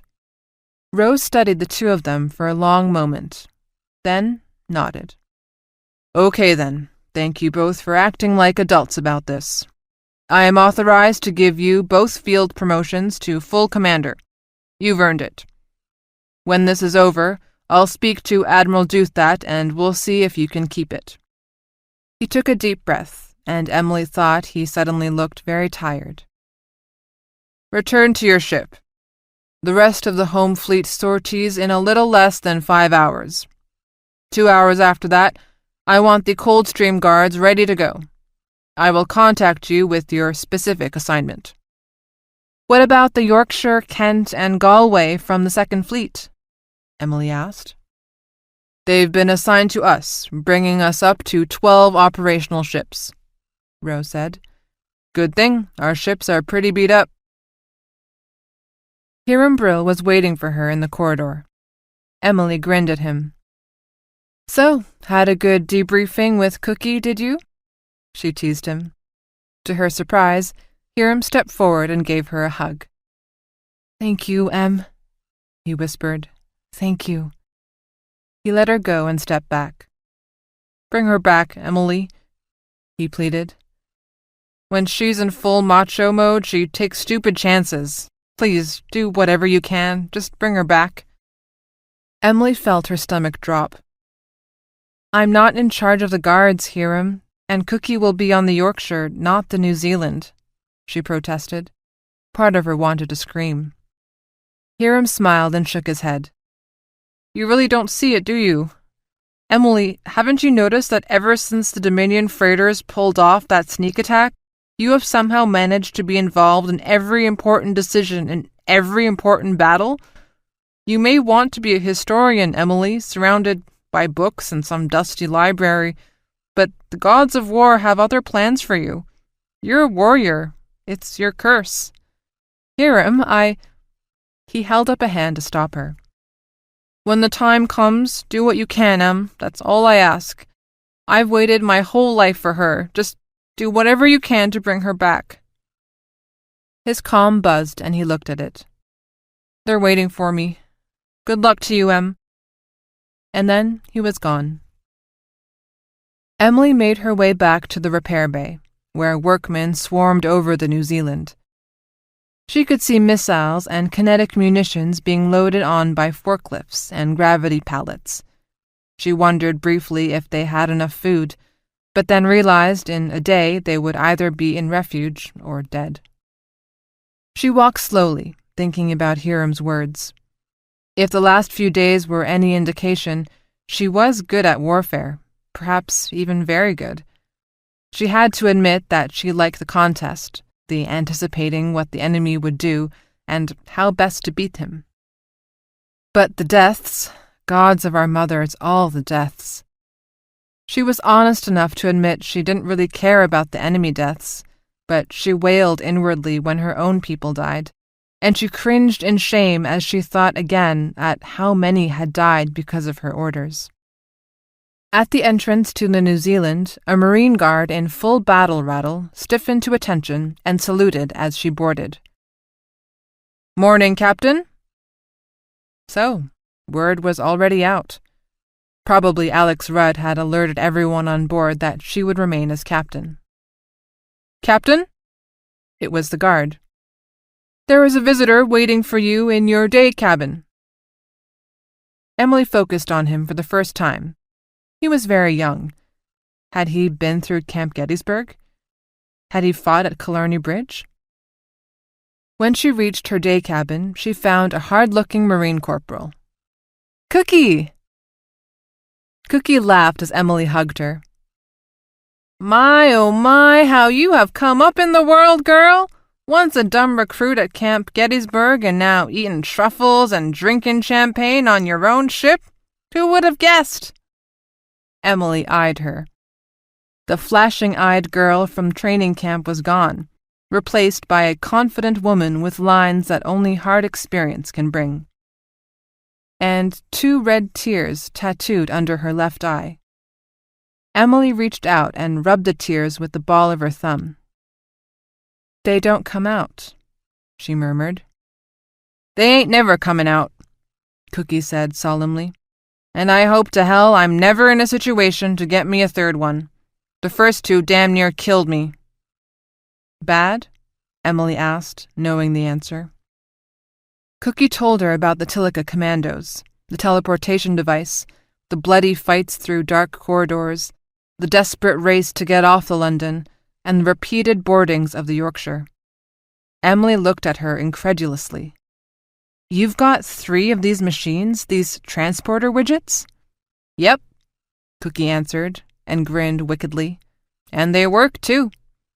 What? Tested them, just a few hours ago. I got this artificial intelligence boffin, smart as a whip. She's got the equipment up and running. Once we reached Atlas, she found a store that sells pet rabbits, put one into the transporter, and presto! Transported it to the shuttle bay. One seriously pissed off bunny, let me tell you. But alive and kickin'. Damn thing took off like a bat out of hell and we can't find it anywhere, but it worked. Emily was astounded. Cookie, this could be really important. Cookie shook her head. Won't help much. We don't have enough Marines on the Yorkshire to make use of them, and we still don't know what the effective range is of the damn things. How many Marines do you need? Cookie considered. Well, 3 transporters with 40 seats each. Pretty quick recycle time.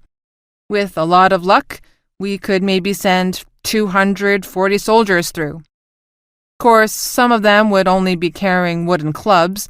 We don't have nearly enough weapons. They had 150 of their air guns and a bunch of swords. The swords would be hard to make, but they could make spears. Say, a 7-foot plastic pole with a hardened, sharp point and a cutting edge along the first 2 feet. That should be doable, just using the Yorkshire's workshop. She grimaced. Sending a Marine into combat with nothing more than a sharp stick as a weapon was not an attractive thought. But what else was there? Emily, meanwhile, was on her comm. Captain Rowe, she said briskly, I need your authority to place 240 Marines on the Yorkshire. She explained everything Cookie had told her. Yes, sir. Thank you. She closed her comm and looked at Cookie. You'll have them in an hour. Cookie blinked in surprise, then smiled and stood up. Damn! Nice to have friends in high places. Suddenly, there was a lot to do in a very short time. She paused. Emily, thank you for the time with Hiri. Thank you. Emily was suddenly very somber. Hiram asked me to make sure to bring you back. I'll try, Cookie. I'll try my best. Cookie half laughed, half sobbed. Emily, I spend all my time thinking about how to kill people, about how to make sure I get the other guy before he gets me. Last few days I shot people, stabbed them, and beat one of the bastards to death with a chair. Then, thanks to you, I get to see Hiri, and he treats me like a piece of delicate china, like a lady. Emily raised an eyebrow. Hiri? Cookie smiled softly. Hiri is my name for him. He hates it, but I love it. You all know him as Hiram, a little stiff, straight as an arrow, always fretting about stuff, worrying all the time. She shook her head. That's Hiram for sure, it is, but when I look at him, I see Hiri inside him. Clever, funny, always thinking and seeing stuff I can't see no matter how hard I try. You see Hiram, methodical and sort of boring. I see Hiri, taking horrendous risks that just scare the bejesus out of him because he knows that's what we got to do. She looked at Emily, eyes shining. That's Hughie, and he's mine. Hiram Brill finally got back to his apartment. It was empty and too quiet. He walked through it slowly, trying to recapture every minute he and Cookie had had together. The bed was a wreck, and he smiled. He sat on the edge and brought the pillow up to his face, breathing in to catch the faintest smell of her. In the kitchen there was a note. He didn't really want to read it. Reading it somehow meant that she really was gone again, but he sat down and unfolded the paper. My beloved Hughie, I must leave now. I will go and do what I have to do. Then I will come home to you forever. I love you. Maria. P.S. I think we broke your bed. His comm buzzed. Reluctantly, he pushed the reply button. Brill here, what is it? The Black Watch and the Queen's Own have sortied, sir. Coldstream Guard will depart in 20 minutes. I'll be there in 10 minutes, he said. He raised Cookie's note to his lips, then put it carefully back on the table, as if it were a precious jewel. Chapter 64. Approaching the Refuge Wormhole. The 39 remaining ships of the Black Watch and Queen's Own were now 4 hours ahead of Atlas, well clear of the sphere-shaped shell of mines and missile platforms that encircled the space station. Together with the 3 arcs of the home fleet, they headed directly toward the Dominion blocking force. On board the battleship Lionheart, Admiral Duthat could direct the upcoming battle and stay in touch with Atlas and the Coldstream Guards.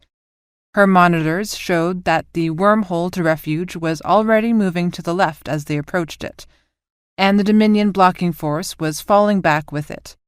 No matter. She would press forward until they gave battle. She knew she was outnumbered, but she didn't have to win the fight. Only slow the Dominion enough so that they could not prevent Atlas from slipping through the wormhole when it finally stopped moving. So, let the Dominion fall back. Every mile they moved further west put them a mile further from Atlas, assuming the damn wormhole really did move back to the east like the light promised it would. It should work. Admiral Duthat snorted derisively. What could possibly go wrong with a plan like this one? Gods of our mothers, she thought. If my old tactics instructor from the academy could see me now, he'd give me a failing grade for sure. On board the Dominion battleship Vengeance, Admiral Mello glowered at Commander Patton. Are you sure, Jody? Quite positive, sir.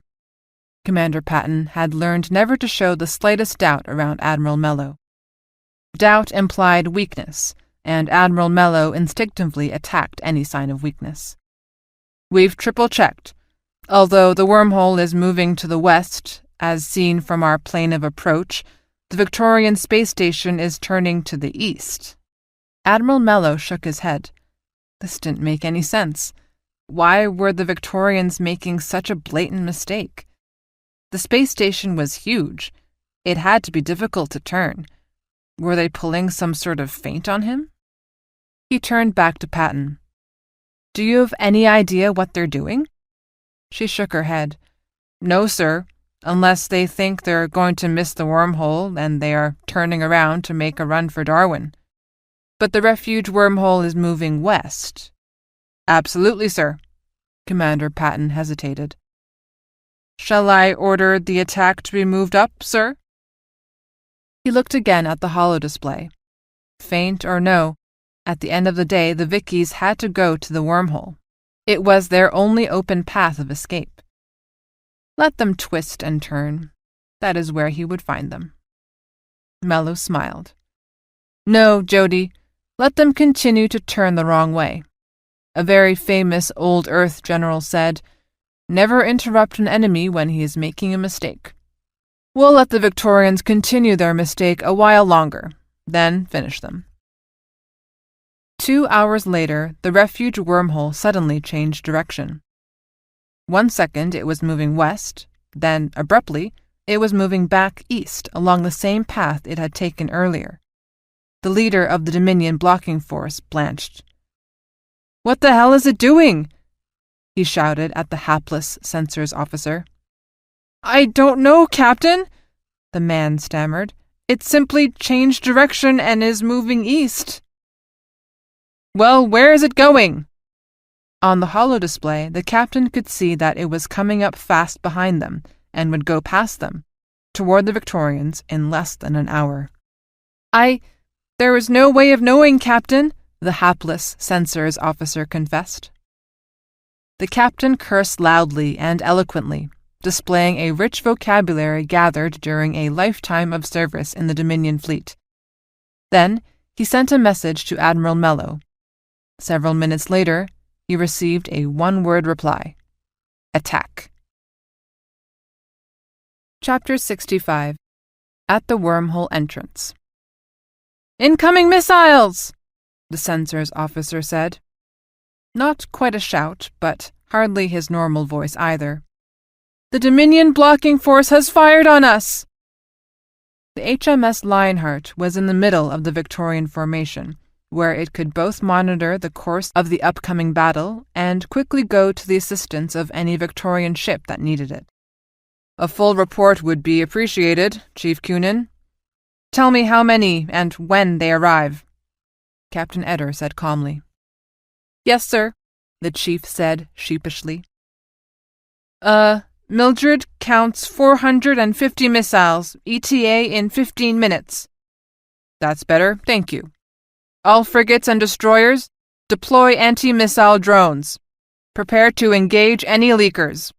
All ships, go active with computer-controlled anti-missile fire in 10 minutes.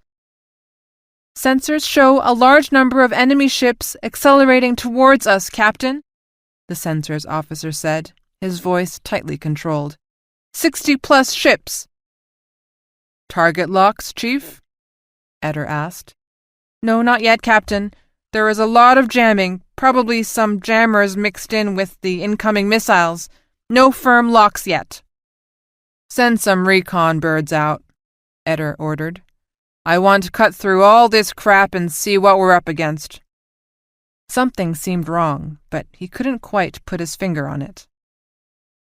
The screening frigates fired reconnaissance drones toward the oncoming Dominion force, and reports began to filter back.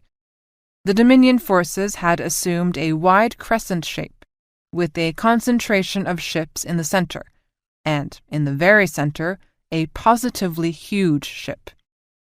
The recon drones reported that most of the ships were cruiser-sized, with 3 battleships and whatever the hell the big ship was. Interspersed among the warships were numerous small vessels. "Geez," someone breathed. "There's a lot of them." "Too many," said the censor's officer.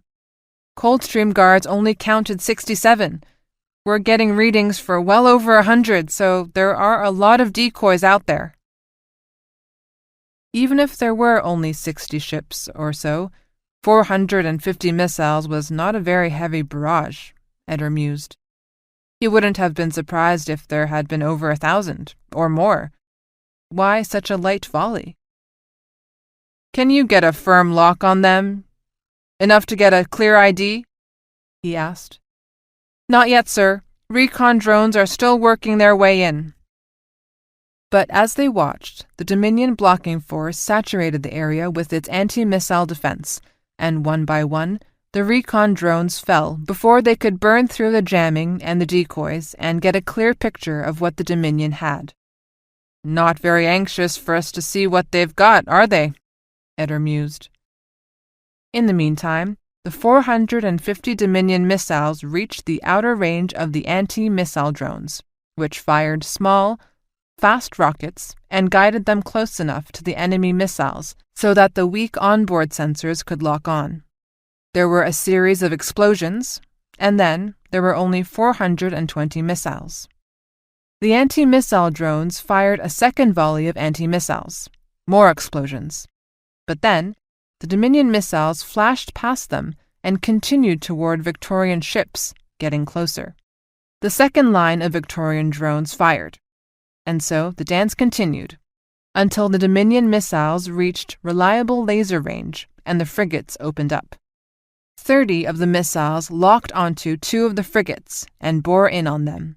Captain Eder had kept the cruisers and his precious battleship just far enough behind the frigates so that they could not readily help them, and now one of the frigates paid for this tactic with its life. It turned sharply and then used a full Hoang brake to sharply decelerate, hoping to break the missile's lock. 6 did lose their lock on the hapless ship and began a long, curving turn, hoping to acquire a new target. But the remaining 9 stubbornly closed in. Beaufort's guns took out 2 more while they were still 50 miles out, and a lucky laser shot caught another. But the last 6 reached their target, exploding within 500 yards of the frigate and hurtling shrapnel through the frigate's hull and into the corridors and workspaces. By chance, the worst effect was on the engine room. The magnetic bottle held somehow, but both of the frigate's drive plants immediately shut down, ruined beyond repair. The frigate, the HMS Jungfrau of the Black Watch, went ballistic, traveling in a straight line with no power, no lights, no ability to turn or stop, beginning the long walk that would take its doomed crew beyond Victorian space and into eternity. "Damn it!" Eder cursed. He did not want to risk any more ships until they fully engaged the Dominion's blocking force. "Tell the other frigates and destroyers to fall back within range of our defensive guns and stay in tight formation. And send out another group of recon drones. I think the Dominion are being a little too coy, and I want to know why." He looked at the holodisplay. The Dominion crescent and the Victorian oval sped towards each other. Then, as he watched, the recon drones finally got close enough to burn through the enemy jamming. Some of the fuzzy shapes in the holo began to change and form distinct, crisp targets. Identification symbols appeared and targeting data streamed down the right side of the holodisplay. "Mildred, enlarge display!" Eder ordered. The display revealed more than a dozen battleships and dozens of cruisers. A spurt of fear ran through him, but he pushed it aside. "Chief Coonan?" he asked. Coonan shook his head. "They're fucking with us, Captain. They don't have that many battleships in their entire bloody fleet, and if they had all those cruisers, their first volley would have been a lot worse." He turned to the lieutenant, who was commanding the reconnaissance drones. "Lieutenant, can you steer 3 of the birds in on just one of those battleships, boost their gain, and have them go through to continuous pinging?" Lieutenant Laetitia glanced at Eder, who nodded. The active sensors would make the recon birds an easy target to the Dominions, but it was worth it if they could find out if they were facing real battleships or just drones. "Another missile volley coming in," Chief Coonan warned. 380 missiles, ETA 11 minutes 10 seconds. "All ships, fire anti-missile drones," Eder ordered. But his mind was on the visual display from the 3 recon birds. As they approached the 2 enemy battleships, they increased their speed and bore in. Anti-missiles reached out for the reconnaissance drones, but their profile was very small, and the first group of anti-missiles passed by without locking on or exploding. Lines of light, the computer display for enemy lasers, stabbed through the darkness, but missed. The recon drones were less than 15,000 miles from the Dominion battleships now, approaching from an oblique angle that made it difficult for the other Dominion ships to get a lock on them. "Lieutenant Laetitia, steer one of the birds in an arc so that it comes up behind the battleship," Eder instructed. "Once you're behind it and have a direct path, shut down the drone's drive and coast in. Go to passive sensors until I give you the word." He was hoping that the Dominion battleships would focus on the incoming pair of birds and that one might slip past their defenses. Activate the cameras on all 3 birds. Full magnification. As Eder followed the recon birds on their flight toward the battleships, the Dominion missiles met the first wave of Victorian anti-missiles. There were fewer incoming missiles this time, and the drones chewed them up. Anti-missiles exploded in spherical formations, destroying everything inside the sphere. Lasers stabbed out, and a remote-controlled Bofors platform filled the approach path with pellets. The Dominion missiles jigged, dodged, and feinted, and filled the space with jamming. But, one by one, they fell to the fusillade. 3 survived the onslaught, only to be lured away by decoys. Captain Eder stood, hands clasped behind his back. The main holo display showed the Dominions still coming straight at them, still filling the space before them with jamming drones. Damn it! He hated to shoot into a mess like that. It would make for a lousy hit ratio, but it was time to make the Dominion react to him for a change. All ships, fire 50% load. Concentrate on the center of the Dominion line. Fire, now! 250 missiles blasted into space and raced for the center of the Dominion line. Now we'll see how you like it, Eder thought grimly. Then Lieutenant Letizia was shouting urgently, "Contact! We've got visual contact with the Dominion battleship!" And there it was, a clear, crisp image as the recon drone finally reached visual range. At first, it was just a speck, but it steadily grew larger and larger. Instead of a large, menacing battleship, bristling with missile tubes and laser pods, the camera was focused on an oval-shaped object with a bulging nose where the electronics pod was located. It was a decoy drone. Captain Eder glanced at sensor readout. It still showed the sensor readings of a large Dominion battleship. He smiled at Admiral Duthat, who was staring intently at the picture. Good. They aren't as strong as they appear. If a few more of these battleships are really drones, that should go a long way to even the odds, he said with satisfaction. Let's get some facts first before we celebrate, she snapped. Eder's smile dropped away. The Admiral was... what? Nervous? Move our reconnaissance drones down the line and see what we find, she ordered. Eder glanced at Lieutenant Letizia and nodded. She turned her drone to run parallel along the line of Dominion ships and increased its speed. It was several more minutes before they had a good view of the next Dominion warship. Another decoy drone. A distraction, but not a threat. Meanwhile, the Dominions fired another volley. Only 250 missiles this time. Eder ordered another volley from the Victorian line. The Dominions continued to fall back. By now, all of the Victorian ships had sent reconnaissance drones chasing after them, and, one by one, the Dominion battleships and cruisers turned out to be decoy drones. Finally, more than an hour after the first missile had been fired, the recon drones penetrated to the center of the Dominion line, where they found numerous empty missile pods, 6 frigates, and 2 carriers. The carriers appeared to be empty of fighters, but were flying in very close formation, side by side, so that the sensors from the Victorian ships showed them as one very large vessel. The massive Dominion strike force was nothing more than a paper tiger. Using the guidance from the reconnaissance drones, Eder launched another volley of missiles, concentrating on the frigates and carriers. 20 minutes later, the enemy ships were dead or desperately limping away, trailing air, debris, and bodies in their wake. Meanwhile, Admiral Duthat was doing the math. They had estimated that the Dominion force chasing the Atlas had about 120 warships. They thought that 66 or 67 Dominion warships had gone in front of them to block the wormhole entrance, leaving a little more than 50 still trailing behind the Atlas space station. Those trailing ships were thought to be the Dominion's smaller ships. Instead, The Dominions had sent only 8 warships to the wormhole entrance, leaving behind over 100 ships following the Atlas.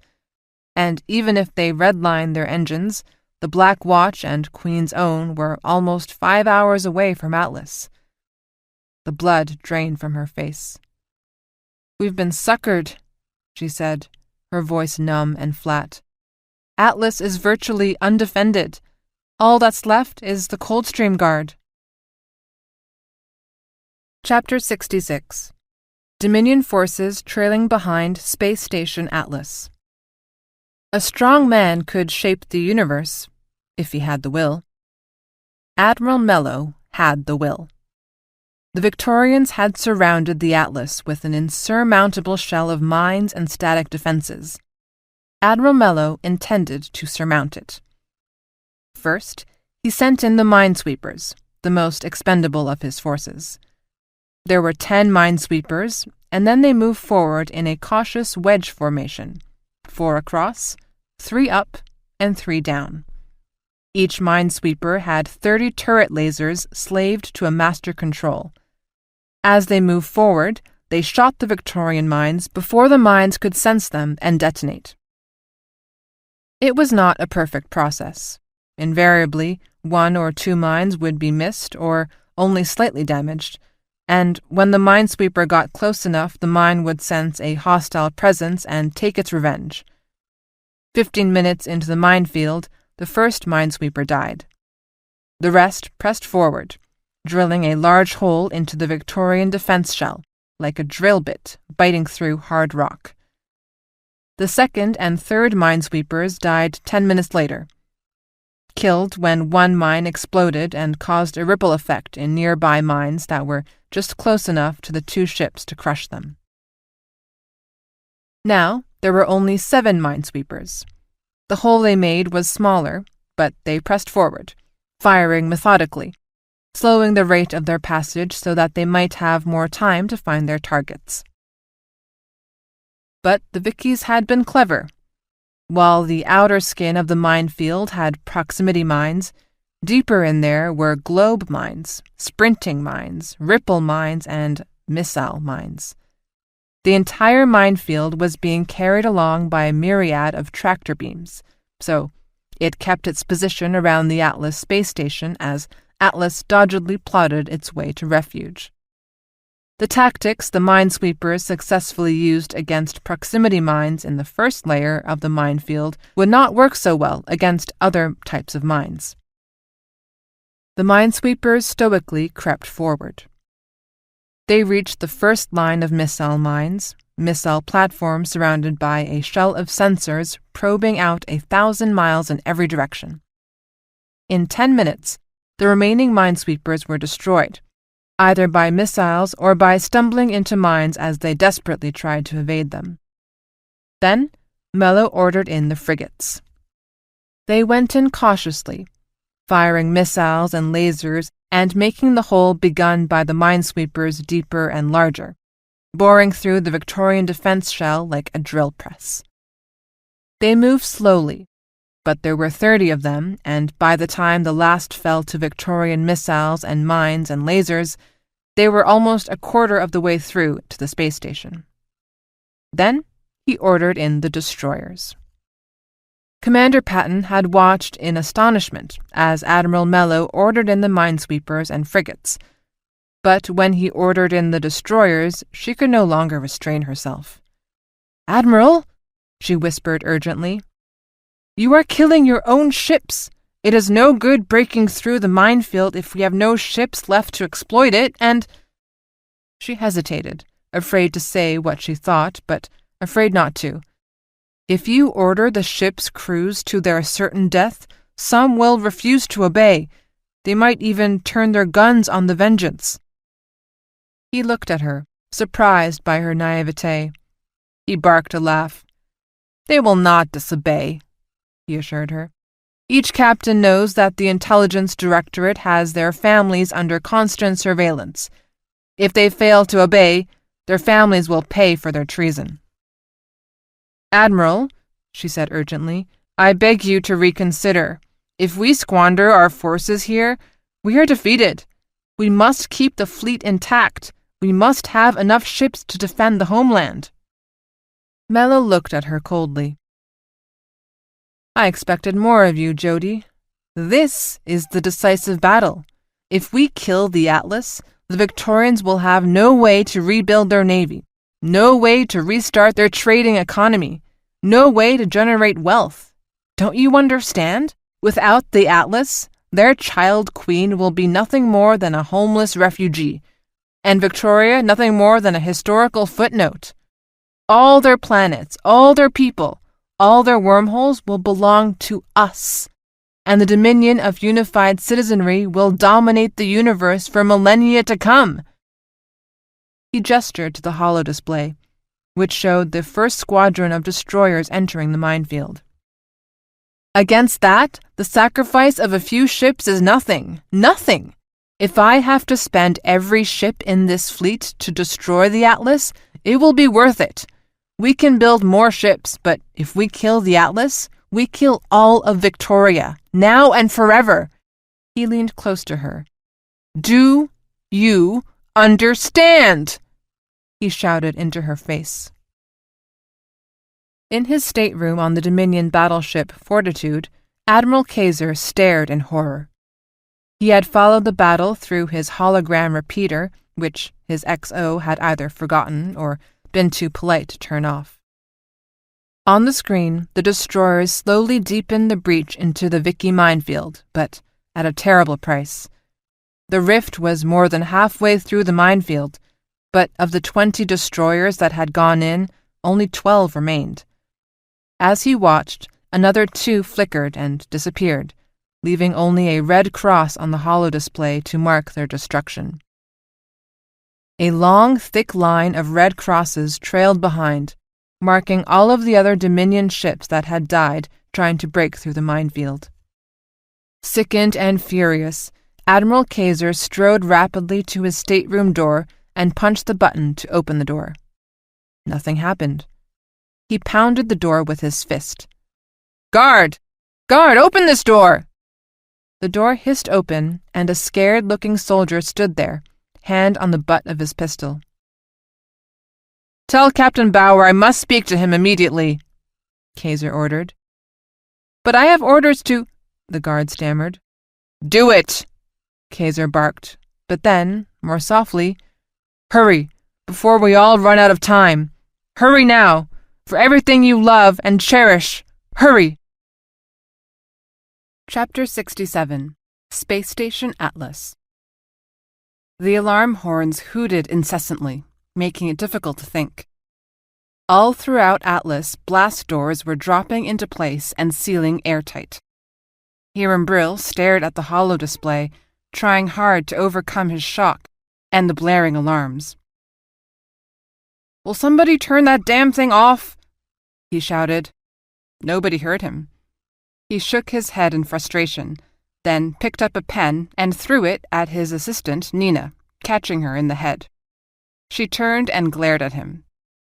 He pointed to the alarm horn and made a slashing motion across his throat. She nodded and bent over her computer, and a moment later the horns made a last, low, moaning sound and blessedly went silent. Hiram returned his attention to the holodisplay and the information coming in from the sensors spread throughout the minefield. At first, they thought the attack from the rear was simply another probing attack. The Dominion had probed continuously, looking for a flaw in the minefield pattern that might let them slip through.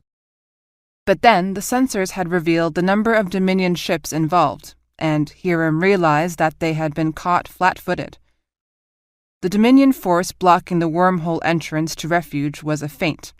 The real attack was coming from behind as the Dominion used brute force to bull their way through the minefield. He shook his head. For the Dominion, it was a huge gamble, but it looked like it was working. The utter ruthlessness of the attack shocked him.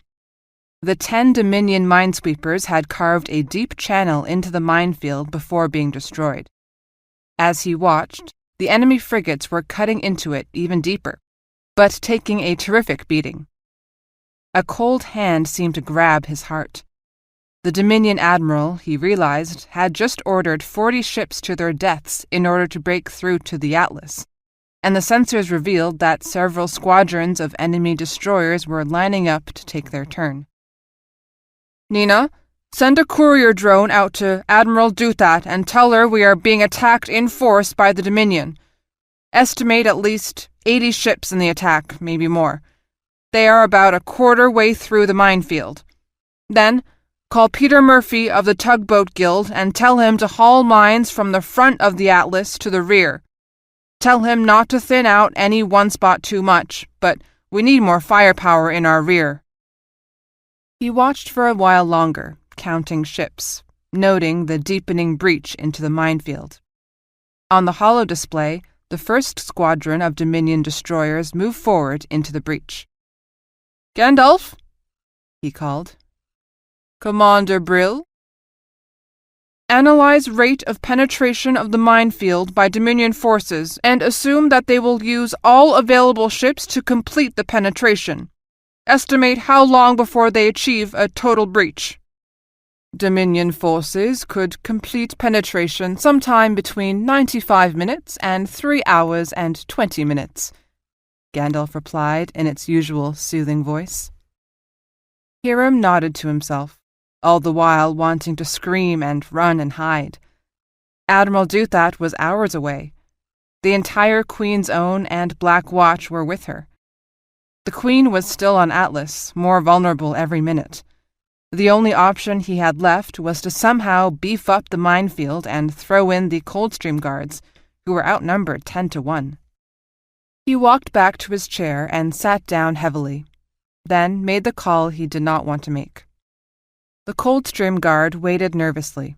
They knew something was going on behind them in the rear of the minefield, but they didn't know what.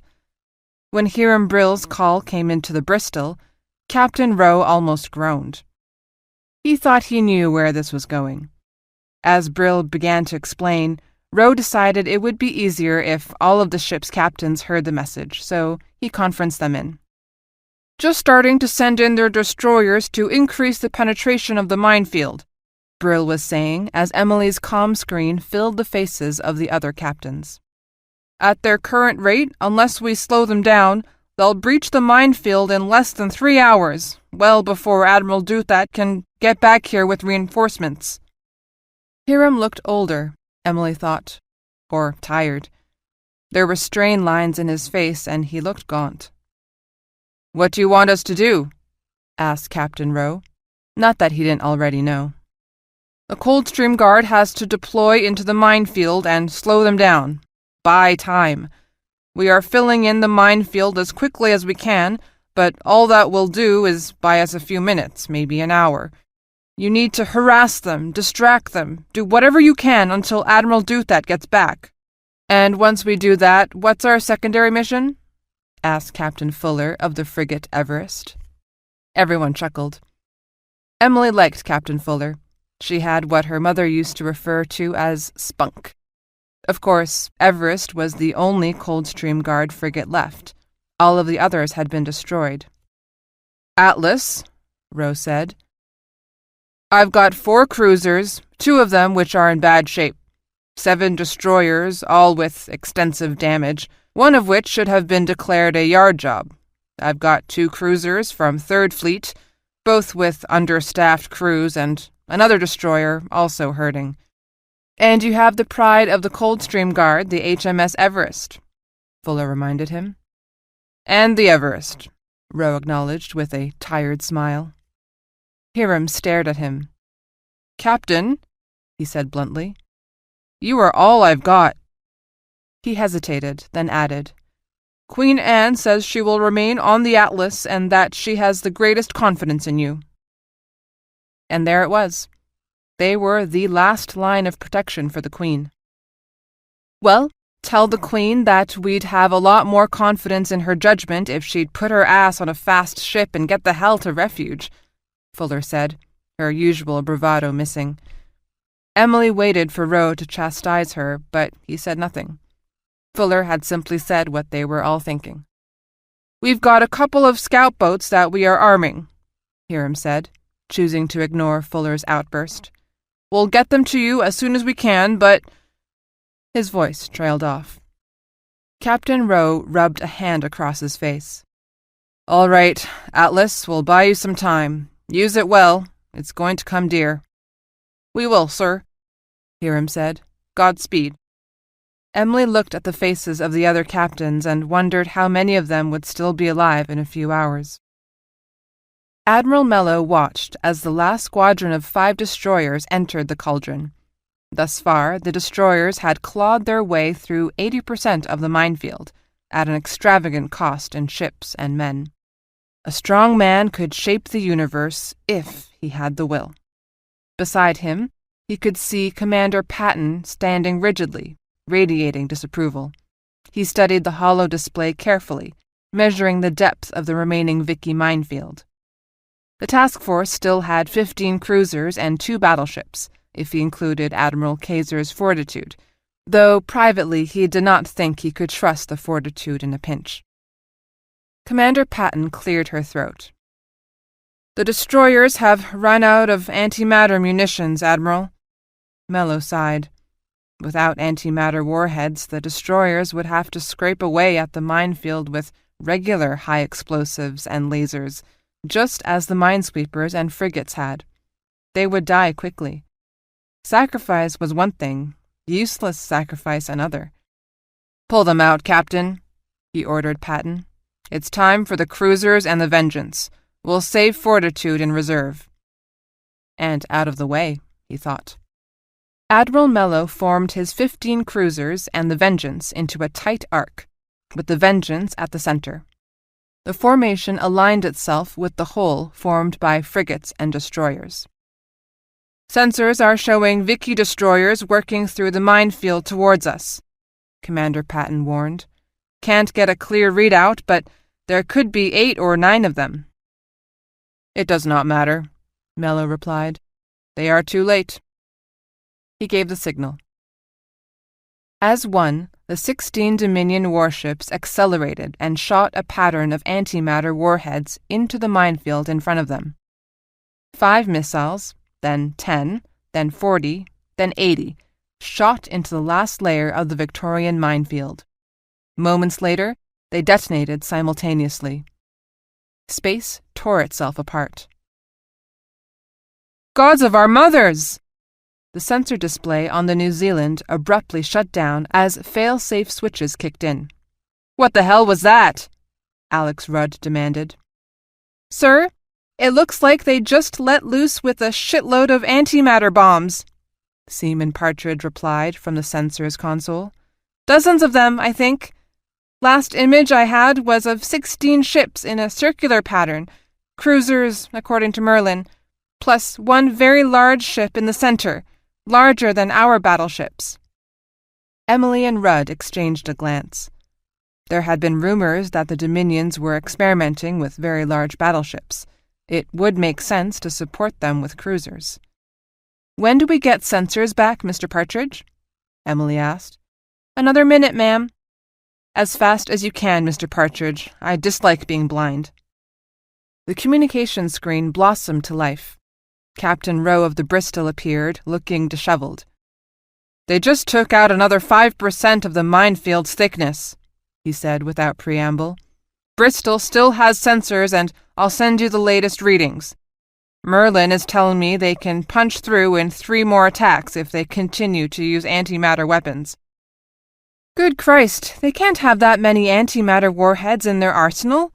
They just shot off more than the home fleet has in its entire inventory," said the captain of the Emerald Isle. Antimatter weapons were extremely expensive to make and notoriously tricky to use. You could never be sure what the exact radius would be of the bomb's blast zone, and if the antimatter particles spun off into other matter, it would start a chain explosion that would go on as long as there was enough matter to feed it. "We have to get in there and break up their formation," Rowe said. "I want the cruiser Australia and all of the Coldstream Guard destroyers with me. We're going after the cruisers. We're going to focus on 5 of the bastards. Merlin will give you targets, and we will make a coordinated launch with everything we've got." We aren't going for kills, just trying to fluster them enough to screw up their formation." His eyes shifted until he found Emily. "Tuttle, I want you to take the cruiser Emerald Isle and the 3 ships from the Second Fleet and work your way in until you can launch everything you can against that damn battleship. Concentrate on its propulsion system." "I'm the senior officer," protested Captain Specht, captain of the Emerald Isle. She was short and aggressive and very touchy about her place in the Coldstream Guard hierarchy. "I should command this sortie, not someone who has been a captain for 10 hours. Roe didn't mince words. "Cindy, the Emerald Isle is barely able to function. Your sensors are impaired. Half your weapons don't work and the other half can only be fired on manual. Your engine room is held together with duct tape. I need you in the fight, but there is a good chance your ship is going to fall apart once things get hot, and you know it. If that happens, I can't afford the time to shift command to a new ship. Tuttle has already worked with the Yorkshire, Kent, and Galway. She gets the job." Captain Specht didn't like it, but said nothing. "What about me?" asked Captain Fuller of the frigate Everest. "Joanna, the Everest won't last 10 minutes once the fighting starts. Not going toe-to-toe with Dominion cruisers. I've got something else for you. I want you to return immediately to the Atlas." Fuller began to protest, but Roe cut her off. "And find Sir Henry.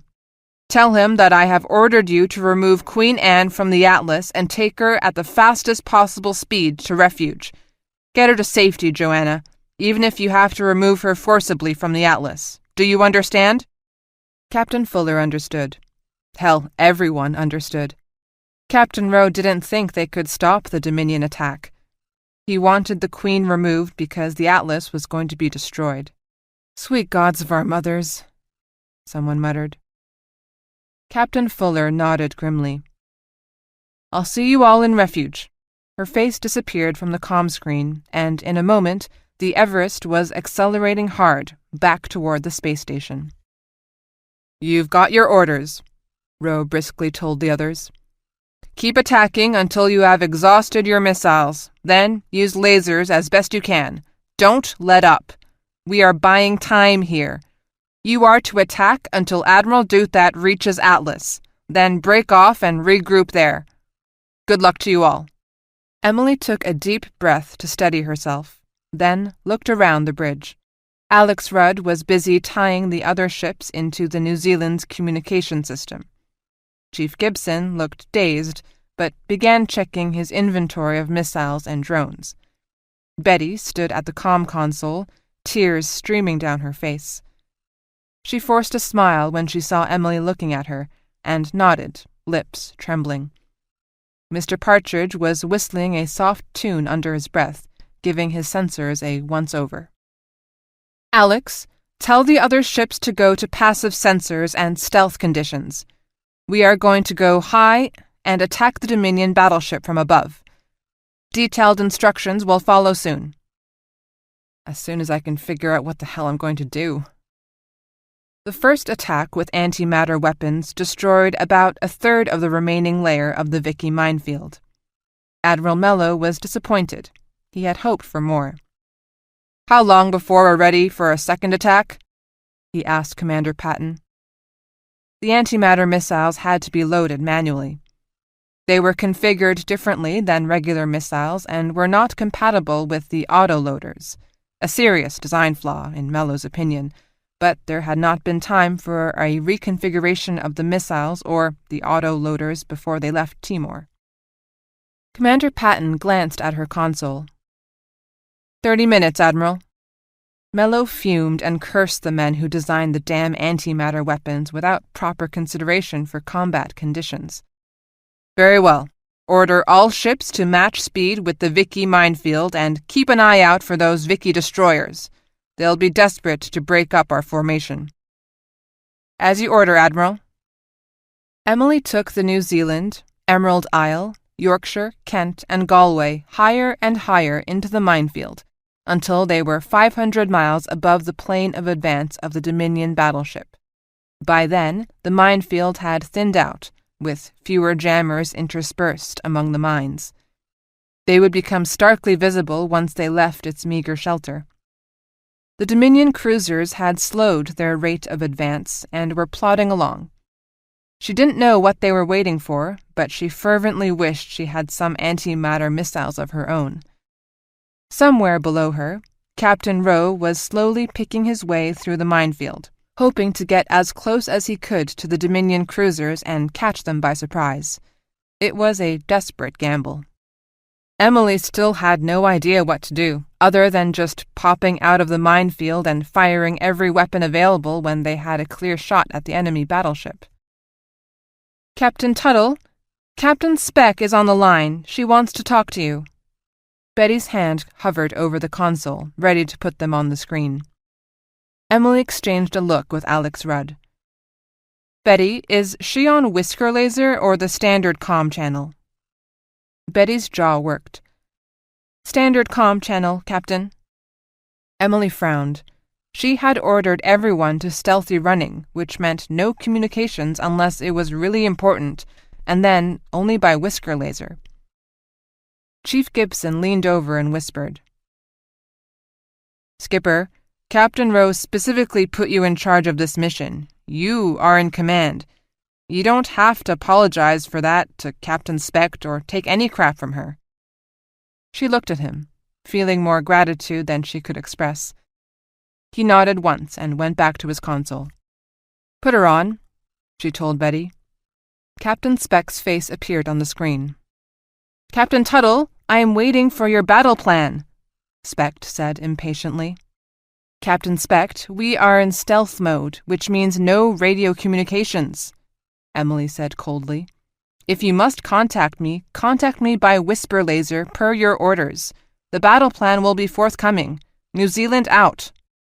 Emily cut the communication and sat back in the command chair. She folded her arms and then crossed her legs. Then she unfolded her arms and uncrossed her legs. She had no idea what to do. On the Dominion ship Vengeance, a sensors operator lifted his head from his instruments. "Sighting! We've just caught 3 seconds of an encrypted radio transmission from the forward edge of the minefield, on a bearing that puts them between 400 and 600 miles above our plane of advance at 30 degrees off virtual north. Not seeing any ships because of the jamming, but there is somebody there." "Good, good." Admiral Mello rubbed his hands together. "Mark that point and watch it. Commander Patton, ready 2 antimatter missiles for that position. Do not fire until I tell you." Mello grinned wolfishly. He loved this. The Vickies were there, and he knew it, and they didn't know that he knew. As soon as they showed themselves, he would blanket the area with antimatter munitions, then punch a hole to the Atlas, and it would be his. "How much longer until the antimatter weapons are fully loaded?" he asked again. 12 minutes, Commander Patton answered. Soon, very soon. A strong man could bend the universe if he had the will. The HMS Everest reached the Atlas and docked.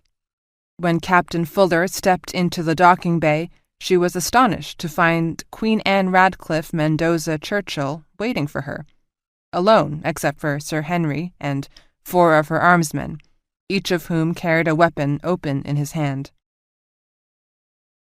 "You must be Joanna Fuller," Queen Anne greeted her warmly. "I have heard much of you and the Everest." Fuller blinked. With her stood 5 of her crew, mostly senior chiefs who could be counted on in a pinch, all armed. The Queen's bodyguards were watching them intently. "Your Majesty," she began, "I've been ordered—" Queen Anne nodded. Yes, of course you have." She smiled and extended a hand. "Come, Captain, walk with me." Her eyes sparkled. "But tell your men to restrain themselves from doing anything, provocative. My armsmen are very protective of me, and we wouldn't want any unpleasantness, would we?" They ambled across the ship bay and into the crew's lounge. All the while Queen Anne smiled warmly, and Sir Henry glowered and scowled. 2 more armsmen joined them, taking up a rear position behind her 5 chiefs. The chiefs looked increasingly unhappy and took great care to keep their hands away from their weapons. "Captain Rowe, bless him, sent you to take me to refuge," the Queen said matter-of-factly. "But I have a more important task for you, Joanna. May I call you Joanna?" Joanna Fuller felt like she had fallen into the rabbit hole. Her earlier determination to march in and grab the Queen was draining away. "Of course, Your Majesty." "Joanna, my advisers tell me that the Dominion have enough force to reach the Atlas within a few hours, maybe as little as 2. We have several hundred tugboats that have been towing us, rather slowly, I'm afraid, toward the refuge wormhole. While you have been off fighting, about 100 of the tugs have dropped their tow lines. I know they're not really lines, Joanna, but that's how I think of them, and have picked up missile launcher pods. These pods, I am told, are designed to work through a warship's combat AI. The tugs don't have that type of AI, but the Everest does." The Queen stopped and turned to her. "So, Joanna, instead of spiriting me away to refuge and taking a terrible risk that we will lose the Atlas, I want you to lead the tugs back and attack the Dominion ships." "For the love of God, Your Majesty," Sir Henry said urgently, "you must leave. Get on the Everest and go to refuge while you still can." Queen Anne smiled wanly and touched his hand. "Sir Henry, without the Atlas, all I would be in refuge is a historical footnote, languishing without a people to lead or any means of projecting power. Atlas is our industrial base, the womb of our next fleet. While we have Atlas, Victoria has hope. We will stay together, Atlas and I." She turned back to Fuller. "So, Captain Joanna Fuller, will you lead them back?" At the very edge of the minefield, slightly below the plane of advance of the Dominion cruisers, Captain Rowe closed his eyes and silently said a prayer for the safety of his ship and crew. Then he quietly spoke into the calm. "Advance. On my signal, fire missiles and lasers and fall back into the minefield." 2 cruisers and 7 destroyers crept forward and poked their noses out of the minefield and jammers. Merlin had already selected targets, the 5 Dominion cruisers on the enemy's right flank. "Fire!" Each ship flushed its missile batteries in a single orgy of fire, then fired every available laser. Then, as one, they turned and raced back into the minefield and its jammers, seeking whatever protection they could find there. Had they been at full readiness, they would have fired a total of 110 missiles and 25 lasers, but all they could manage was 72 missiles and 15 lasers. All the lasers were concentrated on one enemy cruiser, leaving 18 missiles for each of the remaining 4 cruisers. At normal ranges, this would never have been enough, but the enemy cruisers were less than 400 miles behind the minefield, and the missiles sprinted over that distance in seconds. Rowe watched through the eyes of a loitering drone. The cruiser struck by lasers shied off, its sensors blinded and its propulsion system faltering, air streaming from several breaches of its hull. Another cruiser triggered its dark matter brake and quickly fell behind. The 3 others seemed to fare better and immediately began to counterfire with missiles and lasers in abundance, seeking out the Victorians, who, in turn, bobbed and weaved in a desperate attempt to get back into the minefield. "Clear to the left!" Captain Rowe ordered his attack force. "They'll saturate this area with antimatter bombs in a moment! Clear to the left!" The 9 ships wheeled away and accelerated, shooting decoys behind them to throw off the Dominion tracking. As they fled, each ship pushed its engines to maximum military power, but combat and damage had taken their toll, and within minutes the ships began to separate. Soon the Swansea and Repulse were far behind. Captain Rowe studied his holo display. He was leading his attack force several degrees to the left of where they had first attacked. Now he ordered the ships to slow and turn back toward the edge of the minefield. "Is everyone reloaded?" he asked Merlin. "Australia, complete. Bristol will be complete in 90 seconds. Auckland, Sydney, and Newcastle are loaded.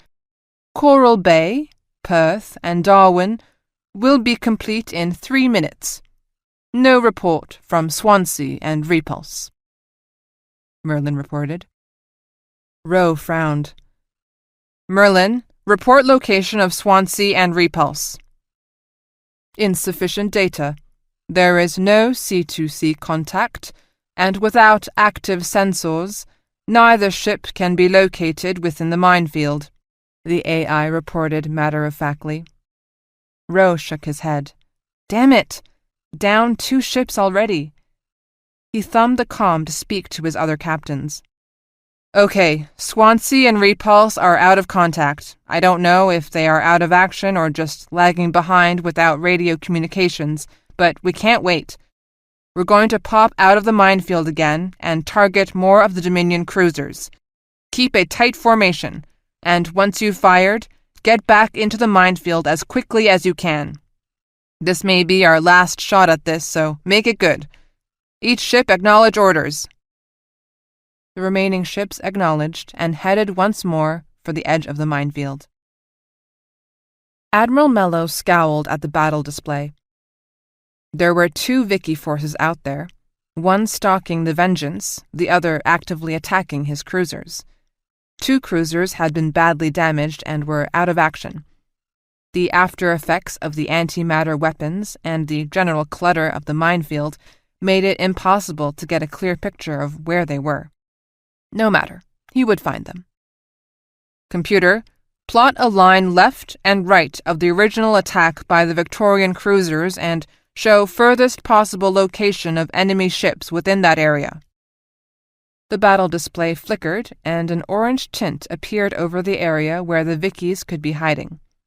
Mello studied it, then nodded. "Commander Patton, are the antimatter weapons fully loaded on all ships?" "Yes, Admiral," she replied. Mello tapped his fingers on the armrest. "Send a message to all ships. At the first sign of enemy activity," he spelled out his orders. 2,000 miles behind the HMS Bristol, the HMS Swansea and Repulse crept along at 30% power, all either of them could manage. "Bugger me," the captain of the Repulse muttered. His holo display looked like a ball of fuzz and fog. "Where the hell did they go?" He turned to his communications officer. "Willie, are we in touch with anybody?" "Yes, sir. The Swansea. We've lost her a couple of times, but we keep finding her again." Captain O'Toole stifled a groan. He and the captain of the Swansea had cordially hated each other since their days at the academy, just bad chemistry. Once he had even asked her to dance at the academy ball, and she had told him, loudly, that she wouldn't dance with him if it were the last dance in the world and he was the only man there. To make it worse, they couldn't seem to get away from each other. They went through command school training together, were on the same battleship together as ensigns, had gone to frigates together, and then were both promoted to destroyers in the home fleet. He sighed. No help for it. "Swansea, this is Repulse." "Swansea here, Bert. What do you want?" Captain Joan Cummings didn't sound happy to hear from him. "Joan, our passive sensors are totally shot, and I don't want to go active unless I absolutely have to. Do you have any idea where the Bristol is?" "We're pretty much flying blind here," the Swansea's captain replied. "We can barely see you with our passive sensors, and you're close enough to spit on." Damn it. Albert O'Toole ran through his options, which didn't take long. He could run, or he could fight. "Joan, are you reloaded yet?" 50% capacity, but that's as good as it's going to get. 2 of our autoloaders are buggered. What shape are you in?" O'Toole grimaced. Repulse had a full loadout of missiles, but only 2 operational lasers. Worse, the missile magazines had been damaged, so they couldn't move any more missiles into the autoloaders. And engineering was warning that the propulsion system was overheating, and if they didn't shut it down completely in the next 30 minutes, they would all be taking a long walk. Yeah, well, we're pretty much buggered over here, too. There was a long pause. So, what do you think, Bertie? She knew he hated that name. Shall we run for Atlas or take another shot at these bastards? O'Toole snorted. I don't suppose we could just demand they surrender? Cummings laughed ruefully. Well, maybe later. Roe must be planning to attack again, and our fine-feathered friends will be shooting off another round of antimatter fireworks pretty soon. If we're going to pop 'em, we better do it fast. Are you up to this or not? She demanded. O'Toole sighed. For a fleeting moment he pictured his wife and 2 daughters, then forced the images out of his mind. Play the hand you're dealt, Albert. He smiled, suddenly recalling a sunny Sunday afternoon as a child walking with his mother. Out of the blue she told him that Albert was a French name that meant glorious raven. His 7-year-old self had been so excited. He shook his head, bemused and a little sad. And now he was here, about to make a final attempt to hurt the enemy before he died. Okay, Joan, looks like I get to dance with you after all. Gods of our mothers, haven't you gotten over that yet? All right, 1 dance. Let's make it 1 to remember, Bertie. I'm setting the AI to max, Cummings said. Setting AI to max, O'Toole agreed. Combat separation, fire whenever you can. Last one back to Atlas buys the beer, she said. Swansea out. O'Toole grinned and cut his connection. He turned to his bridge crew, who were staring at him with wide-eyed apprehension. Okay, boys and girls, we're going to dance. He raised his voice. Prepare decoys. Merlin, go to Max. Who shall I attack? Growled Max. Advance and fire, Captain Rowe ordered. The 2 cruisers and 5 remaining destroyers pushed past the edge of the minefield. Enemy sighted! Shouted the Dominion Sensors officer. Admiral Mello whirled to the battle display. 2 red dots were emerging slowly from the Victorian minefield, slightly to the left where they had last been spotted. All ships, fire! Fire! Fire! He yelled. The 13 remaining Dominion cruisers fired their antimatter weapons as one. Their missiles crisscrossed with the incoming Victorian missiles and exploded. The Victorian ships and a huge piece of the minefield they were near vanished in an expanding ball of maggot-white light. Reload! Ordered Admiral Mello, although the order was unnecessary. The cruisers were reloading as fast as they could.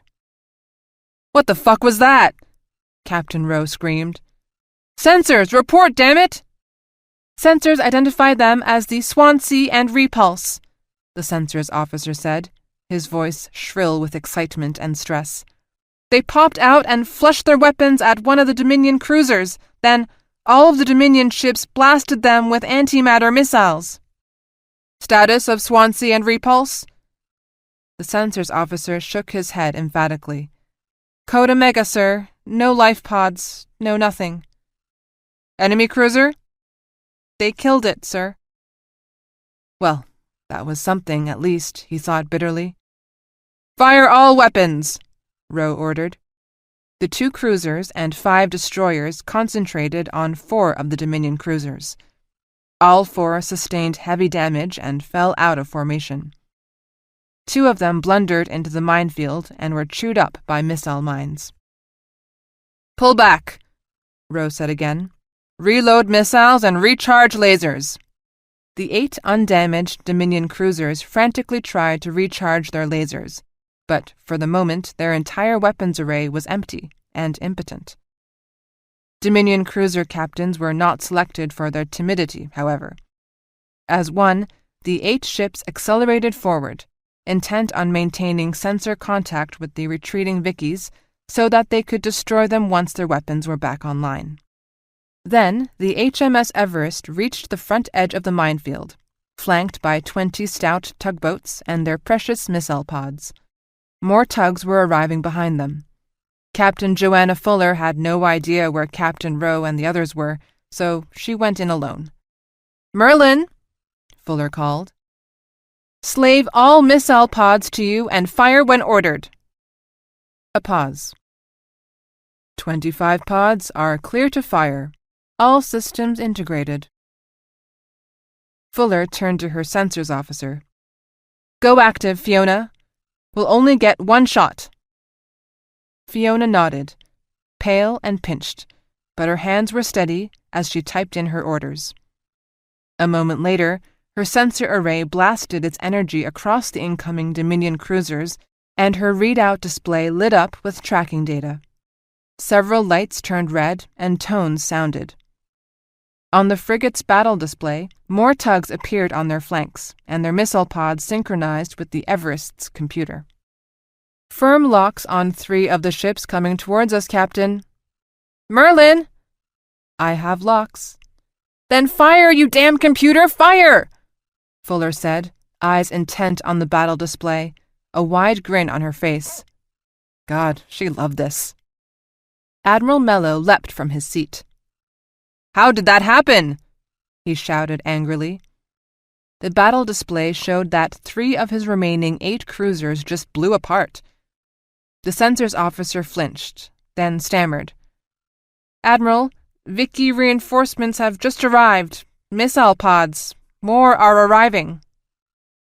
Admiral Mello seethed. "Full military power. All antimatter missiles prepare to launch on my order. Lasers, target any missile pods and fire as soon as you have a lock." He folded his arms and glowered at the battle display. The battleship Vengeance leapt forward. It shouldered past the wreckage of 2 cruisers, simply plowing through the debris and life pods. Vicky missiles reached out for it, and the Vengeance swatted them down with lasers. Its main battle lasers probed for the offending Vicky missile platforms and turned them into molten slag. "More missile platforms arriving," the sensors officer warned. 1,000 miles away from the Everest, Captain Rowe of the Bristol looked at his battle display, where dozens of tugboats were emerging into view on either side of the small, glowing blue dot. He increased magnification and smiled when he saw the ship's name, HMS Everest. "Best damn frigate captain in the fleet," he muttered to himself, relief washing over him. "All ships," Rowe radioed to the others, "turn around and go back to the edge of the minefield. Fire as soon as you have targets."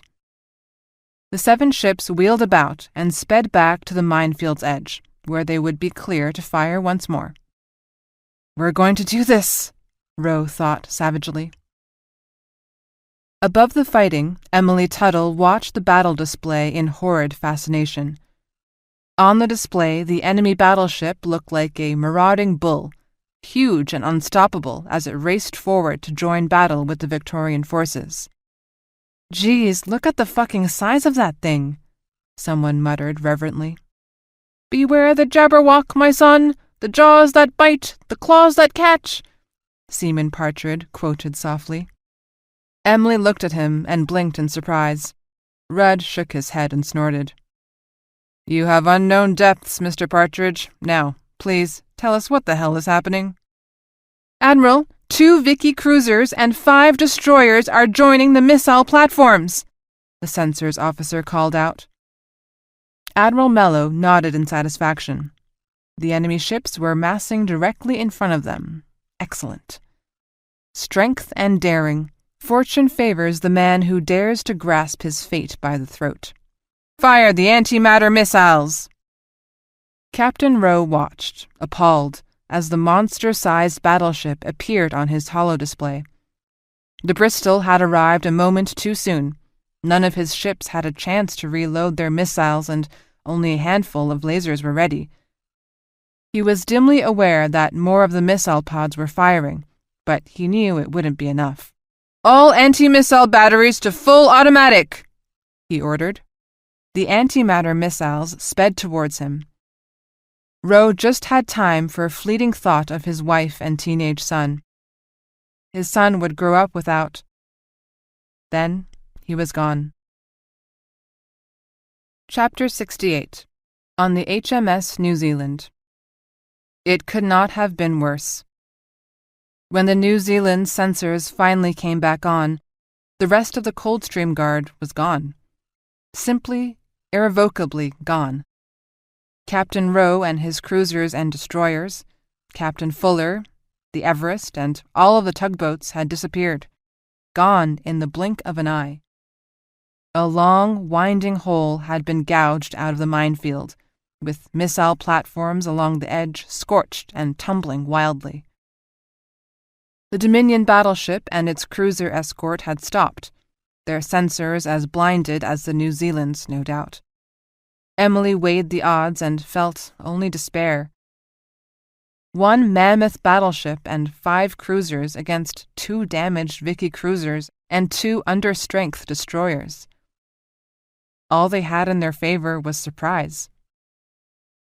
Then Captain Specht of the Emerald Isle fired her missiles and ruined any surprise they might have had. "Emerald Isle, what are you doing?" Emily demanded, shock turning to anger. "I am firing on the enemy," Captain Specht answered tardily, "which is more than you seem capable of." "Gods of our mothers, you're going to kill us all!" Emily shouted. "All ships back into the minefield! Hurry!" The ships spun in place and accelerated wildly, all except the Emerald Isle. She labored to come about, but her propulsion system was too damaged to be nimble, and the most she could do was slowly swing her bow away from the enemy that even now was reaching for her with active sensors. A moment later, 25 battle lasers raked the Emerald Isle from stem to stern, and a minute after that, the first missiles arrived. On board the HMS Yorkshire, Cookie watched on the holo repeater in morbid silence. She was sitting on the hangar deck surrounded by her company of 240 Marines. 100 or so carried air rifles that had been taken from the dead SAVAK commandos or manufactured in the New Zealand's workshop. The rest looked with displeasure at the 6-foot sharpened poles they held in their hands. "What the fuck am I supposed to do with this?" one husky Marine asked in disgust. Never taking her eyes off the holo, Cookie said, "Stick him with the pointy end, Wisniewski. Then take their weapon and shoot them." "Bugger me," he muttered sullenly. "Shut up, Wisniewski, you're boring me." Lori Romano came and flopped down on the deck beside her. "Cookie," she whispered excitedly, "we've been playing with the transporters." She paused, eyes gleaming. Cookie shifted her gaze from the holo display to the AI specialist. "What? Spit it out." "We've got a firm lock on the engine room of the big Dominion battleship," Romano said. "We could send 120 guys there any time you want." Cookie blinked. "Really?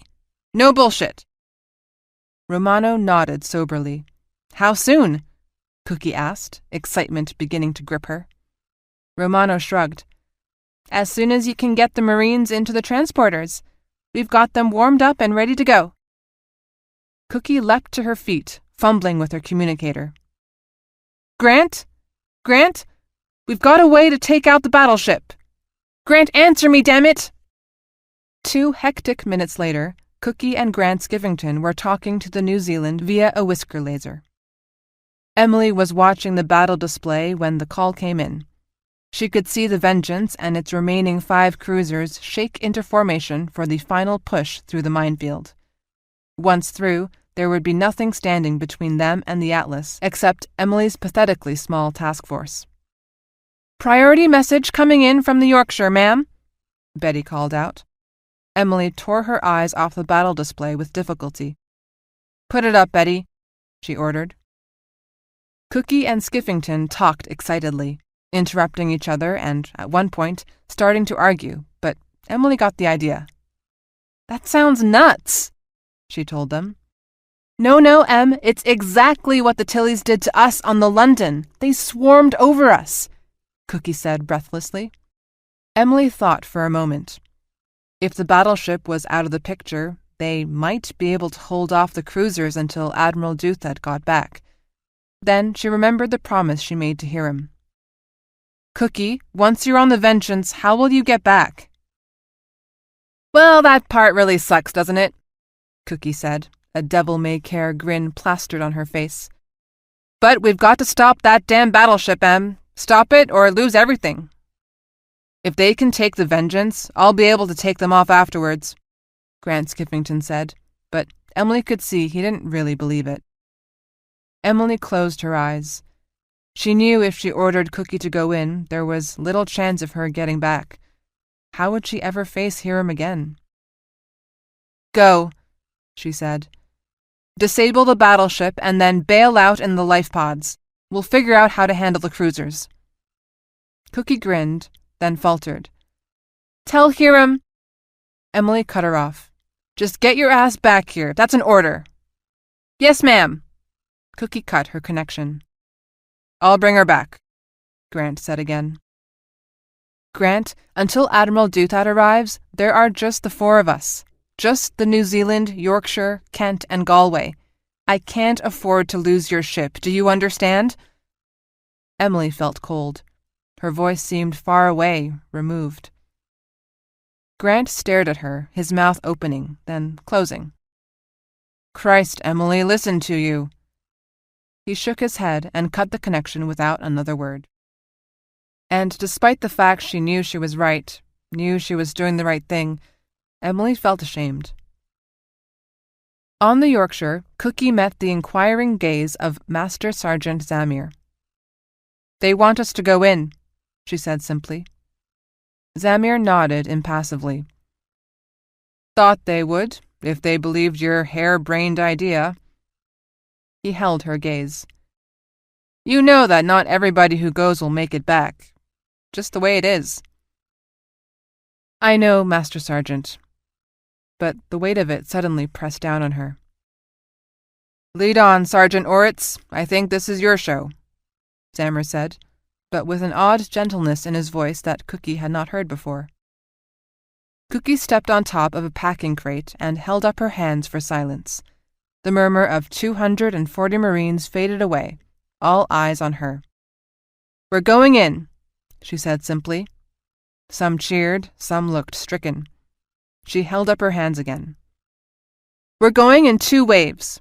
First wave, 2 gunners for every man with a spear. Second wave, all the rest. Specialist Romano and her team will operate the Tilica transporters.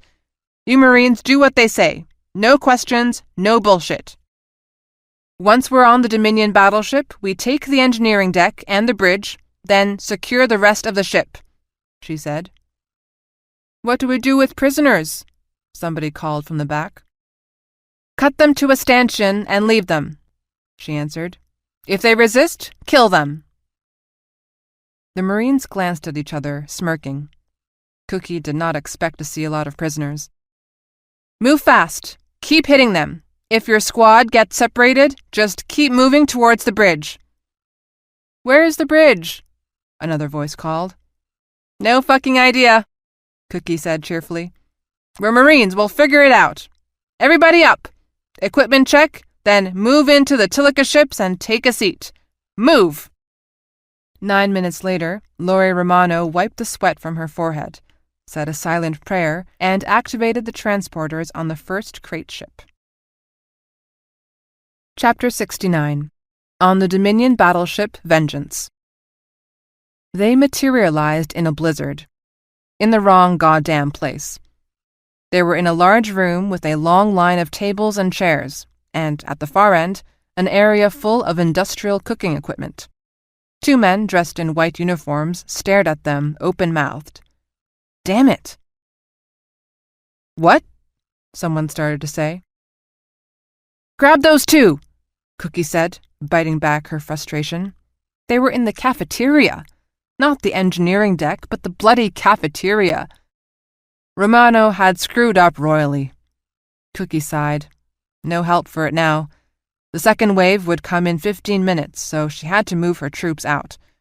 She hopped onto one of the tables. "Get off your asses and grab those two guys!" The two cooks were quickly taken into custody. When they reached Cookie, she squatted down on the tabletop and placed the rifle muzzle against the head of the taller one. His eyes kept shifting and rolling, and she figured he would be easier to break. "Where is the bridge?" she asked in fluent Dominion. The terrified cook stammered directions. The cafeteria was at the midpoint in the ship. The bridge was most of the way to the stern, just forward of the engineering section. "Hold up, Sergeant Oritz," said Master Sergeant Zamir, who stood beside her. He eyed the cook. "Which way to the bridge?" His Dominion was halting, but clear enough. He pointed to the front of the cafeteria. "That way, or—" He pointed in the opposite direction. "That way." The cook exchanged a quick, shaded glance with his fellow chef, and if Cookie hadn't been watching closely, she would have missed the subtle tightening of his jaw and the way his eyes half closed. "That way," he mumbled, gesturing to the back of the cafeteria. Cookie exchanged a knowing look with Zamir. The cook was lying through his teeth. Cookie stood up. "Listen up! Change in plans! We landed in the cafeteria, not the engineering deck. We are moving out for the bridge." She glanced at Sergeant Zamir, who nodded. "Take him, Sergeant Oritz," he told her. "I'll take the next wave and go to engineering." Cookie looked at the Marines waiting for her orders. They all stared back at her, mostly young, mostly nervous, all excited and twitching with the need to do something. And it struck her then that, except for the surviving handful of Marines from Yorkshire, none of these soldiers had ever been in a real fight, had never actually shot at an enemy.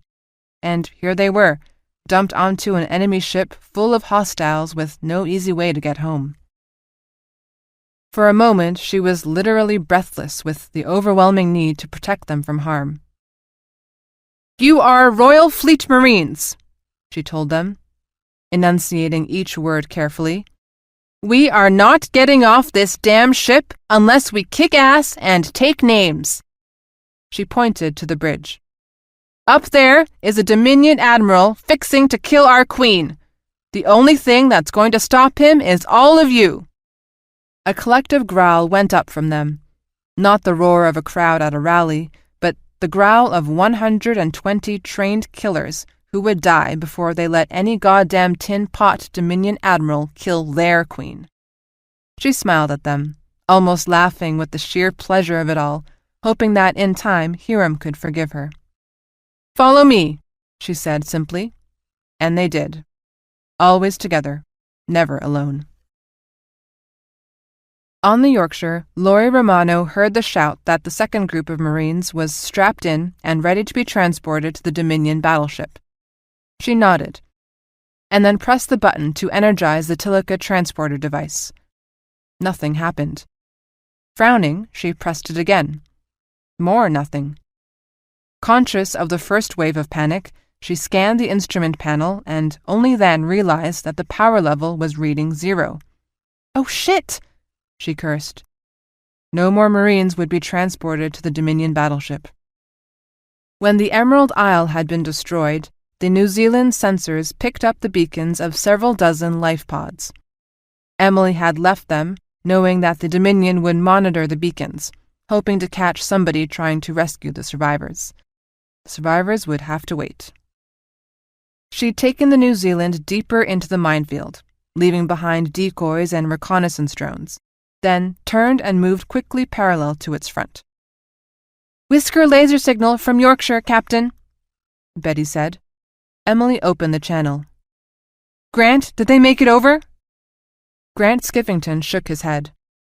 "I don't know. They disappeared from our boat bay, but who knows if they landed on the Dominion battleship. The second bunch never even left. The AI boffin running the show says there is some sort of power failure, and she's trying to fix it, but no luck so far." "No message from them? From Cookie?" He shrugged. "No radio. They can't take metal through the transporter." Emily blinked. Cookie had told her that, of course.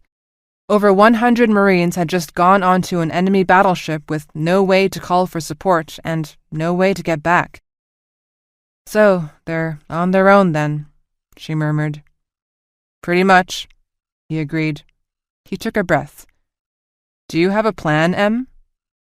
She nodded. "Yeah, hide and seek, followed by flashlight tag.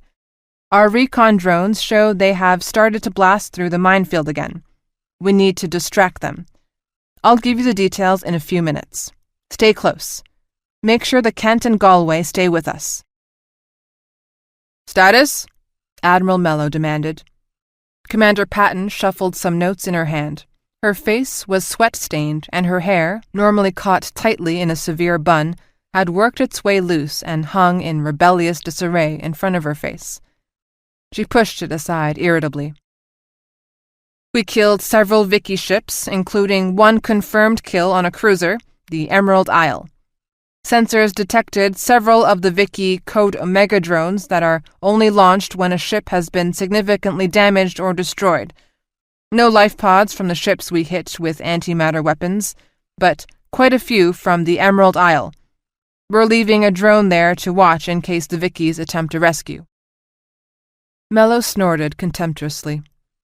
No one in their right mind would expose themselves in the middle of a battle to pick up life pods.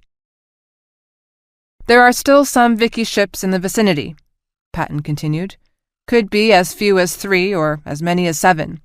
We don't know what class of ships, but we have detected several readings that turned out to be decoys." "Logistics?" "Fuel is getting low, but it's not yet urgent. We have a pretty good supply of standard missiles and, of course, laser weapons. None of the cruisers have any antimatter missiles left, but Vengeance still has 5. She pursed her lips. "Enough to destroy or cripple the Atlas, but not enough to blast through the rest of the minefield and then destroy the Atlas." Admiral Mello shrugged. No matter. They'd blast through using standard missiles and lasers if they had to, so long as they reached the Atlas before Vicky reinforcements arrived. "Notify the cruisers," he ordered. "Resume working on the minefield. One cruiser to stay on guard in case this little band of Vickies decides to come back. And call up the Fortitude. We'll see if her new captain has more guts than the old one." Emily sat on her right hand to stop it from shaking, and pretended that she did not see Chief Gibson's worried glance. Last time her tiny little task force had tried to sneak from the edge of the minefield, they had been spotted immediately and had been pummeled by Dominion laser fire before they could withdraw. New Zealand had lost another missile tube. Kent lost several more crew, and Galway's drive was now at 50% effectiveness. The Dominion were on full alert, and she had to find a better way to get past their defenses. The ship's chime sounded softly, signifying the start of a new day. Chief Gibson came to her chair and handed her a steaming cup of coffee. Emily held it carefully in her left hand. "And the joy of the day to you, Captain," Gibson said formally, clasping his hands behind his back. Behind him, Emily could see Tobias Partridge look up with a puzzled expression on his face. A giddy, silly thought welled up inside her, and she impulsively followed it. "Oh, aye, 'tis a rare fine day indeed," Emily said in a dreadful attempt at a Scottish accent. "Wouldn't you agree, Mr. Rude?" She pronounced it rude. The expression on Partridge's face changed from puzzlement to alarm. Rudd glanced up, caught Partridge's expression and the choking expression on Chief Gibson's face as he tried to stifle a laugh. "Oh, 'tis a grand day," he said cheerfully, his Scottish accent even more hideous than Emily's.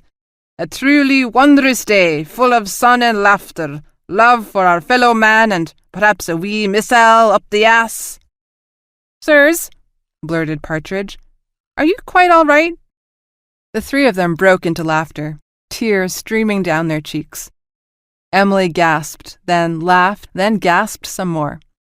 Chief Friedman, just back from sickbay, looked at the 3 of them, frowned in displeasure, and went back to his console, muttering under his breath. Partridge simply stared at them, wide-eyed, until Emily weakly waved a hand in his direction. "It's nothing, Mr. Partridge, really. Just 3 officers blowing off a little tension, that's all." Partridge, looking skeptical, turned back to his console.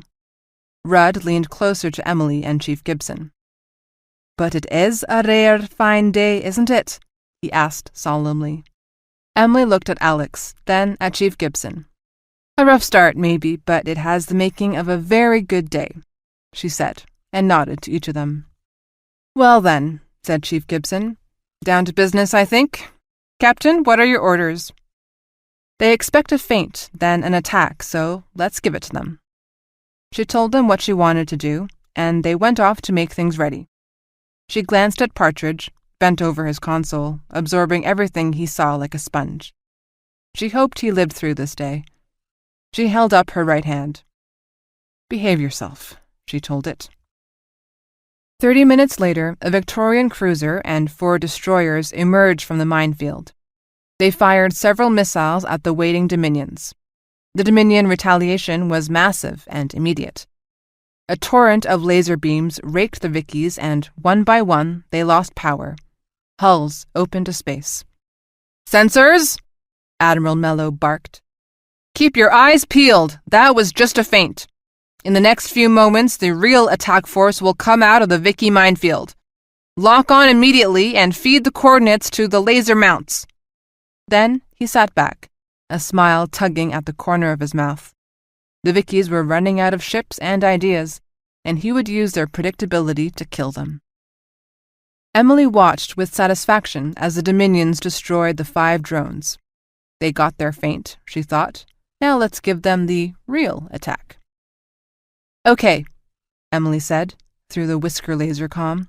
"Let's do it again. We'll all target the same ship and see if we can put it out of action." "If they've caught on, they'll be waiting to pound us," snapped Lisa Stein from the Kent. "You're taking a big chance here." "Speed is the key," Emily cautioned. "Flush your weapons, then turn and run right away. Don't go too far from the minefield, or you'll get caught in the open." On the Galway, Andy Richter grimaced. The Galway's drive system was running rough, first weakening, then surging. It made fine control of the ship's speed impossible. He mentally shrugged. Nothing for it. "Let's do it," Emily said. On board the DUC Vengeance, the sensors officer saw 5 more ships suddenly dart from the minefield. The first missiles shot towards the Dominion task force while he was still sending the coordinates to the laser batteries. He hastily finished, then slapped the Enter button. 2 seconds later, the 3 primary battle lasers on each of the 5 Dominion cruisers and the 9 4-inch lasers on the Vengeance simultaneously fired. The Dominion cruisers targeted the Vicky cruiser, while the Vengeance fired on the 4 destroyers. On the battle display, the lights representing the targets blossomed briefly, then went out. For a moment, the bridge of the Vengeance was silent. Admiral Mello nodded in satisfaction. His intuition had been... "Admiral!" the sensors officer yelled in alarm. "Sensors show the wreckage mass at no more than 10 tons. Those were decoys, not Victorian warships."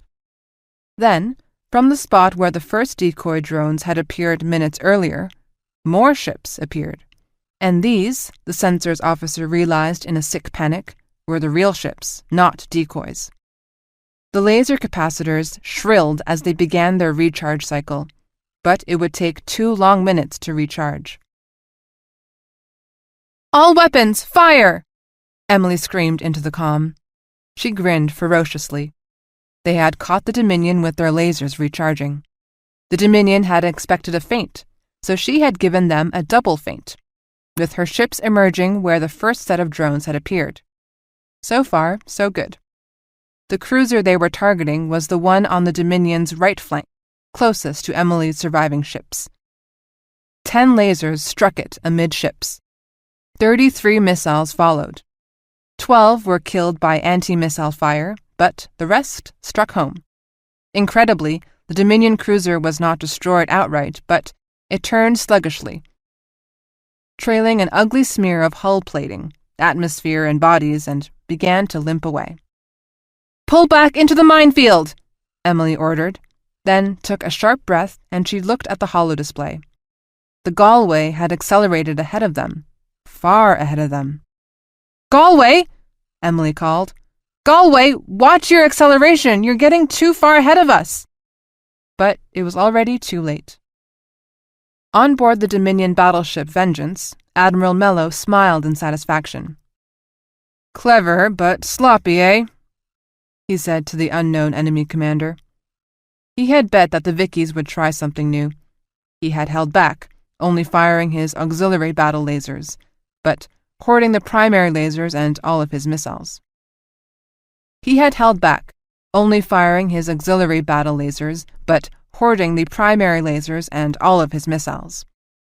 Now the Vengeance sat powered down, almost invisible, within easy shooting range of the emerging Vicky warships. "Fire all weapons!" he ordered. Running down the corridors on the Vengeance, Cookie felt a heavy vibration through the soles of her feet and realized that the battleship had just fired its main weapons. Urgency gripped her, and she could feel the bile rise in her throat. They had to move faster. She followed 5 Marines around the corner and found herself facing a dozen or more astonished Dominion soldiers. They all carried sidearms and frantically groped for them as 2 of the Marines opened fire with their pellet guns. The Tilica air-powered rifles made their odd ponk ponk ponk sound, and half of the Dominion troops spun and crumpled to the deck. Wisnowski stepped forward, bellowing incoherently, and buried his spear deep into one man's chest, just below the breastbone. The man's eyes bulged, and he opened his mouth to scream, but Wisnowski lifted him bodily off the ground and smashed him violently against the bulkhead. Cookie shifted to the side to clear her field of fire and opened up with her pellet gun. One of the Dominion soldiers was raising a radio to his mouth, and she shot him twice in the face. The pellets lacked the sheer force of a sonic rifle or the precision of a flechette gun, but they did the job all right. The soldier's head splattered backward, and the radio handset went flying. She looked around.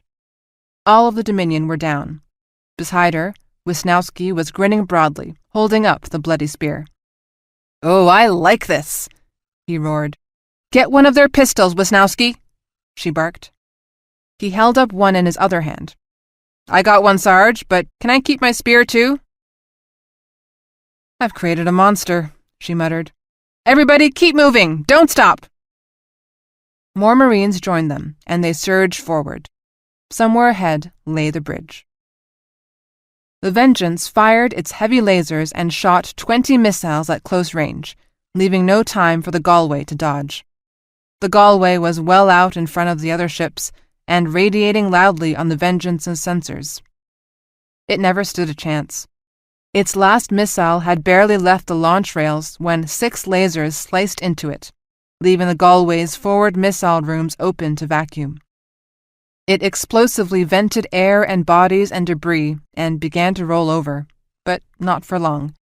Of the 20 missiles, 14 struck it, penetrating deep into its interior before detonating. The result was catastrophic. The HMS Galway broke in half like a rotten stick. Its stern section spun off in one direction, while its torn and mangled bow compartments cartwheeled off in another. 17 crew members were still alive, locked in a small, airtight cabin. They ran out of air before the cold could kill them. "Chaff and decoys!" Emily screamed. Both her hands were shaking now, and she tucked them into her armpits. "Get back into the minefield!" Sensors had finally located the Dominion battleship that had ambushed them from less than 1,000 miles. "All ships, lock onto the Dominion battleship and fire lasers, now!" She felt the thrum of the giant capacitors discharging, followed by the familiar screeching whine as they began their recharge cycle. On the holo display, she could see the high-speed trail of the Galway's Code Omega drone as it sped from the ruined hulk toward the Atlas space station, where it would report that yet another Victorian ship was lost. "We are back in the minefield, Captain," Rahim Bahoalanzai reported from the pilot's seat. Even the unshakable pilot sounded rattled, but as the New Zealand moved deeper into the minefield, the jammers seated along the mines acted like a fog bank, muffling their location to Dominion sensors. Emily nodded, already pushing the Galway from her mind as she took the next threat. Behind them, the Dominion battleship had launched another volley of missiles at their last location, and she watched as they destroyed several mines. The explosion of the Galway acted like a chaff cloud, she thought. The Dominion couldn't see where we ran to, and now the jammers are hiding us. On the far side of the battle display, the Galway's Coda drone finally disappeared off the screen. Then there was another series of explosions, this time closer, as the Dominion cruisers joined in the fun. "Message from the Kent," Betty announced. Emily nodded at her to put it on. In a moment, a very angry Captain Stein was facing her. "You're killing us, Tuttle!" she snapped. "We cannot trade ship for goddamn ship with these guys and expect to win!" Grant Skiffington joined the conference, his face grim. "What are we going to do, Emily?" "We are going to fall back to the Atlas," Stein jumped in. "That's the only card left now. Suffering Christ! We sure aren't doing any good out here." "Emily," Grant Skiffington began, but Emily held up a hand to silence them both. "We're moving to the inner edge of the minefield, nearer to the Atlas. Once there, we'll position ourselves to shoot the first Dominion ship that sticks its nose out of the minefield." "Shoot them? Shoot them with what?" Stein shouted. "I've got 6 missiles left. 6! Half my lasers are gone, and my capacitors are taking 10 minutes to recharge." Emily looked at Grant. He smiled mirthlessly. "I've got half my lasers. I've got 9 missile tubes functioning and enough missiles for 2 volleys." Emily nodded. The New Zealand had 13 missile tubes and 20 missiles left, but only 5 laser batteries still functioning. "We follow the plan," she said evenly. "Fall back with me to the inner edge of the minefield's jammers and get ready to fire when the first Dominion ship comes through." "We won't survive that," Stein said flatly. "The goal is for Atlas to survive," Emily replied. "Sweet gods of our mothers," Stein muttered. "Listen, Emily," Grant began. "If we fall back to the Atlas, maybe we can rearm and—" "Merlin," Emily called. "Captain Tuttle," the AI replied. "Launch the Coda Megadrone." Order accepted. A pause. The Coda Megadrone is launched. Emily looked at her 2 other captains. They stared back grimly, perhaps a little defiantly. They knew what she was doing. "Launch your Coda Megadrones, then power down and go as stealthy as you can and follow me. If we get separated, meet at—" She gave the coordinates. She cut the communications before either of them could object. Emily sat back in her chair, careful not to let any of her inner turmoil show on her face. A long minute later, Merlin reported, "Sensors reports Coda Mega from both the Yorkshire and Kent. Do you wish to recommence rescue operations?" Emily took a deep breath and held herself in check. "Do not shout at the computer," she told herself. "Merlin, what is the status of the minefield? How long to breach by the Dominions?" "The minefield will be breached in approximately 40 minutes," Merlin said. The New Zealand went to stealth conditions and moved slowly toward the inner edge of the minefield. Alex Rudd came to stand beside her.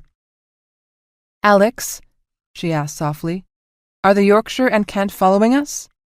"Yes, Emily," he reassured her. "They're close behind us." Thank the gods, she thought. Her hands had stopped trembling. Now they just felt thick and numb. Further behind them, the Dominion ships resumed blasting their way through the minefield. Emily wondered how Cookie was doing. "Stay alive," she mentally pleaded. "Raise hell." The sensors officer on the DUC Vengeance turned to Admiral Mello. "Sir, the Victorian ships just launched their Coda Megadrones, but they're still alive, Admiral. Sensors caught a glimpse of them before they went into stealth mode." Sensors officer looked bewildered. "Why would they do that?" Mello grunted, stroking his chin. He nodded to himself. He admired this Victorian, whoever he was. The Victorian admiral leading those ships just told us that they will fight to the death. They will not run away." Then, mindful that his bridge crew was watching him, he smiled wolfishly. "So we'll just have to kill them all, won't we?" Chapter 70. On the DUC Vengeance. Cookie dove for cover as a fusillade of flechets pinged off the bulkhead just above her. The two Marines immediately in front jerked backwards, blood spurting in waves as their headless bodies crashed to the floor. Cookie snatched up their air guns and passed them back. "Give these to someone who only has a spear," she told the private behind her. God's hairy balls. What she would give for a powered battlesuit.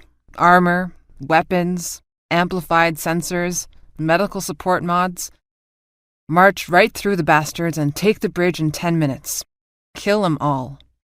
If wishes were horses, she thought ruefully, beggars would ride. She turned to the soldiers behind her, 30 or more, all armed with air guns, and all staring at her wide-eyed. "There's only 3 or 4 of them in front of us. You, and you," she pointed. "Lay down suppressing fire. The rest of you, run right at them. We are running out of time. Now move!"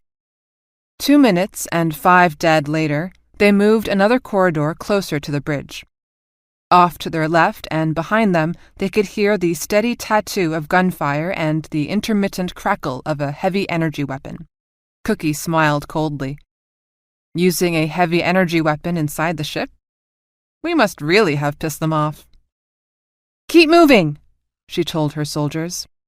A private skidded around the corner, saw her, and flopped down beside her, breathing heavily. "Sergeant, Master Sergeant Zamir told me to tell you that the second wave did not transport aboard." "What?" Cookie said, biting back a scream of frustration. The runner nodded. "Master Sergeant thinks something must have gone wrong, but no more troops came through." Cookie's mood swung between panic, anger, and disbelief. "Where is the Master Sergeant?" "Well, that's the second part," the private said. "The Dominion have some soldiers in powered armor. They're somewhere behind us, but moving up. Master Sergeant says we can't stop them with the pop guns we have, so you have to take the bridge real quick. He says he'll try to buy you some time, but that you need to, he said you need to move your ass." Unbelievable, thought Cookie. She stood up. Somewhere in front of her was the bridge. On Space Station Atlas, Hiram Brill's assistant, Nina, approached him hesitantly. "Commander, this just came in from sensors." Hiram was trying desperately to move more missile mines from the front of the Atlas to its rear, where the Dominion force was threatening them. "Can you handle it, Nina?" he asked distractedly, not taking his eyes off the holo display. "Commander," she began, and then stopped. He looked up in alarm. Uncertainty was not one of Nina's traits. "Hiram," she said softly, "we've had 4 Coda megadrones. The Galway, Kent, New Zealand, and Yorkshire. They're all gone. I'm sorry." She turned and left. Hiram sat numbly in the chair, staring at nothing. In all of his life he had had only one real friend, and in all of his life he only loved one woman. Now they were both dead? He couldn't understand it. Wouldn't understand it. "Nina!" he shouted. From across the room she looked up, startled and worried. "Send the data from the Coda megadrones to my console," he told her. Damn it, they weren't dead until he saw it with his own eyes. On the battle bridge of the Vengeance, Commander Patton leaned over to Admiral Mello. "I'm getting reports of enemy soldiers on board. There is shooting around the mess deck and in some of the corridors." Mello looked at her, eyebrows raised. "How?" Patton shrugged. "They must have gotten close enough to land a shuttle on our hull and cut through. I don't think there can be very many of them. I've alerted DSD and they're hunting them down." Mello turned back to his battle display. A few men with guns were an annoyance, but not a threat. The security directorate thugs would hunt them down. The lucky ones would be killed. Those not so fortunate would be captured. The Dominion Security Directorate had a certain, reputation when it came to prisoners. Well, not his problem, was it? He pointed to the display of the Dominion warships grinding their way through the Victorian minefield. Won't be long now. 2,000 miles behind the Vengeance, on the Dominion battleship Fortitude, there was a knock at Admiral Kaiser's door. He took that as a good sign. If Captain Bauer were treating him as a prisoner, he would have just opened the door and come in. Knocking was a touch of civility, a sign of respect. It meant there was hope. Admiral Kaiser opened the door personally, rather than simply barking, "Come," as was the general practice. "Come in, Captain," he told Bauer, then ushered him to a chair. Bauer sat down, looking nervous and distracted, more nervous than he would have been just because he was visiting his admiral under house arrest. Something was wrong. "Perhaps you should tell me, Fritz," Kaiser said. "It's Admiral Mello, sir," Bauer said in a rush. "He's lost another cruiser to a Vicky raid. His attack force is down to the Vengeance and 4 cruisers. I think he's got enough force to break through the rest of the minefield, but if the Vicky ships return from the wormhole, Admiral Mello's force will be overwhelmed." Kaiser nodded. Mello was bull-headed and unrelentingly aggressive, and a firm believer that every war culminated in a decisive battle. If Mello thought this was the decisive battle with the Victorians, he would risk everything for it. Kaiser sighed. How was it that fools like this always seemed to reach positions of power? "What is our status, Captain?" he asked. Bauer took a deep breath. "The Fortitude has been ordered forward to join the Vengeance. We are about to enter the passage they've blasted through the minefield." "Reinforcements? Are any more ships coming from our force around the Vicky homeworld?" 6 cruisers, Admiral, but they are 2 to 3 hours behind us." "Just so," Kaiser sighed. He ran his hand through his hair, feverishly calculating the number of hulls available and the throw weights they represented. Goddamn Mello to hell for eternity and a day for squandering his forces to break through the minefield. Mello spent his entire career treating every problem like a nail and himself the hammer. And now this. "Wine or lead, Admiral," Kaiser chided himself. "Which will it be?" "What are you going to do, Fritz?" he asked softly. "I don't know," Bauer blurted. I think Admiral Mello is going to get us all killed, but if we don't try, the Atlas space station will escape. But if we are all destroyed and it does escape, then who will be left to protect Timor and the rest of the Dominion? And if I do the wrong thing, DSD will arrest my family." He stopped, breathing hard, his face contorted with mixed emotions of doubt, fear, and shame. "I don't know what to do, sir. I honestly don't." Kaiser stood and buttoned up his uniform tunic. "Fritz," he said kindly, "I think it would be best if you and I went back to the bridge together." Relief showed on Bauer's face. "What are you going to do, sir?" Kaiser smiled ruefully. "I don't know yet, Fritz, but when the time is right, I'll do it." The HMS New Zealand reached the inner edge of the minefield. Space Station Atlas was a mere 60 minutes away at a high-speed run, visible now on passive sensors. In fact, it was as stealthy as a bonfire in a dark room. Worse, there was still no sign of Admiral Duthat and the rest of the home fleet. "Send a courier drone to the Atlas, Alex," Emily said. "Let them know we're here and we are preparing to attack the Dominion ships as they come through the minefield. Tell them if they have any ships available, we urgently need reinforcements." The Kent and the Yorkshire called in that they were on station. Emily had Merlin project the point where the Dominions were most likely to break through the minefield, then ordered the other ships to use their tractor beams to move nearby missile mines to that area. For the 5th time, she obsessively reviewed their weapons inventory and came to the same conclusion. They might get lucky and take out one more Dominion cruiser, but that was it. The rest of the cruisers and that gargantuan Dominion battleship were going to break through and reach the Atlas. Her battled ships just didn't have the firepower to stop them. An idea struck her then, but it was so dark and repulsive she didn't want to consider it. She certainly didn't want to say it out loud in front of her bridge crew. "Minefield breach imminent," Merlin announced.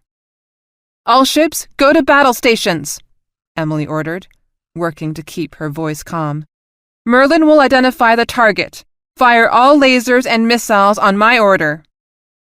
On the battle display, she watched as the last line of missile mines blinked rapidly and disappeared. Then there was the telltale red symbol of an enemy ship emerging into open space. "Minefield has been breached," Merlin said solemnly.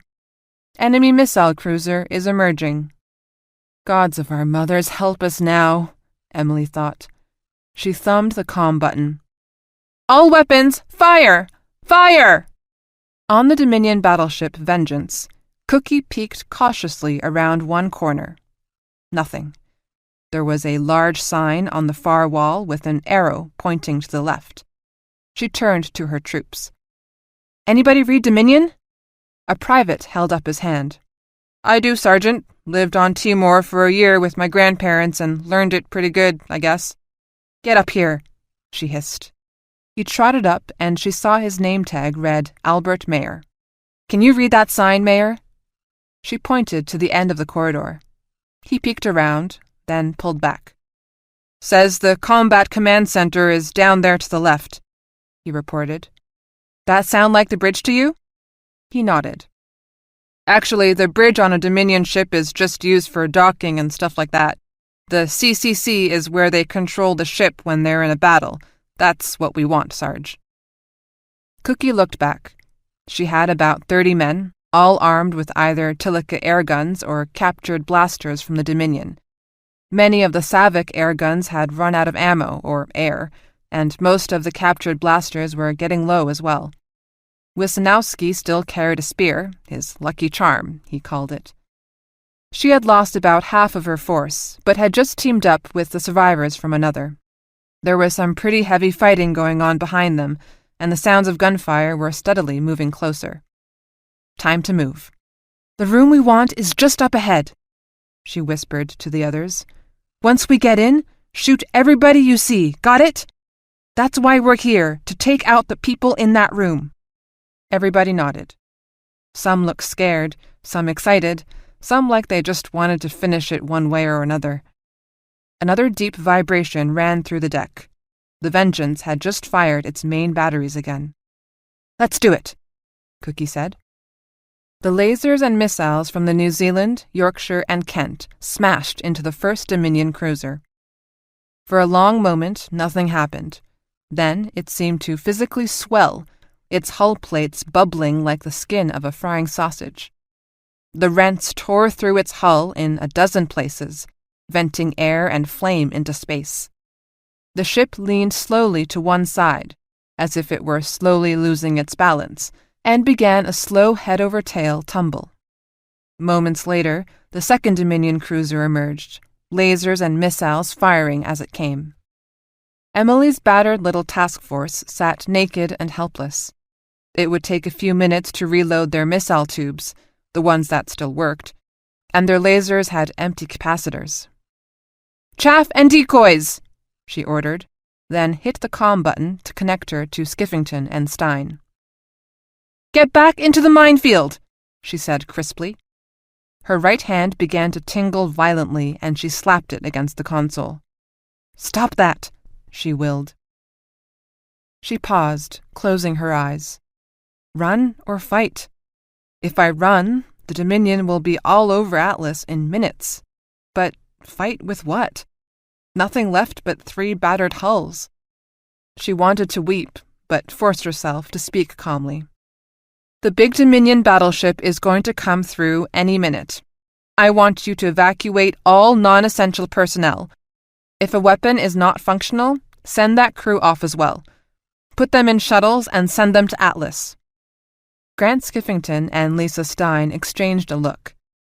She knew what they were thinking. First, she fired her code of megadrones. Now she was evacuating crew. "Emily, listen," Grant Skiffington began. When the big battleship starts to come through, we are going to ram it, Emily said matter-of-factly. Her hand hurt, but that was better than the tingling.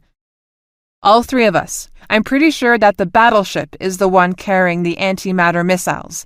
If we can take that out, Atlas should be able to hold its own until Admiral Duthat arrives. Save as many of your crew as you can, but be ready in 10 minutes. New Zealand out. She punched the comm button. The bridge crew stared at her, open-mouthed. I'm sorry, she said softly, but I need all of you to command the ship.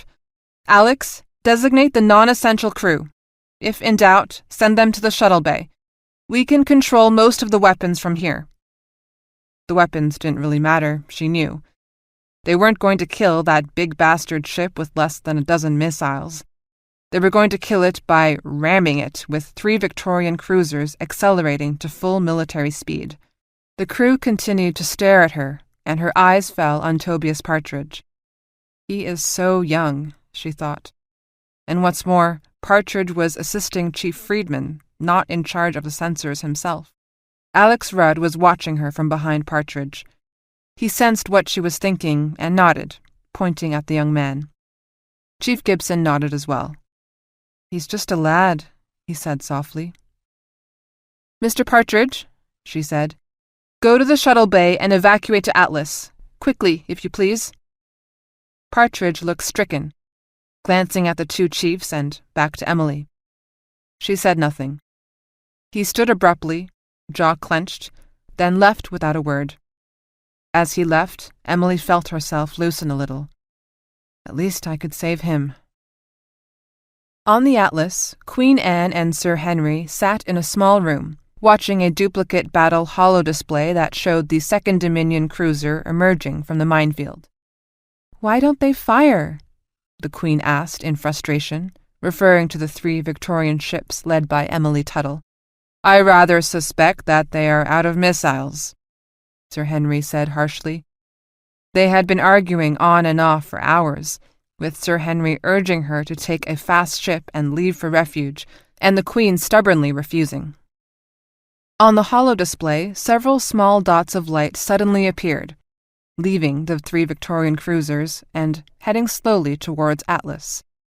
The Queen frowned, leaning forward to see more clearly. Are those courier drones? She asked. No, Your Majesty, said Hiram Brill from the doorway. They're shuttles. Captain Tuttle has ordered all non-essential crew to try to make it to Atlas. Queen Anne looked at him in confusion. Sir Henry blanched, then cursed under his breath. Hiram nodded grimly. Anne glanced at Sir Henry, then back to Hiram. What? She asked, half perturbed, half alarmed. Emily has sent off the non-essential crew because she is preparing to ram the Dominion battleship, Majesty. Oh, said Anne Radcliffe Mendoza Churchill, Queen of all Victoria, in a very small voice. Cookie peeked around the corner. There it was, the entrance to the Combat Command Center, with 10 Dominion guards milling about in front of it. The actual entrance was probably 30 yards down the corridor. There were no side doors, no joining corridors. Once they rounded the corner and attacked, they would be exposed for the full 30 yards. Nothing to it. Do or die trying. She smiled, despite herself. We're having fun now. Behind them, the sounds of fighting grew louder. The Dominion's armored troops were getting closer. Runners had told her that 3 of the 5 armored troops had been killed, but the butcher's bill among the Victorian Marines had been gruesomely high. Wisnowski! She whispered. In a moment, the big Marine was crouched beside her, pistol in one hand, spear in the other. Cookie looked him full in the face. Having a good time, Wisnowski? He smiled broadly and held up his spear. The shaft was red with blood, almost its entire length. Wouldn't have missed this for the world, Sarge. Cookie leaned closer to him. We've picked up about 10 grenades from the dead Dominion soldiers. Gather them up from our guys and bring them to me. Be quick about it. Wisnowski grinned and nodded, then slid away, still brandishing his spear. "It's like having my own Polish Viking," she thought, bemused, and thank the gods for him. On the HMS Lionheart, Admiral Duthat sat and fumed. "Can't you go any faster?" she asked harshly. They were still an hour away from Atlas and even further from the minefield where the fighting was taking place. Captain Eder shook his head. "We are now at 3 gravitites above full military acceleration. We have exceeded all of the safety limits. If we accelerate any harder, the probability of failure goes to 100%. Duthat muttered a curse. A bridge officer handed Captain Eder a tablet. He glanced at it, then turned to Duthat. "The Dominion have broken through the minefield. Several cruisers and a very large battleship. The last 3 ships of the Coldstream Guard are preparing to attack." "The last 3? Duthat winced. "And the Queen?" she asked. "She refuses to leave the Atlas," Eder replied. "God damn it!" Duthat snarled. "Can't this thing go any faster?" Emily contacted the Kent and Yorkshire. "Merlin estimates the Dominion battleship will come through in about 10 minutes, maybe 15. From the time we see it to the time we hit it, we'll have about 1 minute to pile on as much speed as we can. Full military acceleration all the way." Stein looked at her sourly. "Who goes first?" she asked. Emily smiled thinly. "This is the Navy, remember? We all go together." Grant Skiffington shook his head. "Emily, there has to be another way, something better than—" "What?" Emily demanded. "Tell me another way to stop that damn battleship from getting through! Give me a bloody alternative and I'll take it!" Grant stared at her. He opened his mouth to say something, but then closed it. Emily turned to Stein. "Do you have a better option?" Stein glowered, but said nothing. Emily nodded. "Be ready in 10 minutes. Switch your AI to max. And when I give the order, don't do anything fancy. Straight in and ram the bastard. New Zealand out." Cookie wiped the sweat from her hands and primed the first grenade, then the second. She stepped out from the corridor and threw them. Beside her, Wisnowski threw 4 more that he had taped together. They had 4 left, but she was saving them in case the armored Dominion soldiers caught up to them. They jumped back. Ba-wham! The explosion jolted Cookie to her knees. Metal fragments pinged and ricocheted off the bulkhead. Screams and shrieks sounded from the corridor. "Get him!" Cookie screamed, and all 34 of her soldiers dashed down the corridor, screaming and shooting as they ran. But at least 4 of the Dominion were alive, stunned and wounded, but still fighting. They sprayed the corridor with flechets that cut a swath through the attackers. 2 of the Royal Marines simply blew apart, chunks of flesh splattering wetly into the faces of the Marines behind them. 8 more screamed and fell, punctured by dozens of steel darts. Cookie's troops opened fire in a raging fusillade, but their fire sputtered and died as one by one their air rifles ran out of ammunition or compressed air. There was nowhere to hide. More Marines fell. Cookie brought up her captured pistol, fired 5 quick shots into one of the Dominion, stitching him across the chest and neck, but then her weapon clicked empty, and she threw it at the last gunman in sheer frustration. The last Dominion guard killed 2 more of her Marines before his eyes bulged in horrified disbelief as a 6-foot spear shaft suddenly grew out of his chest. He fell to his knees, struggling once more to bring up his assault rifle. Wisnowski shot him in the head, then kicked the corpse and spat. He grabbed his spear with one hand and yanked it out, then kicked the corpse a second time. Cookie snatched up one of the assault rifles, checked the load, and did a fast scan of the corridor. Bodies lay everywhere. Pieces of flesh stuck to the walls and ceiling. A severed arm lay alone, its fingers still twitching. Blood puddled beneath bodies and ran its streams down the corridor. Of the 34 men and women who charged the entrance, at least 15 were dead. And just out of sight, she could hear increased firing as the Dominion armored troops steadily worked closer. "Grab as much ammo as you can," she told her soldiers. "Follow me." Then they simply walked into the combat command center of the largest ship in the Dominion space fleet. On her battle display, Emily could see all 4 of the Dominion cruisers slowly circling the area near the breach in the minefield. "Active sensors, Captain," Chief Friedman reported. "They know we're here and they're trying to find us." But finding them would be hard. The New Zealand, Kent, and Yorkshire were all powered down, hiding behind the innermost layer of the minefield, where the sturdy Victorian jammers were still turning the Dominion sensor readings into mush. There was so much clutter that Emily was confident they were invisible, until they started up their drives. Then they would look like candles in a dark room. "Merlin, time to arrival of the Dominion battleship?" she asked. "Approximately 7 minutes," the computer replied. Emily nodded. "Merlin, please switch to Max." There was a pause, then, "Who shall I attack?" Max growled. "Chief Gibson, send a fast courier drone to Atlas, telling them what we're doing. Also, leave a reconnaissance drone behind so that it can report how things came out." One corner of Emily's mind marveled at the practical simplicity of that order. They'd all be dead, of course, but at least the recon drone could report. Chief Gibson looked pale. "Yes, Captain." Emily fretted, unconsciously stroking the bump on her nose. Was there anything she was forgetting? She sighed inwardly. It wouldn't matter soon. On the Vengeance, Admiral Mello watched the battle display coming in from the cruisers. The enemy ships were out there, but they couldn't find them.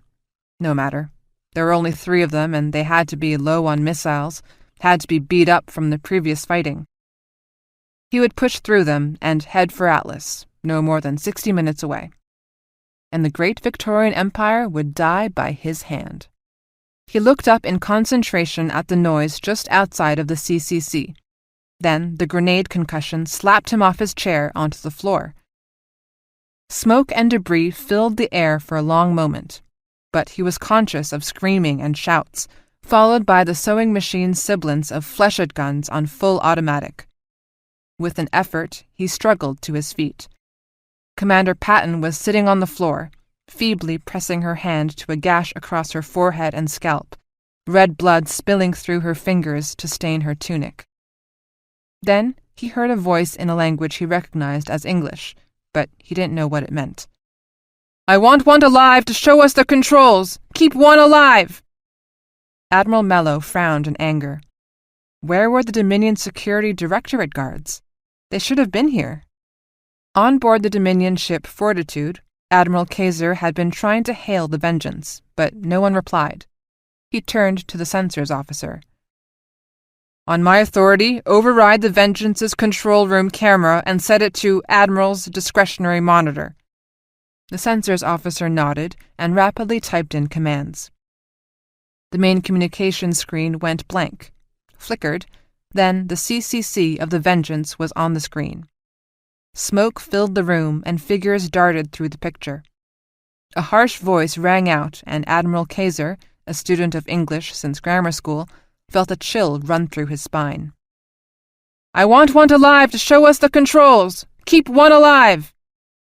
Then the firing began, and the crew on the Fortitude watched in raw disbelief as the bridge crew of the Vengeance was massacred before their eyes. "Full military speed!" Admiral Kaiser ordered. "Tell the DSD to gear up and report to the shuttle bay. The Vengeance has been seized by enemy troops, and we are going to take it back." And then he watched the revulsion as a giant, blood-spattered Vicky Royal Marine walked up to Admiral Mello, the Grand Admiral of the Dominion Fleet, and thrust a spear all the way through his chest. Cookie stepped into the combat command center, her fellow Marines crowding beside her. A dozen astonished faces looked back at her. She held up a hand. "I want one alive to show us the controls," she ordered. "Keep one alive!" Then she lowered the assault rifle, picked her target, a woman with captain's braids on her shoulders, and opened fire. When the firing stopped a few seconds later, only 2 Dominions were still alive. One was a trembling young man standing next to the censor's console, and the other was a hard-looking older man who had been shielded by a large console. He stood up, glaring, and Cookie saw for the first time that he was a very senior officer, probably the admiral. Good. She raised her rifle to shoot, but stopped at movement from the corner of her eye. Private Otto Wisnowski swiftly stepped forward, snarled something under his breath, and violently thrust his spear into the chest of the Dominion officer. The admiral screamed, head thrown back, and Wisnowski thrust harder, the point of the spear emerging bloodily from the man's back. Then Wisnowski kicked the body off the shaft of his spear and turned to Cookie. "Now what?" he rumbled. Cookie took a deep, exuberant breath. Sweet, merciful mothers! She could hardly believe it. They had taken the bridge of an enemy battleship. Now they had to stop the ship. "Mayor! Albert Mayor!" she called out. "Right here, Sergeant," Mayor said from just behind her. "Good." She pointed to the young Dominion soldier standing near a console. "Who is this guy?" Mayor asked him, speaking with surprising gentleness. The young man hesitated, then blurted out 2 sentences. "His name is Karl Kappel. He is the junior officer in the censors section." Kappel muttered something, pointing to one of the bodies lying on the deck. "The first censors officer is dead," Mayor said blandly. "Ask him where the dark matter break control is. Tell him that if he doesn't tell us, I'm going to give him to Wisnowski." Beside her, Wisnowski grinned and hefted his spear. Blood dripped from the point. The young Dominion swallowed hard and looked sick. Mayor asked him. Kappel pointed to one of the other consoles. "Show us," Cookie ordered. Evidently no translation was needed, for Kappel walked over to a console near the admiral's chair and pointed to a large red button. He talked briefly, then cast his eyes down and fell silent. "That button will activate an emergency stop," Mayor explained. He listened as Kappel said something else. "He says there is a control for slowing the ship more slowly, but he doesn't know where it is. Apparently you hit the button and it brings the ship into an emergency stop." Cookie nodded. "Everybody, hang on to something," she shouted. "Full DMB stop in 10 seconds." Men and women scurried to find something to hold. A few just sank back to the deck and curled up, protecting their heads. Karl Kappel looked at them in alarm, then dropped to the deck and held onto a console. One of the Marines guarding the entrance to the bridge called, "Hey, Sarge, better hurry it up! The armored Dominion troops are almost here!" Cookie punched the button. On the command deck of the HMS New Zealand, Emily Tuttle closed her eyes and let out a long breath. Soon now, soon, it would be over. There would be no more time for doubt, for fretting, for self-recrimination. She would be shed of the responsibility that hunched her shoulders and plagued her dreams. She felt not happy, but relieved, free. What was that old phrase? Lacta alia est. The die is cast. She chuckled ruefully. Those old Romans certainly understood war, and the soldiers who fight them. Well, she had one more order to give, then it would be done. "Estimate 1 minute to emergence of Dominion battleship," Max rasped. The bridge crew waited, casting strained, exhausted glances at the battle bay. The 4 enemy cruisers were clearly visible, but there was no sign of the battleship. Chief Gibson solemnly leaned over and shook Chief Friedman's hand. Betty McCann murmured a prayer under her breath. Alex Rudd wiped shaking hands across his sweaty face. "Let this be over," he muttered. "Let this be over." The minute ended. Emily stared at the battle display, willing the battleship to come. Nothing happened. Grant Skiffington calmed the Yorkshire. "What's happening?" Emily shrugged. They couldn't send a recon drone in because it might give away their position and the Dominion cruisers would attack. "We wait," she told Skiffington. There wasn't anything else they could do. They waited. Another minute. Then 2. 5 minutes dragged by. They waited. Emily drummed her fingers on the arm of her chair, her earlier feeling of relief draining sourly away. "Come on, you big bastard," she muttered. "Come out and play." "Coffee, Captain?" She looked up. Seaman Tobias Partridge stood there with a tray and 5 mugs. She stared at him for a long moment, her eyes pricking with tears, a surge of anger, sadness, and pride sweeping through her. Beside her, Alex Rudd grinned while Chief Gibson scowled, muttering, "You bloody idiot." Emily considered what to say, but decided to keep it simple. "Thank you, Mr. Partridge," she said, helping herself to a mug and a packet of sweetener. She sniffed the coffee and raised her eyebrows. "It's hazelnut, Captain," Partridge explained earnestly, as if it were a matter of immense importance. "It was all they had ready, and I didn't want to take the time to find anything else." Emily's lips twitched. "Yes, well, Mr. Partridge, next time we are in this type of situation, I expect nothing less than French vanilla." "Suffering Christ, will you two stop playing silly buggers and give me some of that coffee?" Alex Rudd demanded. Partridge handed him a cup. Rudd took it carefully in both hands. Emily could see they were shaking. She held up her 2 hands. They were steady. "Well, now that you're back, young Mr. Partridge," Alex Rudd told him, "give the chiefs and Betty some coffee and resume your station. Maybe we can get on with this thing." But Betty McCann was standing rigidly at her console, one hand on her earbug. "Captain, I'm getting a call on the guard channel. A woman says she is calling you from the Dominion battleship Vengeance." Emily unceremoniously spat her coffee onto her lap. "Who?" she choked out. "She says she is Sergeant Maria Sanchez from the Yorkshire, and that—" "Put her on, Betty! Put her on!" The comm screen blossomed to life, showing a combat bridge that looked like a charnel house. In the center of the screen, Cookie smiled grimly, a long cut on her cheek dripping blood, and eyes that looked weary beyond exhaustion. "We did it, Em," she said, waving a hand behind her. "We've got the bridge of the battleship. I've activated the DMB and we're almost stopped." For the first time in hours, Emily felt a surge of hope. "Cookie—" But Cookie interrupted her. "They're bringing up armored troops, so I don't know how long we can hold out. If there's something you need me to do, tell me now." And with that, Emily felt the heavy iron collar of command lock back around her neck. She looked at the clock, calculating when Admiral Duthat's squadron should reach Atlas, and when Atlas should reach the wormhole refuge.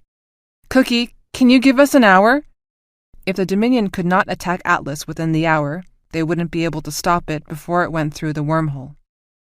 Cookie's shoulders visibly sagged, and the smile ran away from her face. But she nodded and said, "Maybe. We'll do our best, Em." They stared at each other in silence for a moment, and the enormity of it all struck Emily. She would never see Cookie again. Never laugh with her, never tease her about the teddy bears she had smuggled into Camp Gettysburg. Never see her marry Hiram Brill. It felt grotesquely obscene that she could talk so clearly with her friend, like they were standing in the same room together, but could not hope to rescue her. "Oh, Cookie, I'm sorry," she said, her voice thick with unshed tears. Cookie shrugged. "Yeah, well, this is what we do, Em." Her smile held a hint of devilish mischief. "Remember that first week at Camp Gettysburg, when Sergeant Kalin had us line up and shoot each other?" She laughed. "I shot you in the leg and you fell over, screaming like the end of the world." Emily nodded, not trusting her voice. "Long time ago," Cookie mused. She wiped a hand across her face, leaving a smear of blood behind. The tattooed blood tears stood out in stark relief against her skin.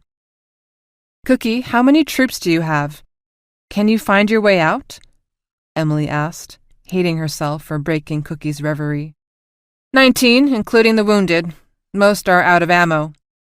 She sighed, then leaned in toward the camera, her voice softening. "Take care of Hiram, Em. Tell him he's the best thing that ever happened to me. Tell him—" In the background, there was suddenly the sound of men shouting and shots being fired. Someone called out, "Sarge, they're coming!" Cookie looked over her shoulder, then back to the camera, her face set and hard. "Time to go," she said simply. The screen went dark. For a long heartbeat, Emily just sat there, staring at the blank image. She didn't want to think about what she had just done. She willed herself to stop thinking. About the war, about the damned Dominion, about Cookie and Hiram and their never-to-be-born children. She would think of none of it. She wanted to weep. Alex Rudd squatted down beside her chair. He spoke very softly. "Emily," he said, "we don't have to stay here and die. Your Marine friend has disabled the Dominion battleship, at least for now. They don't have anything else that big." She stared at him for a moment, uncomprehendingly. "Emily," he said more urgently. "Damn it, don't go kamikaze on me. We do not have to die here. We should run for the wormhole as soon as Atlas clears the fail-safe point." Emily took a deep breath. Haltingly, reluctantly, she allowed herself a glimmer of hope. Slowly, she nodded to Rudd. "Okay," she whispered. "Okay." Then she took hold of herself. "Max!" she called. Her voice sounded far away. "Who shall I attack?" the AI began. God's balls, but she was sick and tired of Max. "Switch back to Merlin." There was a momentary pause, then, "Your orders, Captain Tuttle?" "Display 2 clocks. The first showing how long before Atlas enters the wormhole to refuge. The second showing how soon the Dominion ships on your sensors will have Atlas in missile range. Do not take into consideration Dominion ability to shoot lasers." The screen flickered and words appeared. Time to refuge wormhole: 36 minutes, 14 seconds. Earliest Dominion missile launch window: 32 minutes, 28 seconds. Emily nodded. If the Dominion did not start their pursuit within 4 minutes, they couldn't get close enough to hit Atlas with missiles before Atlas dove into the wormhole. Message to the Kent and Yorkshire. If the big battleship has still not emerged in exactly 4 minutes, we are going to do a speed run to the refuge wormhole. Get ready. Grant Skiffington's face appeared on the comm. "But the big battleship, where is it? Why hasn't it come through?" "Cookie took the bridge," Emily explained. "The battleship has stopped, at least for now. She's going to buy us a little more time, and we only need a little. Admiral Duthat's force should be back soon." She fervently hoped she was right about that. Skiffington's face lit up. "We can go in and get her, Emily," he said excitedly. "If the battleship is stopped dead, we can go in and find Cookie's team and bring them out." He looked at her imploringly. Emily closed her eyes. He didn't understand, or he didn't want to understand. She would not knowingly let him sacrifice his people, not when the Atlas still needed protection. No. The word hung there. She could hear it reverberate in her mind. Now Skiffington sounded frantic. "I can get her, Emily, "No, Grant," she said firmly. "We need to rearm. We need to be ready in case the cruisers take a shot at Atlas while they still have time. But—" "You have your orders, Captain Skiffington," she said flatly. "New Zealand out." She closed the comm screen. She watched the clock count off the seconds. 4 minutes later, they began their speed run to the Atlas, leaving Cookie and her soldiers stranded on the Dominion battleship. Emily tucked her trembling hands under her thighs and sat on them. "New contact! A battleship has just come through the minefield behind us and is joining the 4 Dominion cruisers. Merlin identifies it as the Dominion battleship Fortitude. Last known commander, Admiral Kaiser. They are accelerating in pursuit." But the Dominion had waited too long. There was no way for them to catch the Atlas. Now the question was if the New Zealand, Kent, and Yorkshire could escape before they were blown to atoms. Chief, you're sure it's not the big bastard?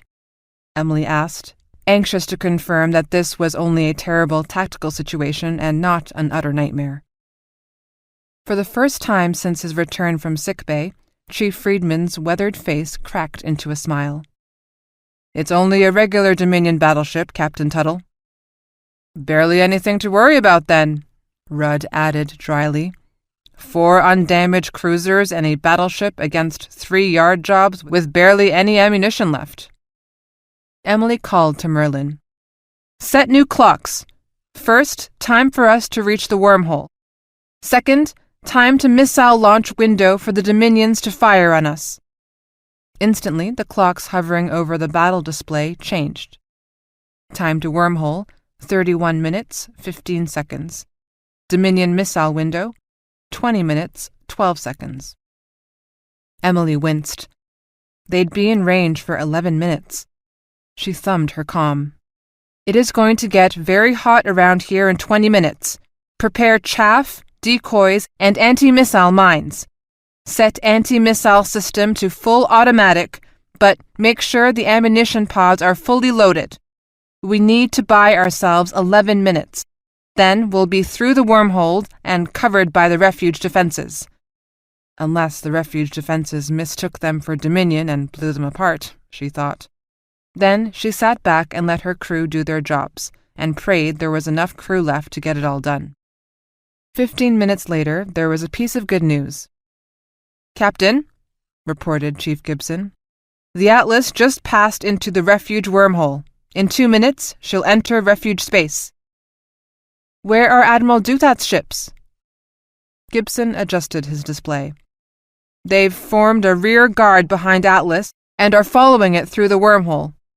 Emily noticed for the first time that his face was covered with sweat.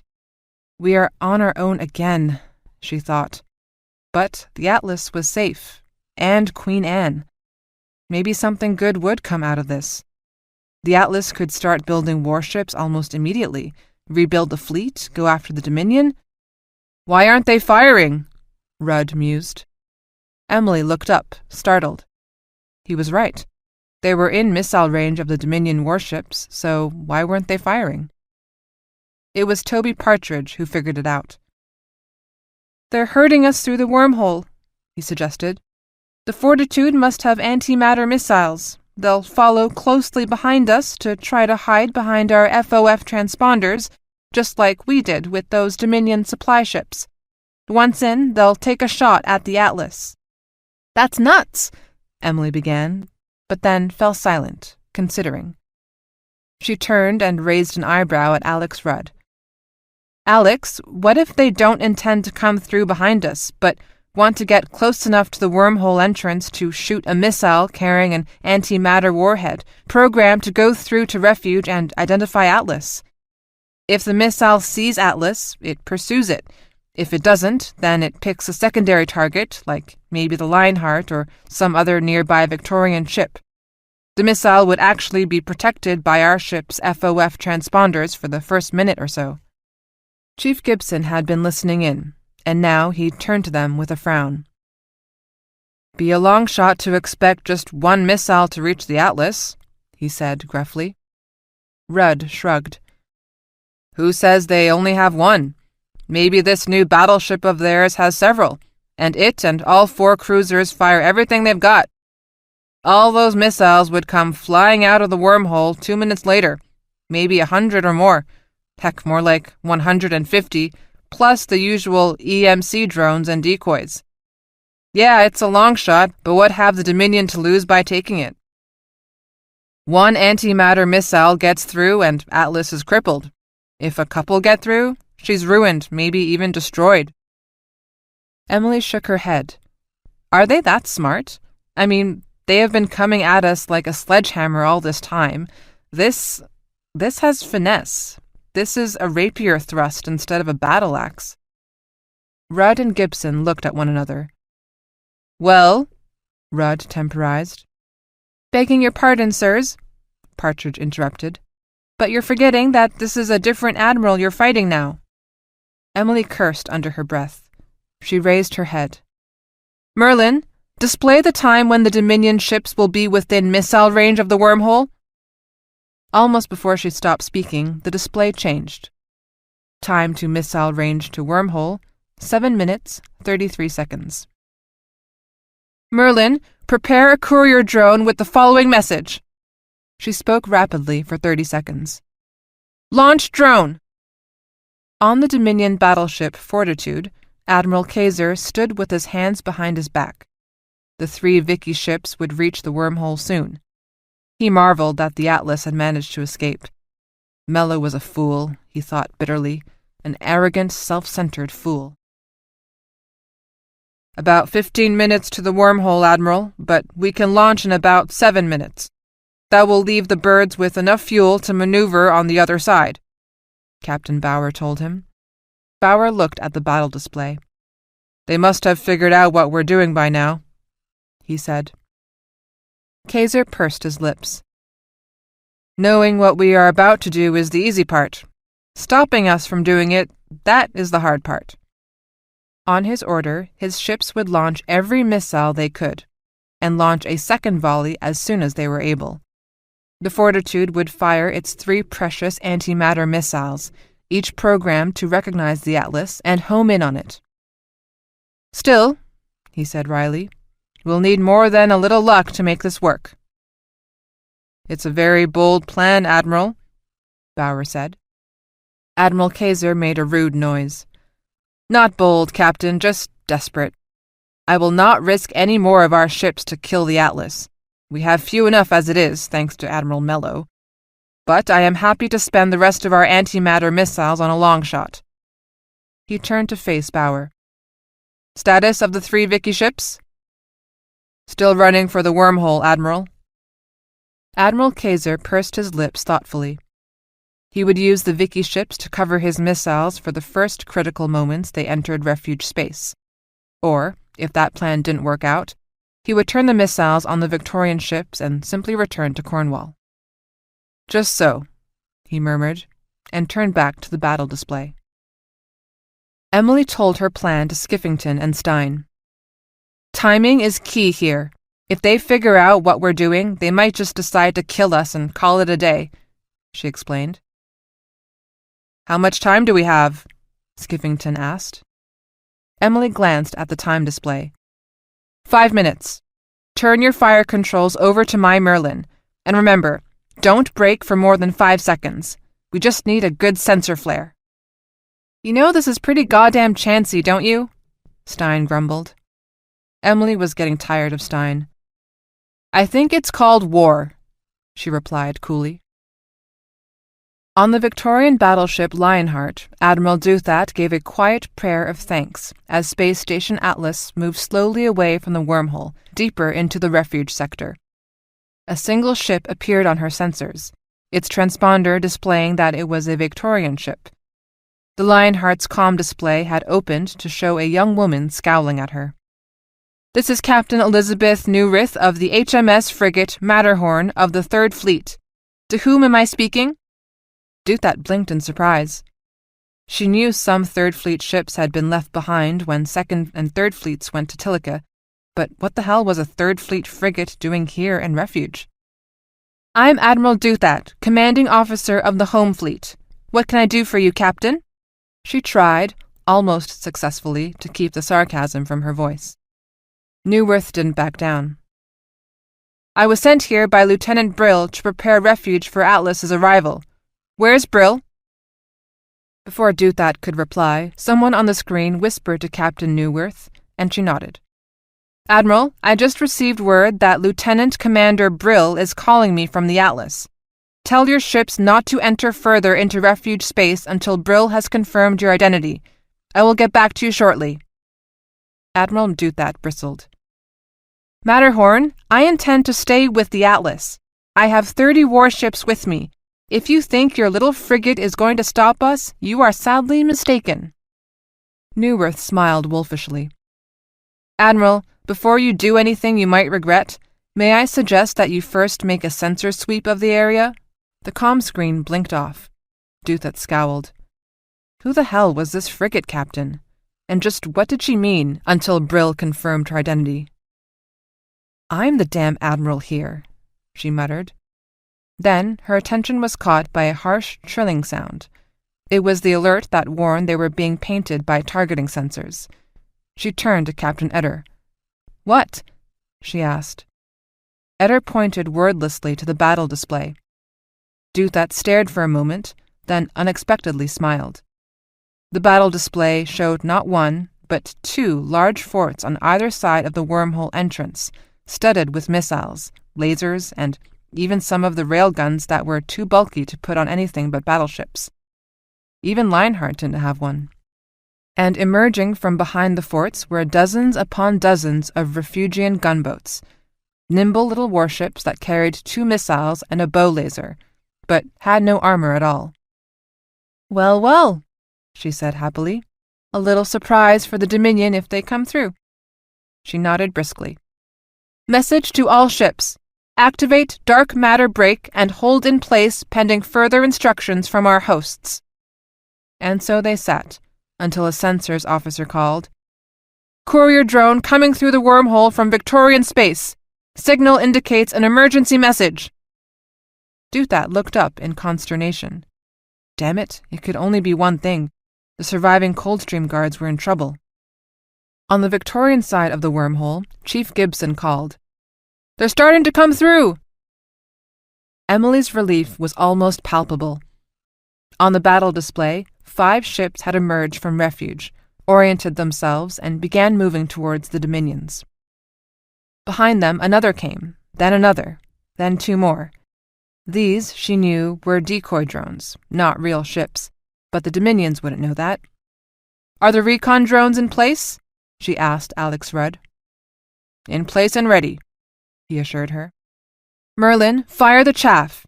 Be sure to leave the line of sight to recon drone number 1. They would communicate with the recon drone by whisker laser, and she didn't want the chaff to block the connection. In 20 seconds, 200 chaff rockets launched and spread out on a pre-designated matrix. When they exploded, chaff spread out to form a sensor wall between the advancing Dominion warships and the ships that were arriving from refuge. It wouldn't completely block the Dominion sensors, but it would create a lot of doubt and second-guessing. "We have an open channel to the recon drone," Gibson confirmed. Emily nodded. Soon now. "Order the Kent to eject its missile mines. Anti-missile systems on full automatic." On the Dominion ship, Fortitude, Captain Bauer turned to Admiral Kaiser. "We are in missile range of the wormhole, plus 3 minutes time under power." Kaiser nodded. "You may fire, Captain." "Fire all missiles," Bauer commanded. "Fire the stingers," Emily ordered. "Merlin, advance the ECM drones. Chief Gibson, put 1 nuke into the chaff cloud and trigger an electromagnetic pulse. Let's see how well they've hardened their missile guidance systems." 60 drones each fired their Stinger missile. The fast missiles leapt from their launchers and sped through the chaff cloud. "Activate dark matter brake for 5 seconds only," Emily commanded the Yorkshire and Kent. The chief sensors officer on the Fortitude blanched. "DMB flash! DMB! The Victorian ships are braking and turning!" Then his sensors display caught the first signs of the stingers through the chaff. "Incoming missiles! Can't determine how many due to chaff interference, but sensors showing many missiles." "Sensors, any evidence of new ships, more than the 3 we've been following?" Admiral Kaiser asked. The sensors officer adjusted his instruments. "Sir, we are picking up signs of multiple ships. Readings are weak and distorted because of the chaff, but there are at least 30 distinct emission sources." Frowning, Kaiser asked Captain Bauer, "Decoy or drones? Or have some of the Vicky warships actually turned around in refuge and come back?" Captain Bauer shrugged. "Some of the drive emissions are consistent with refuge warships, sir," the sensors officer said. "Additional missile launch! This one's from the Victorian ships!" Kaiser sighed. If they were bringing Refugian and Vicky ships back through the wormhole, he and his little flotilla could find themselves mobbed. He needed more ships, and thanks to Admiral Mello's recklessness, he didn't have them. If they were just decoys, well, he had no real choice. Honor the threat, he reminded himself. He couldn't risk losing any more ships until more reinforcements came from Dominion. Someone on the Victorian side had played his cards very cleverly. "Just so," he murmured to himself. "Message to all ships," he ordered crisply. "Break off attack and return to the planet Cornwall at full military speed." He swallowed his disappointment. Maybe, with luck, his antimatter missiles would get through. By the time the Victorian missiles reached that space, the Dominion warships were gone.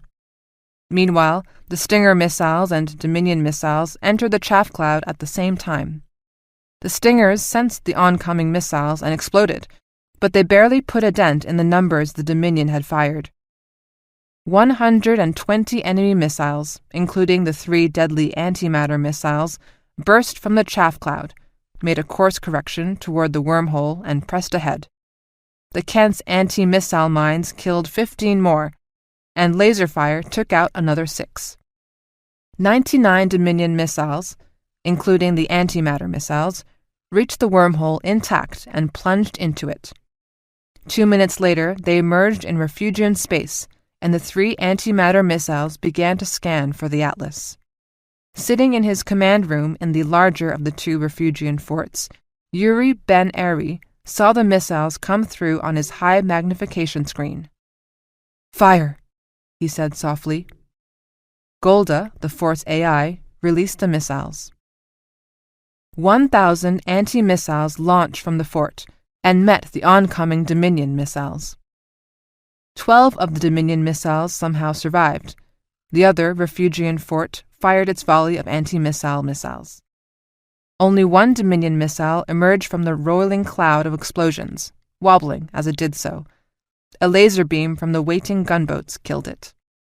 On the New Zealand, Chief Friedman wearily lifted his head from his sensor display. "The Dominion warships have gone, Captain. No sign of anything between us and the wormhole." Emily nodded. "Thank you, Chief." She felt drained, incapable of emotion. She just wanted to lie down and sleep, and forget if she could. "Message to the Yorkshire and Kent. Activate transponders and follow us through the wormhole. And Chief Gibson, please send a courier drone through ahead of us. Let them know we're coming through." Wouldn't do to get shot after all this effort, she thought, without any humor at all. 5 minutes later, the last 3 ships of the Coldstream Guards disappeared into the wormhole that would take them to refuge and safety. Chapter 71. Space Station Atlas. 3 hours after entering into refuge, tractor beams from the Atlas space station pulled them into one of the large service bays, designed to hold up to 6 battleships. The Yorkshire, New Zealand, and Kent looked like toys as they hovered side by side in the cavernous space. Emily just wanted to crawl into bed and escape into sleep, but before she could even leave the bridge, Queen Anne, Sir Henry, Peter Murphy, and Hiram Brill crowded into it. To Emily's astonishment, the Queen threw her arms around her. "You did it! You did it!" Anne cried, eyes alight. Behind her, Sir Henry leaned over and solemnly shook her hand. "Very nicely done, Captain. First rate." Emily blinked. "So we're safe?" Queen Anne beamed. "Atlas came through intact, without a scratch. All of our hopes for the future are intact. All honor to you, Captain. You've done a magnificent job." Emily shook her head, fighting the angry rush that flushed through her face. "Make sure you earn it, Majesty," she said bitterly, watching as a smile ran from the Queen's face. 10,000 people just gave their lives so that you would make it to refuge. By the gods of our mothers, do something to earn those lives." "Captain!" snapped Sir Henry. "Remember to whom you speak." Queen Anne held up a hand to silence him, never taking her eyes from Emily. "You want promises, Captain?" she asked sternly. "Very well. I can promise you nothing but blood, toil, and tears. But I also promise that I will not stop until I have made the Dominion cringe in terror whenever they hear the name Victoria. And I promise that one day, by my hand, the language of the Dominion will be spoken only in hell." Emily stared at her for a long moment, then nodded. For now, it would have to be enough. Chapter 72. Emily's Personal Journal. Today, I killed my best friend. Chapter 73. On the DUC Vengeance. In the end, they simply ran out of ammunition. They had used their 4 grenades to fend off the armored troops, killing one and driving the second back. There had been a blessed lull for about half an hour, then the corridor filled with Dominion troops. The Dominions shot gas canisters into the bridge, and then walked in behind ballistic shields. One by one, the Marines ran out of ammunition.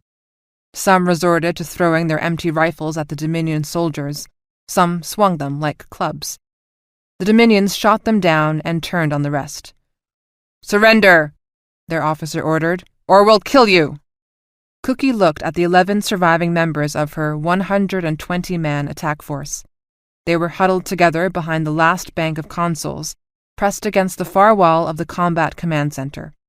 Then she looked at her watch. 2 hours and 7 minutes since she had spoken with Emily. 2 hours and 7 minutes paid for in blood. There was nothing more to do. There was nothing more she could do. She looked at the blood-stained, exhausted faces of her Marines. "We can surrender," she told them, giving them permission to save themselves. They looked at her, faces grimmed with dirt and blood, teeth bared, eyes glaring. "Bugger that!" Wisnowski snarled. Mayer somehow cracked a smile. "There's only 30 of them, Sarge. We should ask them to surrender." Cookie nodded. "Okay, then," she said, her heart bursting with the pride she had seen for these men. "Always together." "Never alone," they replied. A voice called them from the corridor. "This is Major Bruno Farber of the Dominion Security Directorate. Your battle is over and you have lost. Lay down your weapons and come out." "I am Sergeant Maria Sanchez of Her Majesty's Royal Marines," Cookie hollered back. "Go to hell." Not very original, she thought ruefully, but short and to the point. A moment later, the flashbang grenades came flying in, and Cookie's world blossomed with light and pain. The Dominions swarmed over them, butt-stroking them with rifle butts, then tying their hands behind their backs and putting black hoods over their heads. Cookie had to concentrate just to breathe. Then they were dragged into a line and forced to kneel on the floor. The hoods were ripped off. In front of them stood a husky, bald-headed man with the insignia DSD on his black uniform. In one hand, he carried a sonic pistol. "My name is Major Bruno Farber of the Dominion Security Directorate. You have been tried for war crimes against the Dominion of Unified Citizenry and found guilty. I sentence you to death." He turned and walked to the end of the line of prisoners. Mayer looked at him without comprehension. "Always together, Albert!" Cookie called out. "May the gods of our mothers embrace you and lift you up!" One of the Dominion guards roughly clubbed her to the ground. Major Farber stuck his pistol against Mayer's forehead and pulled the trigger. Mayer's head snapped back in a spray of blood. Farber stepped to the next Marine. "Always together!" Wisnowski shouted. A rifle butt knocked him backwards. Farber pulled the trigger. He stepped to the next Marine. "You filthy bastard!" Cookie screamed. "We're POWs! They'll hang you for this!" He pulled the trigger and stepped to the next Marine. 4 more died in quick succession. Next in line was Otto Wisnowski. He put the gun to Wisnowski's head. "Enough," said a voice. Cookie looked up from the floor. A tall, thin man in the uniform of a Dominion admiral stood there, flanked by 4 security guards holding short, stubby sonic pistols. "These people murdered Admiral Mello," Major Farber snarled. "Which makes them my prisoners as the ranking admiral of the Dominion fleet," the man said mildly. "No, I have jurisdiction here. I am in charge of security for the Vengeance." The man's eyes narrowed. You will stand at attention and address me by my rank, Major, or I will see to it that you go out the airlock with these bodies," he said, a touch of steel in his voice. Farber reluctantly stood straight, glaring first at the prisoners, then at the Admiral. "Admiral Kaiser, these people are spies and saboteurs. Under the rules of war, they are to be summarily executed." Admiral Kaiser eyed him disdainfully. "I see that the DSD now requires their officers to be stupid as well as bloodthirsty, Major. In your haste to shoot the prisoners, did it occur to you to ask how they managed to get aboard the Vengeance?" Farber looked bewildered. "Ah, I thought not. You see, Major, since there are no shuttlecraft moored to your hull, and since they did not blow a hole in your hull to enter, I thought that you might be mildly curious as to how they managed to get by your security and board this vessel." Major Farber stepped back, ashen-faced. "I assure you, Admiral, you have been killing valuable witnesses, Major, and that makes me wonder why. You are either a fool and an imbecile, or you are trying to cover for your own pathetic negligence. Which is it, Major? Are you an imbecile, or have you been negligent in your duties?" "Admiral," "Shut up, Major Farber. I leave these prisoners in your care. I will question them myself. They are not to be harmed, do you understand me? If they are harmed, it will go badly for you. Do you understand, Major?" Farber nodded. His face was purple with suppressed rage. "Good," said Admiral Kaiser. "I have a war to fight." He looked around the CIC of the Vengeance. The command consoles were shattered, the sensor controls burning, the weapons console ripped off its legs and overturned. "The Vengeance will be of no use to us in the immediate future. I will arrange to have you towed back to Timor. You will hold the prisoners until I am ready for them." The Admiral and his security team turned and left. Major Farber reached down and grabbed Cookie by the hair, jerking her to him. "Oh," he whispered hatefully, "you have much to answer for, and it's a long way to Timor." Epilogue. Queen Anne sat with her chief advisers on the patio of a resort on Refuge. Across the table sat the Prime Minister and Foreign Minister of Refuge. The patio overlooked an emerald green lake framed by towering mountains. It was, the resort host assured her, one of the most beautiful vistas in all of Refuge. She barely noticed it. In the 5 days since they had arrived in Refuge, the Dominion had launched 2 attacks through the wormhole. Neither had succeeded in reaching the Atlas, now tucked away in an asteroid belt on the far side of Refuge, but they had destroyed one of the 2 forts guarding the wormhole entrance. Both sides had taken losses, but while Refuge could quickly build more of its gunboats, reconnaissance drones reported that no additional reinforcements seemed to be coming to bolster the Dominion forces, at least not yet. But while there were no further attacks, it was also clear that the Victorian forces were too small to go on the offensive any time soon. "Refuge pays its debts," said Amir Farid Khan, Refuge's foreign minister. "We will do whatever we can to help you, but our industrial base is small, and we have little experience in designing and building large warships. As for our naval fleet," he shrugged eloquently, "it is comprised of 700 gunboats. Until this week, they had never fired a shot in anger." "You have already repaid any debt you might have owed us," Queen Anne said earnestly, ignoring Sir Henry's wince. "You have protected us from the moment we arrived in your sector, and for that we are eternally grateful. We know how to build large warships, although I must tell you, Minister, that our admirals have been very impressed with your gunboats. What we need now, more than anything, is your protection and time to rebuild our fleet so that we can take the attack to the Dominions, time to retake our homeworld back from them. If they could retake Cornwall, they would have the population they needed to man the ships they intended to build. Majesty, we will support you as best we can within the limits of our industrial base and resources," said the Refuge Prime Minister, Yisrael Tal. "We are ever mindful of the fact that without the support from your grandfather, there would be no Refuge." He looked at her through shrewd eyes, seeing a very young woman with very little experience trying to save her world from the brink of disaster. He wondered if she really understood how the odds were stacked against her. "But, Your Majesty, you begin this war with 10 battle groups, and now you have little more than 1. We do not know how many ships the Dominion has, nor the Tilica, for that matter. Nor do we know how the other nations will align themselves in this war. From what you have told us, we must assume that Cape Breton is in league with the Dominions. But what will Sybil Head and the Sultanic Empire do? What of Darwin? And is there any hope that Arcadia is now anything more than a vassal state of the Tilica?" He leaned back, his face troubled. "We pledge you our support, Majesty. Our history demands nothing less.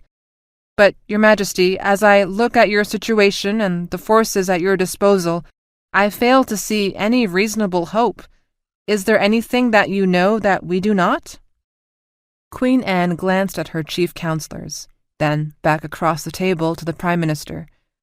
She smiled a chill, predatory smile that reminded him of nothing less than a civet, just before it tore its prey into pieces. The Prime Minister had not hunted civet since he was a foolhardy young man, when he learned the hard way that, when you hunted civet, the civet often hunted you.